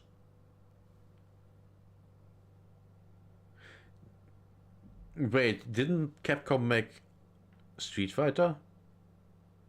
I think 1 Street Fighter game or 2 flopped. So they might have flops, yeah. always go back to this one point where Elon Musk fired 80% of people on Twitter, and the website didn't change. And I think that really goes to show, and like what your story was with Starfield, that really goes to show where their priorities are. And I think that it's just like a corporate entropy where they just hire more middle management. Middle management hires more people to manage the middle managers. And then there's just so many of them that before you know it, that's the end. Yeah. So yeah. And I That's the problem. completely agree. Wow. We are of like mind on gaming, man. Like seriously, like everything you're saying I've said on my streams too. Yeah, I mean, it's pretty cool. If you it's play cool to have games, this conversation. No, I appreciate it. Do you want to know the truth, man? Yeah. Can I drop a little bomb here? Sure. I don't get to have these fucking conversations because everyone hates me for no reason. All right? Everyone literally fucking hates my guts. I can't get anyone to have a normal conversation about anything because all they ever want to talk about is WWE champions and e-begging and this drama shit. This is a fun conversation, and I would love to have these kind of conversations. So thank you for allowing me to have a little bit of fun today without just having to talk to my viewers. Having to talk to someone else, another creator, is awesome. It is really a great experience. Sure. I mean, like, I'll probably be bringing back a podcast that I'm doing sometime soon, and maybe you can come on that, right? And we can get some of your opinions on gaming. I think that could be fun. What do you think about that? 1,000,000% I'm there, dude. Great. This has been a great time. You've been awesome to me, and I really appreciate you giving me a fair shake. It's been an awesome. You know what would be the funniest thing? Asmongold does a new podcast. DSP goes there. DSP becomes a regular on the podcast, and she explodes, becoming again one of the biggest on YouTube. That would be one of the funniest plot twists ever. That would be a massive redemption arc. This would be so cool. This would actually be so cool. I would love to see that. Some positivity in the world. That would be awesome. That would be really, really awesome. Oh my god. Yeah, man, it was such a good idea to watch this video. Oh my god, this is great. Experience. I try to give everybody a fair shake, and I try to like hear their side of the story, etc. So yeah, man, I really do appreciate you coming on and everything. I know obviously it's been kind of a while. I'm sure you've got other things to do. I've got like a million other fucking drama things to get into, but I do. Your audience is bored with me. Get me off the fucking stream. Go talk about the drama. Well, you've got the cat on now, so it's okay. And so the viewership, of course. There you go. And so no, I mean, I do really appreciate you coming on and doing everything live and in front of a big audience like this. It's commendable and it's respectable. And so I do really appreciate you coming on and talking about it. Thank you so much. Really, and thanks to everyone. The audience sounds like the audience really enjoyed it too. Thank you guys for watching. Again, it's youtube.com/DSP Gaming. That's how you actually see me, not the detractor. If you just search online on YouTube, you won't find me. You have to go to the channel directly, sadly. You I think stream like at exactly the same time that I do during the day. I go live in the day, and then by a time because you're probably the same way, right? I mean, you have shit that you want to do in the evening, and so like you stream during the day, and then like you finish it, and then now you've got like the evening to do whatever you want. Yeah, what I do is I have 2 streams, one major stream that starts around the same time you start. I end that between like 4:30 p.m. my time. I spend some time with my wife, usually have like a meal, and then I actually have a late stream. So if anyone is interested in checking out my stuff and not interfering with Asmon's content, I do a late stream every night around 7 o'clock, 7:30 p.m. Pacific time, if you're interested. And that's also on your DSP Gaming channel? That's on DSP Gaming. Tonight I'm playing Tormented Souls 2. Okay. Continuing on with that playthrough if anyone's interested. So swing on by. You're welcome. Well, thanks, man. I really appreciate you coming on, and I'll actually be very curious to see what the reactions to this are. I'm extremely curious. I don't know. Everyone thought that, once again, the toxic people, Asmongold, all he wants to do is he wants to snake fill, and he wants to be awful. He's going to have detractors appearing, and people... I never got that impression of you at all. I don't know why people are saying that shit. Maybe they were just trying to scare me out of it and to not do it. Yeah. But like, 100%. You always seem like a level-headed dude who has fair takes. And I was like, dude, it seems like when you talk about gaming, in general, what I hear is like stuff that I agree with. Yeah. I'm like, what's the big, like, what do they think's going to happen? I mean, You're gonna fight or something? Like what? I Yeah, don't know. well, I mean, it's like, you spend all day and, you watch content that you totally believe and you treat it like wrestling and you believe wrestling is real too. And, you do that for a long enough time and you're going to have a very distorted view on the world, Yes. to say the least. Yes. So, yeah, no, I totally get it and I think it's pretty common. I mean, usually, like, talking to somebody, you find out that you have more in common than you have not in common with them, Yes. even whenever it's somebody that you might have a certain impression about. And you talk to somebody and it's like, well, most people can usually get along, right? Right. So, All right. yeah. Now that being said, when are we gonna have a high-profile boxing match for $50? So I don't know about that, okay? Fuck that. I've already lost enough of my fucking teeth. I don't need to lose the last few of them, okay? So yeah, no, absolutely not. But yeah, right. I'm gonna Hey, get man, back to it. I thank really you. appreciate it. Yeah, absolutely. Thank you very much. And guys, Appreciate DSP Gaming on YouTube and also Kick, right? It's a DSP Gaming Reel on Kick because someone Oh. stole my name before I could get the name. Okay. So DSP Gaming Reel on Kick if you want to check me out there. I co-stream. Okay, got it. All right, man. Well, thanks a lot. I really appreciate it, and we'll keep in touch. And I'll talk to you later, man. This was great. Absolutely. Thank you so much, man. All See you right, later. I'll see you later. Peace. This was awesome. Man. Man. That was great. Can you believe that? I can. Oh my god. Viva der Excellent shit. talk. Yeah, that was fucking funny. Great talk. That was cool. Way more bass than I thought. Yeah. Did you guys like it? Was that enjoyable? Oh, that I was don't great. usually do. I don't really bring people on very often, right? I don't do that. But I thought, like this is, a special occasion. It's a very special occasion. So I had to do it.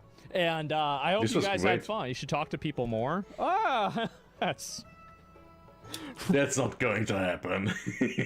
But this was so good. This was incredible.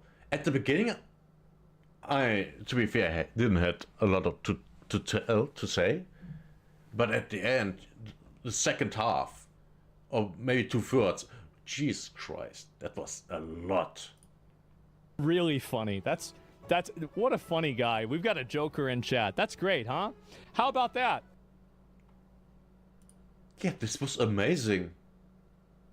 This was awesome. This is actually, I think that's the first time I gave him a like. Watching the Asmongold for a decade, first like. Wait, yeah, I can't. I actually have to go to, yeah. There it is, the link. And that was great. That was fantastic. Awesome video.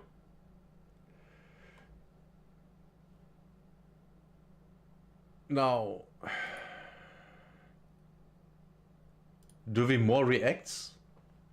We are only 4 hours in. Only. I think that react was actually almost 3 hours.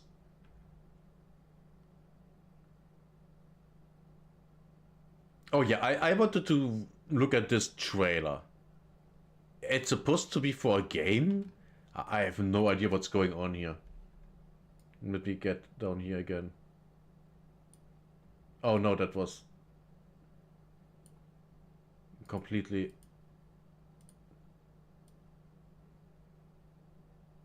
wrong thing. So all you need is kill is the name. Let's see. Let's see. 死はむしろ味方だ。私だけは I don't like that the eyes are so far apart. Why did I have to think about Gargura and Zaba now? Is this a game or an anime? 何が起こるか分かってる。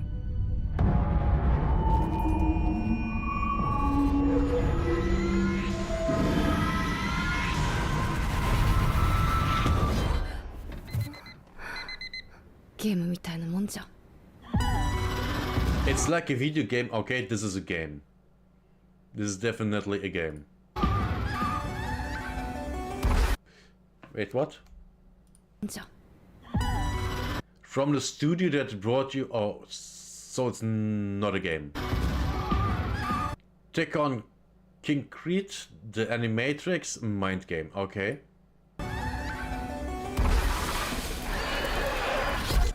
どうせ何回でも生き返れるんだこの後 Yeah, this concept is kind of old. You know, dying and coming back to life on the same day, over and over again. Yeah. This concept is old. Man. ダロルから化け物が出てきてみんな殺されちゃうんだお前酔っ払ってんの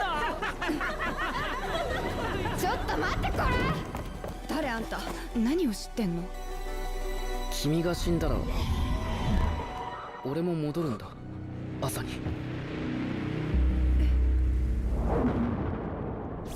I don't like the art style of the characters. It's unappealing to me. Makes me think of animated shows from America, which are all ugly. 奴が私たちを乗っ取ろうとしてんならそれより先にやるしかない Everything aside of the characters looks great, by the way.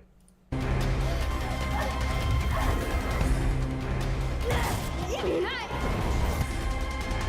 まだだ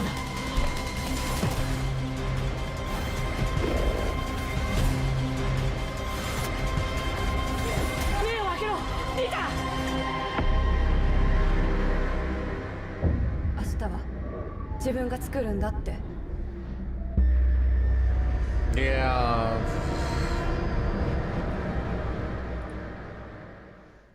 I don't care. Declining I absolutely don't care at all. There's nothing here that would make me being interested in watching this or playing at all. Oh, and apparently there's a situation going on with Path of Exile 2. And oh, my nose. Oh, I'm about to sneeze. Or not.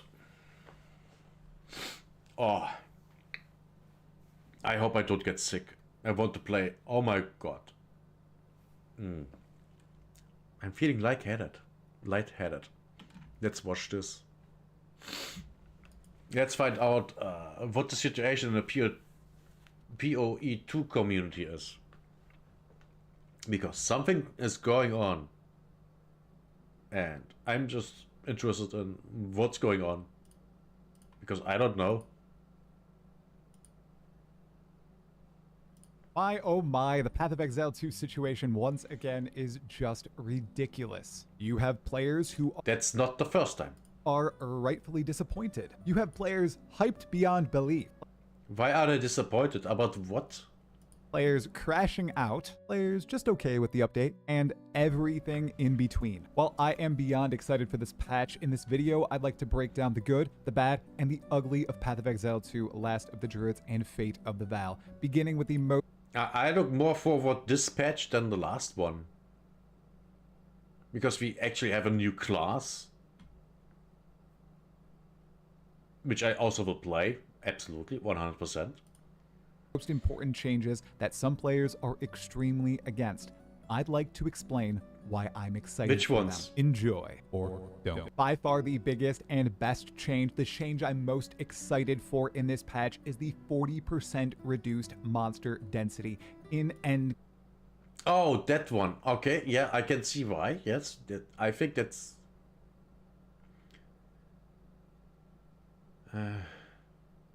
to be fair, I'm looking more forward to the game running better. Game in maps going all the way to T15, 16, and 17 waystones. But don't you worry, they also increased rewards from the monsters that you're still fighting. by 40%, more XP, and more loot from the monsters that remain. And we should expect the number of rares in maps to remain identical to before. It is just... If everything goes right.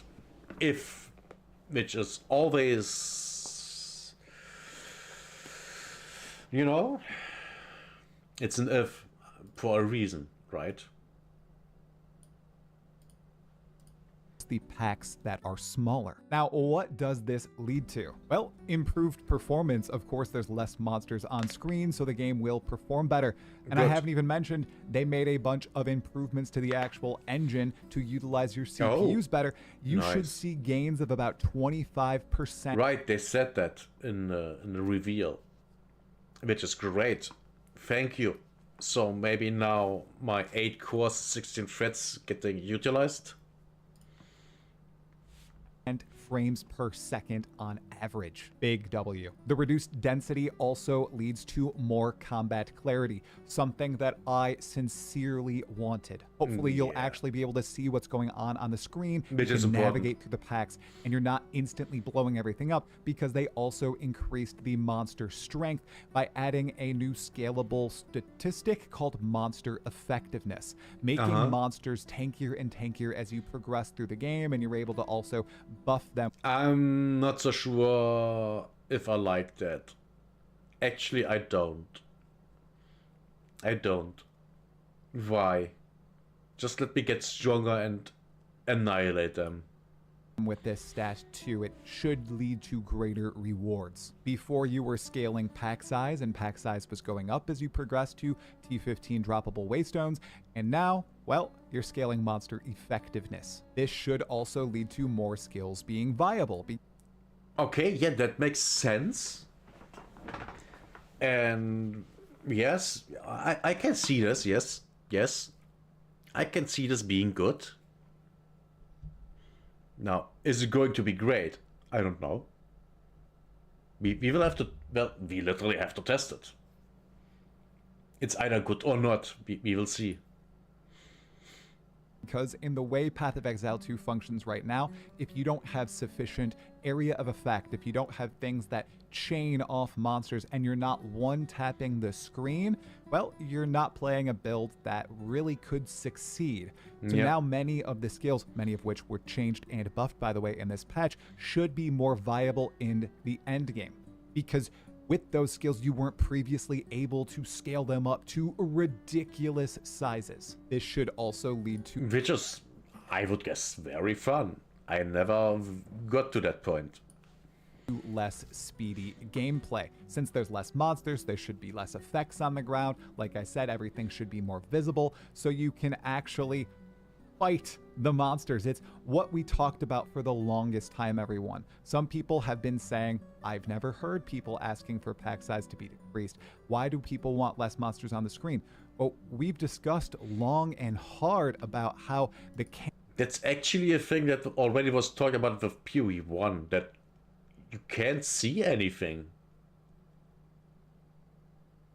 The screen is so crowded, so loaded up with monsters and effects that you can't see what's going on, which then leads to you dying, which is a problem. Campaign of Path of Exile 2 feels nothing like the endgame in Path of Exile 2. What they did with the endgame of Path of Exile 2 is take the monster density straight from Path of Exile 1, basically. But that doesn't function with the game that they set out to design. And with 0.3 Abyss, I thought it was over. I thought we were going toward PoE 1, toward Last Epoch, toward Diablo 4, with the lots of monsters on screen, needing to one-tap everything, or you're gonna die or not have a build that's worth playing. And I was wrong. I was completely wrong. They actually did it. They lowered the number of monsters on screen, and it should have all these positive effects. I think this is the best overall change that they made to PoE 2 with this update, but it's also a fact that it's going to upset a lot of people. Those who really like blowing up massive packs of monsters, those who like zooming from screen to screen and just one-tapping stuff. It's what you did in Path of Exile 2 for the past 3 updates. I can guarantee you will still be able to do that. It will just be harder. That's all. It's what you've been doing in Path of Exile 1 since, I think, 1.0, essentially. It's what you do in many of these other games. They are seemingly trying something different with Path of Exile 2. Can't wait to try it out. Now, let's hop over to something ugly.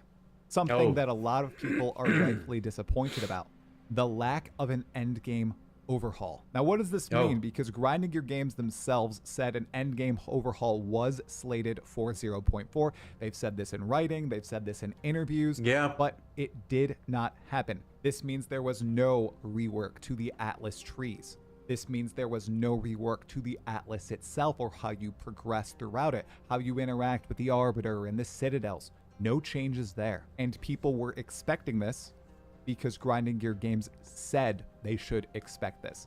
And lots of people are disappointed. Yes, but they also said it's not ready.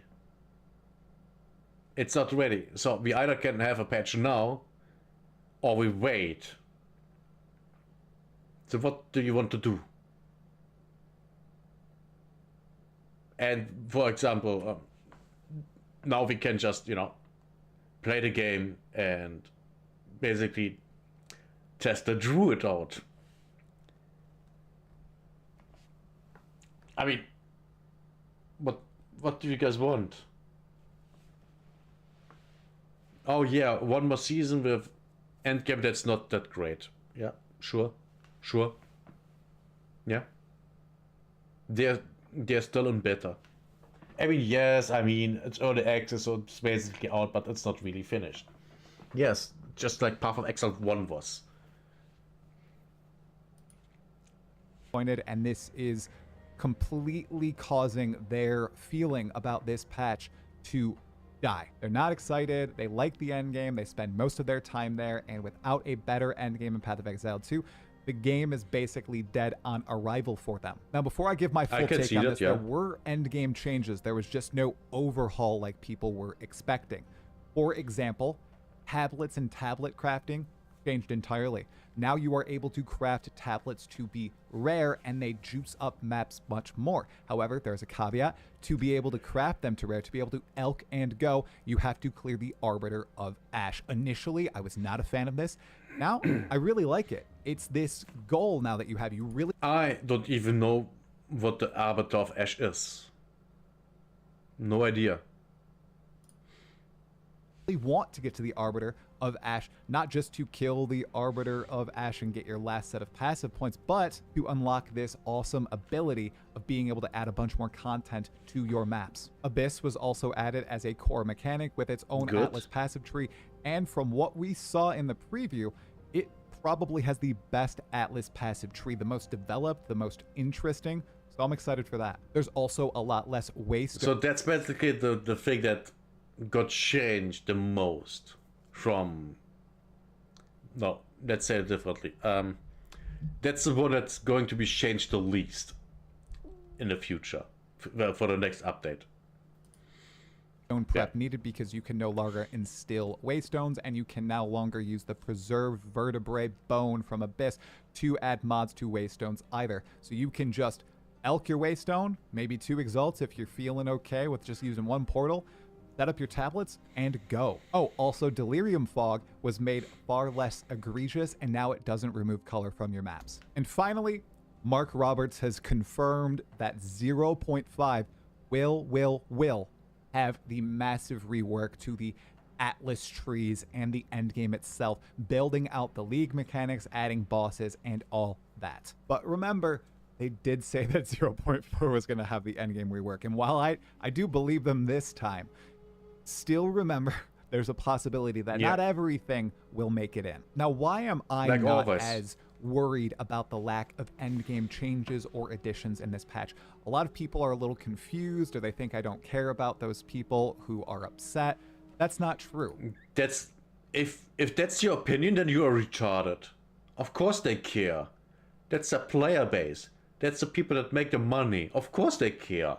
How dumb do you have to be to think that they don't care about the people that go and that play the end game? That's ridiculous. That's just dumb. Stop being dumb. it wasn't ready, and that it just wasn't ready. There. Do you want something that's ready or something that's half-baked? And is even worse than what we have already? Because that's the options here. That's not true at all. Some people. This is my personal take and why it doesn't affect me nearly as much. Right now, I play Path of Exile 2 for 60 to 80 hours across 2 months or so, depending on the time I have available during the league. I don't race against others through the campaign and into endgame. I take my time. I take it very chill. I don't use Path of Building 2. I just play the game in game. I am very outside the typical, I like talking about Path of Exile bubble that is prevalent in our... Man, I'm using Path of Building, and maybe I'm way too hardcore with the game. Actually might be the case. Community. In streamers, in Reddit, on Twitter, on the Discords, whatever. In this bubble, many people are crushed about the lack of endgame changes because they spend most of their time there, and it's a lot of time. They don't hate Path of Exile 2. Well, not all of them. Some of them might hate it. They want to spend more time in Path of Exile 2. Some players in 0.1, 0.2, or even 0.3 would spend 300, 400, or even 500 hours during a 4-month league, with most of that time... I don't have 500 hours in the game since it released. I'm below that. In all seasons combined, I have less than that, than what these people have in one season. Maybe the problem of these people is that they play the game too much. But hey, it's just a theory. Being spent in the first few weeks. I do not grind the game nearly as much, but I still love it, and I still think my opinion and people out there like me should be able to voice their opinions. Sure. I understand the lack of endgame shift is super disappointing to these players, but it's not to someone like myself who gets more value out of what's being added in this particular patch. So I'm seeing a lot of arguing on the forums, on stream, and everything. Just try to respect the opinions of others. Try to understand where they're coming from. We don't need to be at each other's throats. Everybody wants the same thing for the game to get better, for the game to be fun. I think that there's room for everyone in this community, even though, honestly, from what I've read, people do not want my opinion or the direction it appears the devs are pushing the game this patch anywhere near Path of Exile 2. We'll just have to see what happens. Now back... What does that even mean? What does that even mean? Oh, what direction does this patch push Path of Exile? Nowhere. It's just a new class, some changes, and that's it. I don't see any, oh my god, we completely changed the game. Because they don't. They changed something in the end game that's more akin to the campaign. You can or cannot agree with that. Yeah, that's basically it. As someone that thinks that the campaign is a slough, it's really hard to get through. At least in the later sections where the maps are so big and empty that it's frustrating to play them. Yeah. I can see why you don't want that to be the case in the maps, you know, in endgame. I don't want that either. But then we can just, you know, decrease the map size. To something that is incredibly exciting, the Druid. This is the thing I am most excited for in this patch, even though Fate of the Val looks super sick. Let's break it all down super quick. The Druid as a class is coming with 3 forms that any class can use because shapeshifting is tied to a new weapon, animal talismans, okay? And the 3 forms are Wolf, Bear, and Wyvern. Absolutely sick. The Bear is tied to slams and fire damage, the Wolf is tied to fast attacks and cold damage, and the Wyvern is tied to ranged attacks and a mix seemingly of everything. I've seen some fire, we've seen some lightning. I don't think we've seen any cold damage, but it's supposed to be more of a ranged shape-shifting form. Honestly, the bear still looks the most exciting. I'm going to make some sort of meteor, lava, crazy bear. The effects, guys. Sounds cool. It looks stunning. Of course, the showcase, though, their damage was so bad. It was the 17 damage mean from Diablo 4. But of course, it was for the showcase, so they could show the abilities working off. If it is as weak as we saw in the showcase, that will be a shame, but I don't think that's the case. With talismans as a weapon, we are also getting unique talismans, including one unique talisman that completely changes one of the shape-shifting forms, the bear form, into a fire demon. It's just sick, and apparently more are being worked on, so this is something long-term That's super cool, by the way. Super cool. I think they really did an awesome job with the druid. Now we will have to see how it plays, but I would say this is going to be good. Be viable. They'll be able to bring in new shape-shifting forms, essentially in the form of unique talismans. I'm sure ascendancy nodes in the future will also lead to that too. And speaking on ascendancies, the druid also comes with two special ascendancies, the oracle and the shaman. And I'll just lead with this right here. Neither of them really excite me. I mean, everything else to do with the druid looks sick, but nothing about the oracle or the shaman really said, oh, wow, that's interesting. Same. Sure, what they seem to do is novel, but it didn't light that fire inside me like the other stuff I've talked about so far in this video. You have the shaman that is built around rage, minions, and spell casting, and then you have the oracle, which allows you to edit your passive skill tree and get access to a bunch of nodes that no other class can get access to. It has an ability, which is interesting, but you know, I don't care about that. I will go with the nature thing and not the time thing. That allows you to create essentially a future copy of a monster you're fighting and then damage the currently existing monster and the future copy monster at the same time, and all the damage goes on to the real monster. And a skill that tells you which skill to use in a couple seconds, and if you use it within those couple seconds, that skill deals more damage. Really funky stuff. One thing that was lacking were summons. I was expecting wolves as a minion, bear, crow, none of that. You're summoning wolves with one of the wolf form abilities, but they're not permanent, they dissipate.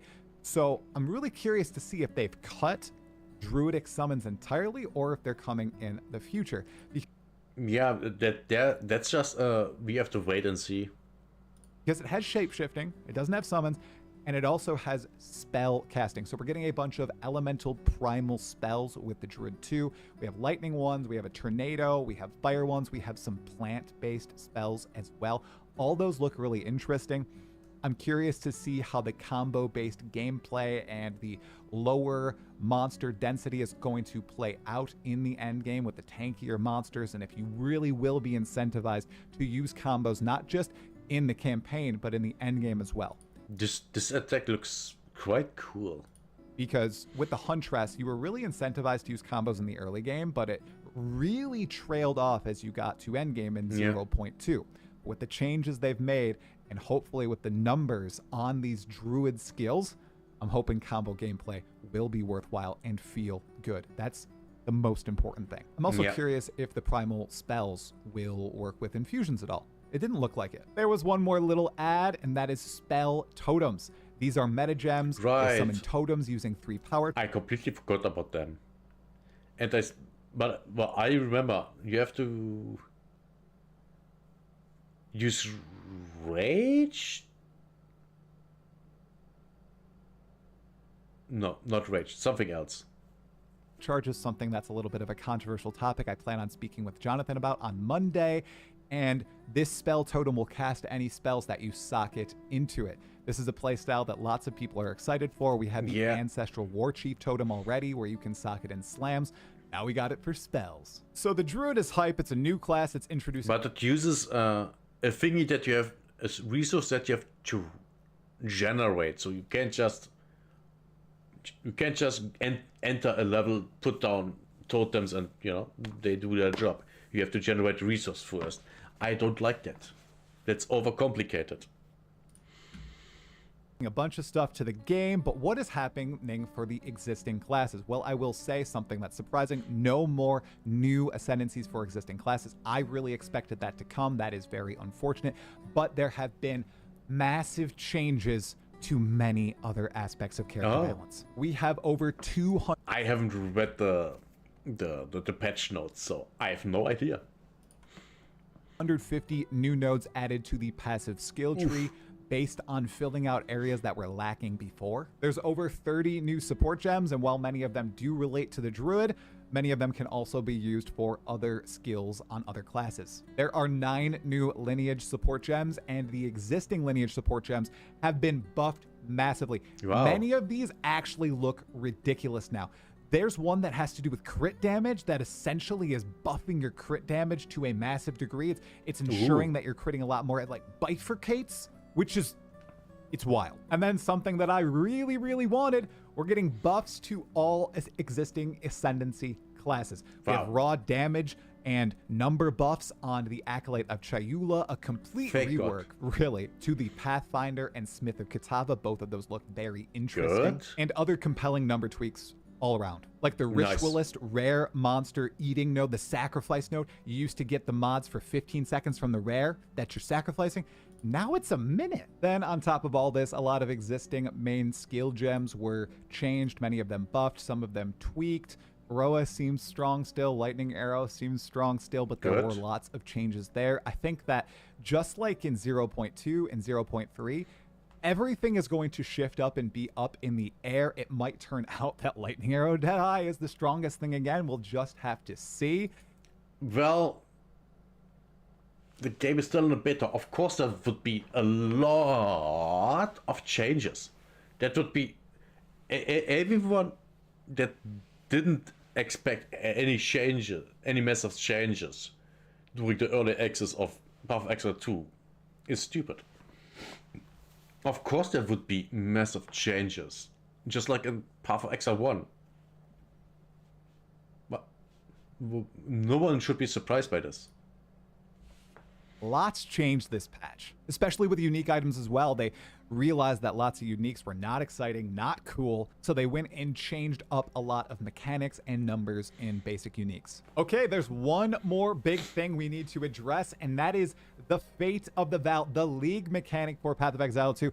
The reason we probably didn't get the endgame rework, because they put obviously a ton of effort into this thing. Seriously, I was not expecting something this massive.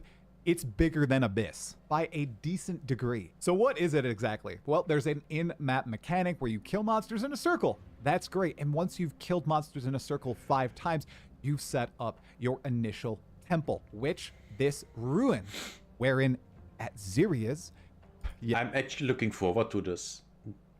Fundamentally because it reminds me of Alva's temple exploration in PoE 1.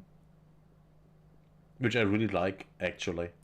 Yes, we're going to encounter at Ziri. It seems like maybe in both forms, 4-boobed and 2-boobed. In this ruin, you are able to build your own dungeon. And while this does look a little complex at times, I plan on asking a little bit about that. It looks so interesting. There's so many different possibilities.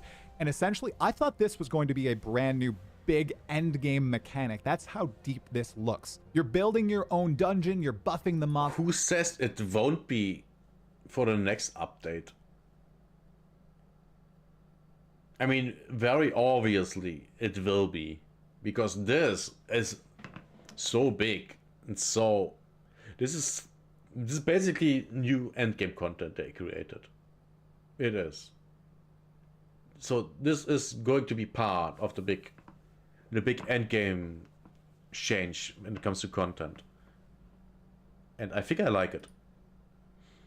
Within, you're customizing your rewards. There's a bunch of new crafting options, including one that allows you to remove mods from a unique item and add new random mods to that unique item, very similar to Falborn Uniques from Path of Exile 1's 3.27 Keepers of the Flame League. Whoa, I needed to breathe. You have a crafting option for your own body in which you can replace your body parts with Val mechanics. It gives you slight buffs, and when you die, you lose these buffs, but you can instantly go get them again if you go to your temple. More punishment for dying. I guess hardcore players won't need to worry about it. Well, until, you know. There are new unique items being introduced. The ability to double corrupt items. There's a brand new story with Doriani and with Queen Adziri. Jazzerus vindicated once more, I think. There are new bosses inside, and yes, in this Val Ruin, it looks like there are a lot of reused assets. The Masters Grinding games added again. They're even... Yeah, reusing assets is not a problem, as long as you do it well.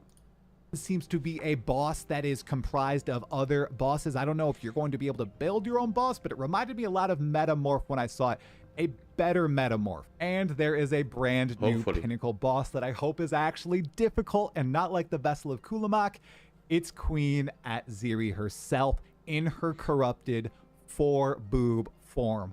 It looked sick. I cannot wait to actually engage with this fight. And it's in her private chambers. And then it sounds like there might be a secret Ascendancy class, just like there was with Abyss. Wait, okay, what? That's basically a highlight reel of everything added in my opinions on it. So there are a few surprises too, stuff that wasn't added to people. There was obviously no Trial of the Ancestors. That's the third Trial of Ascendancy, and it looks like there's no update on when that's going to be added. Obviously, there were no brand new Ascendancy classes for existing classes. That does suck. No endgame revamp. It sounds like item rarity on gear is going to be removed eventually. It's not really being changed much this patch, but it's being removed in the future. They just aren't sure how yet. And the supporter packs did not tickle my fancy, unfortunately. Yeah. Remember, I have the Jonathan podcast on Monday at 3 p.m. Eastern, so if you have a question for Jonathan, leave it in the comments below. The top upvoted questions for Jonathan will be asked to Jonathan as long as they are not repeats. I am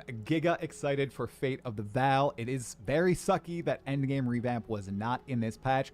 Looking forward to seeing it in... As someone who basically never got into endgame, I don't care. But that's because I never was an endgame, so I can say that. But I look forward to the temple. I really do.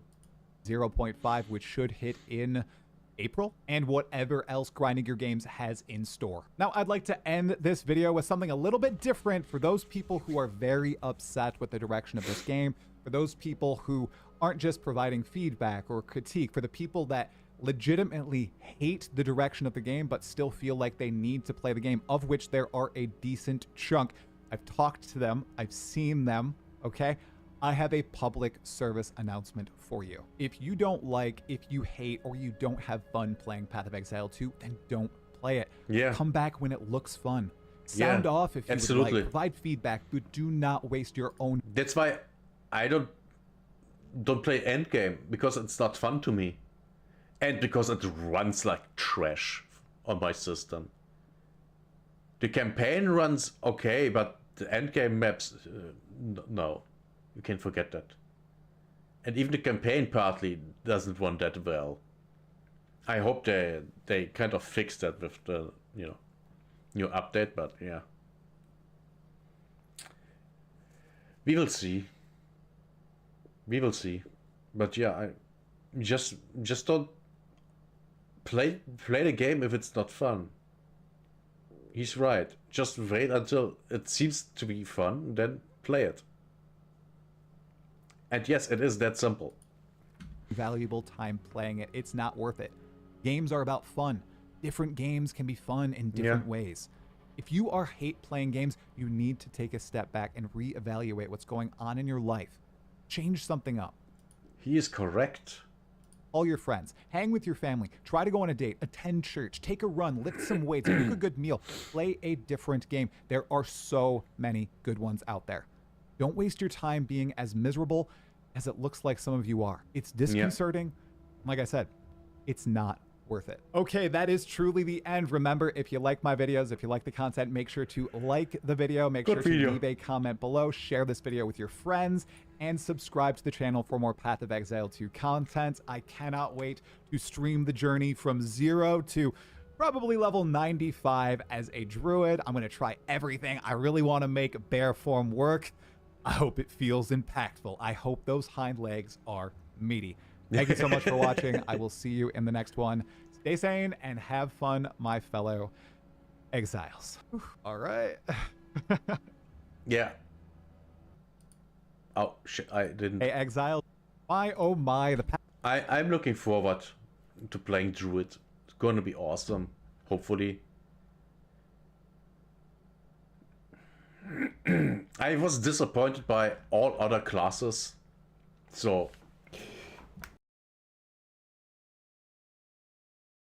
sorry about that.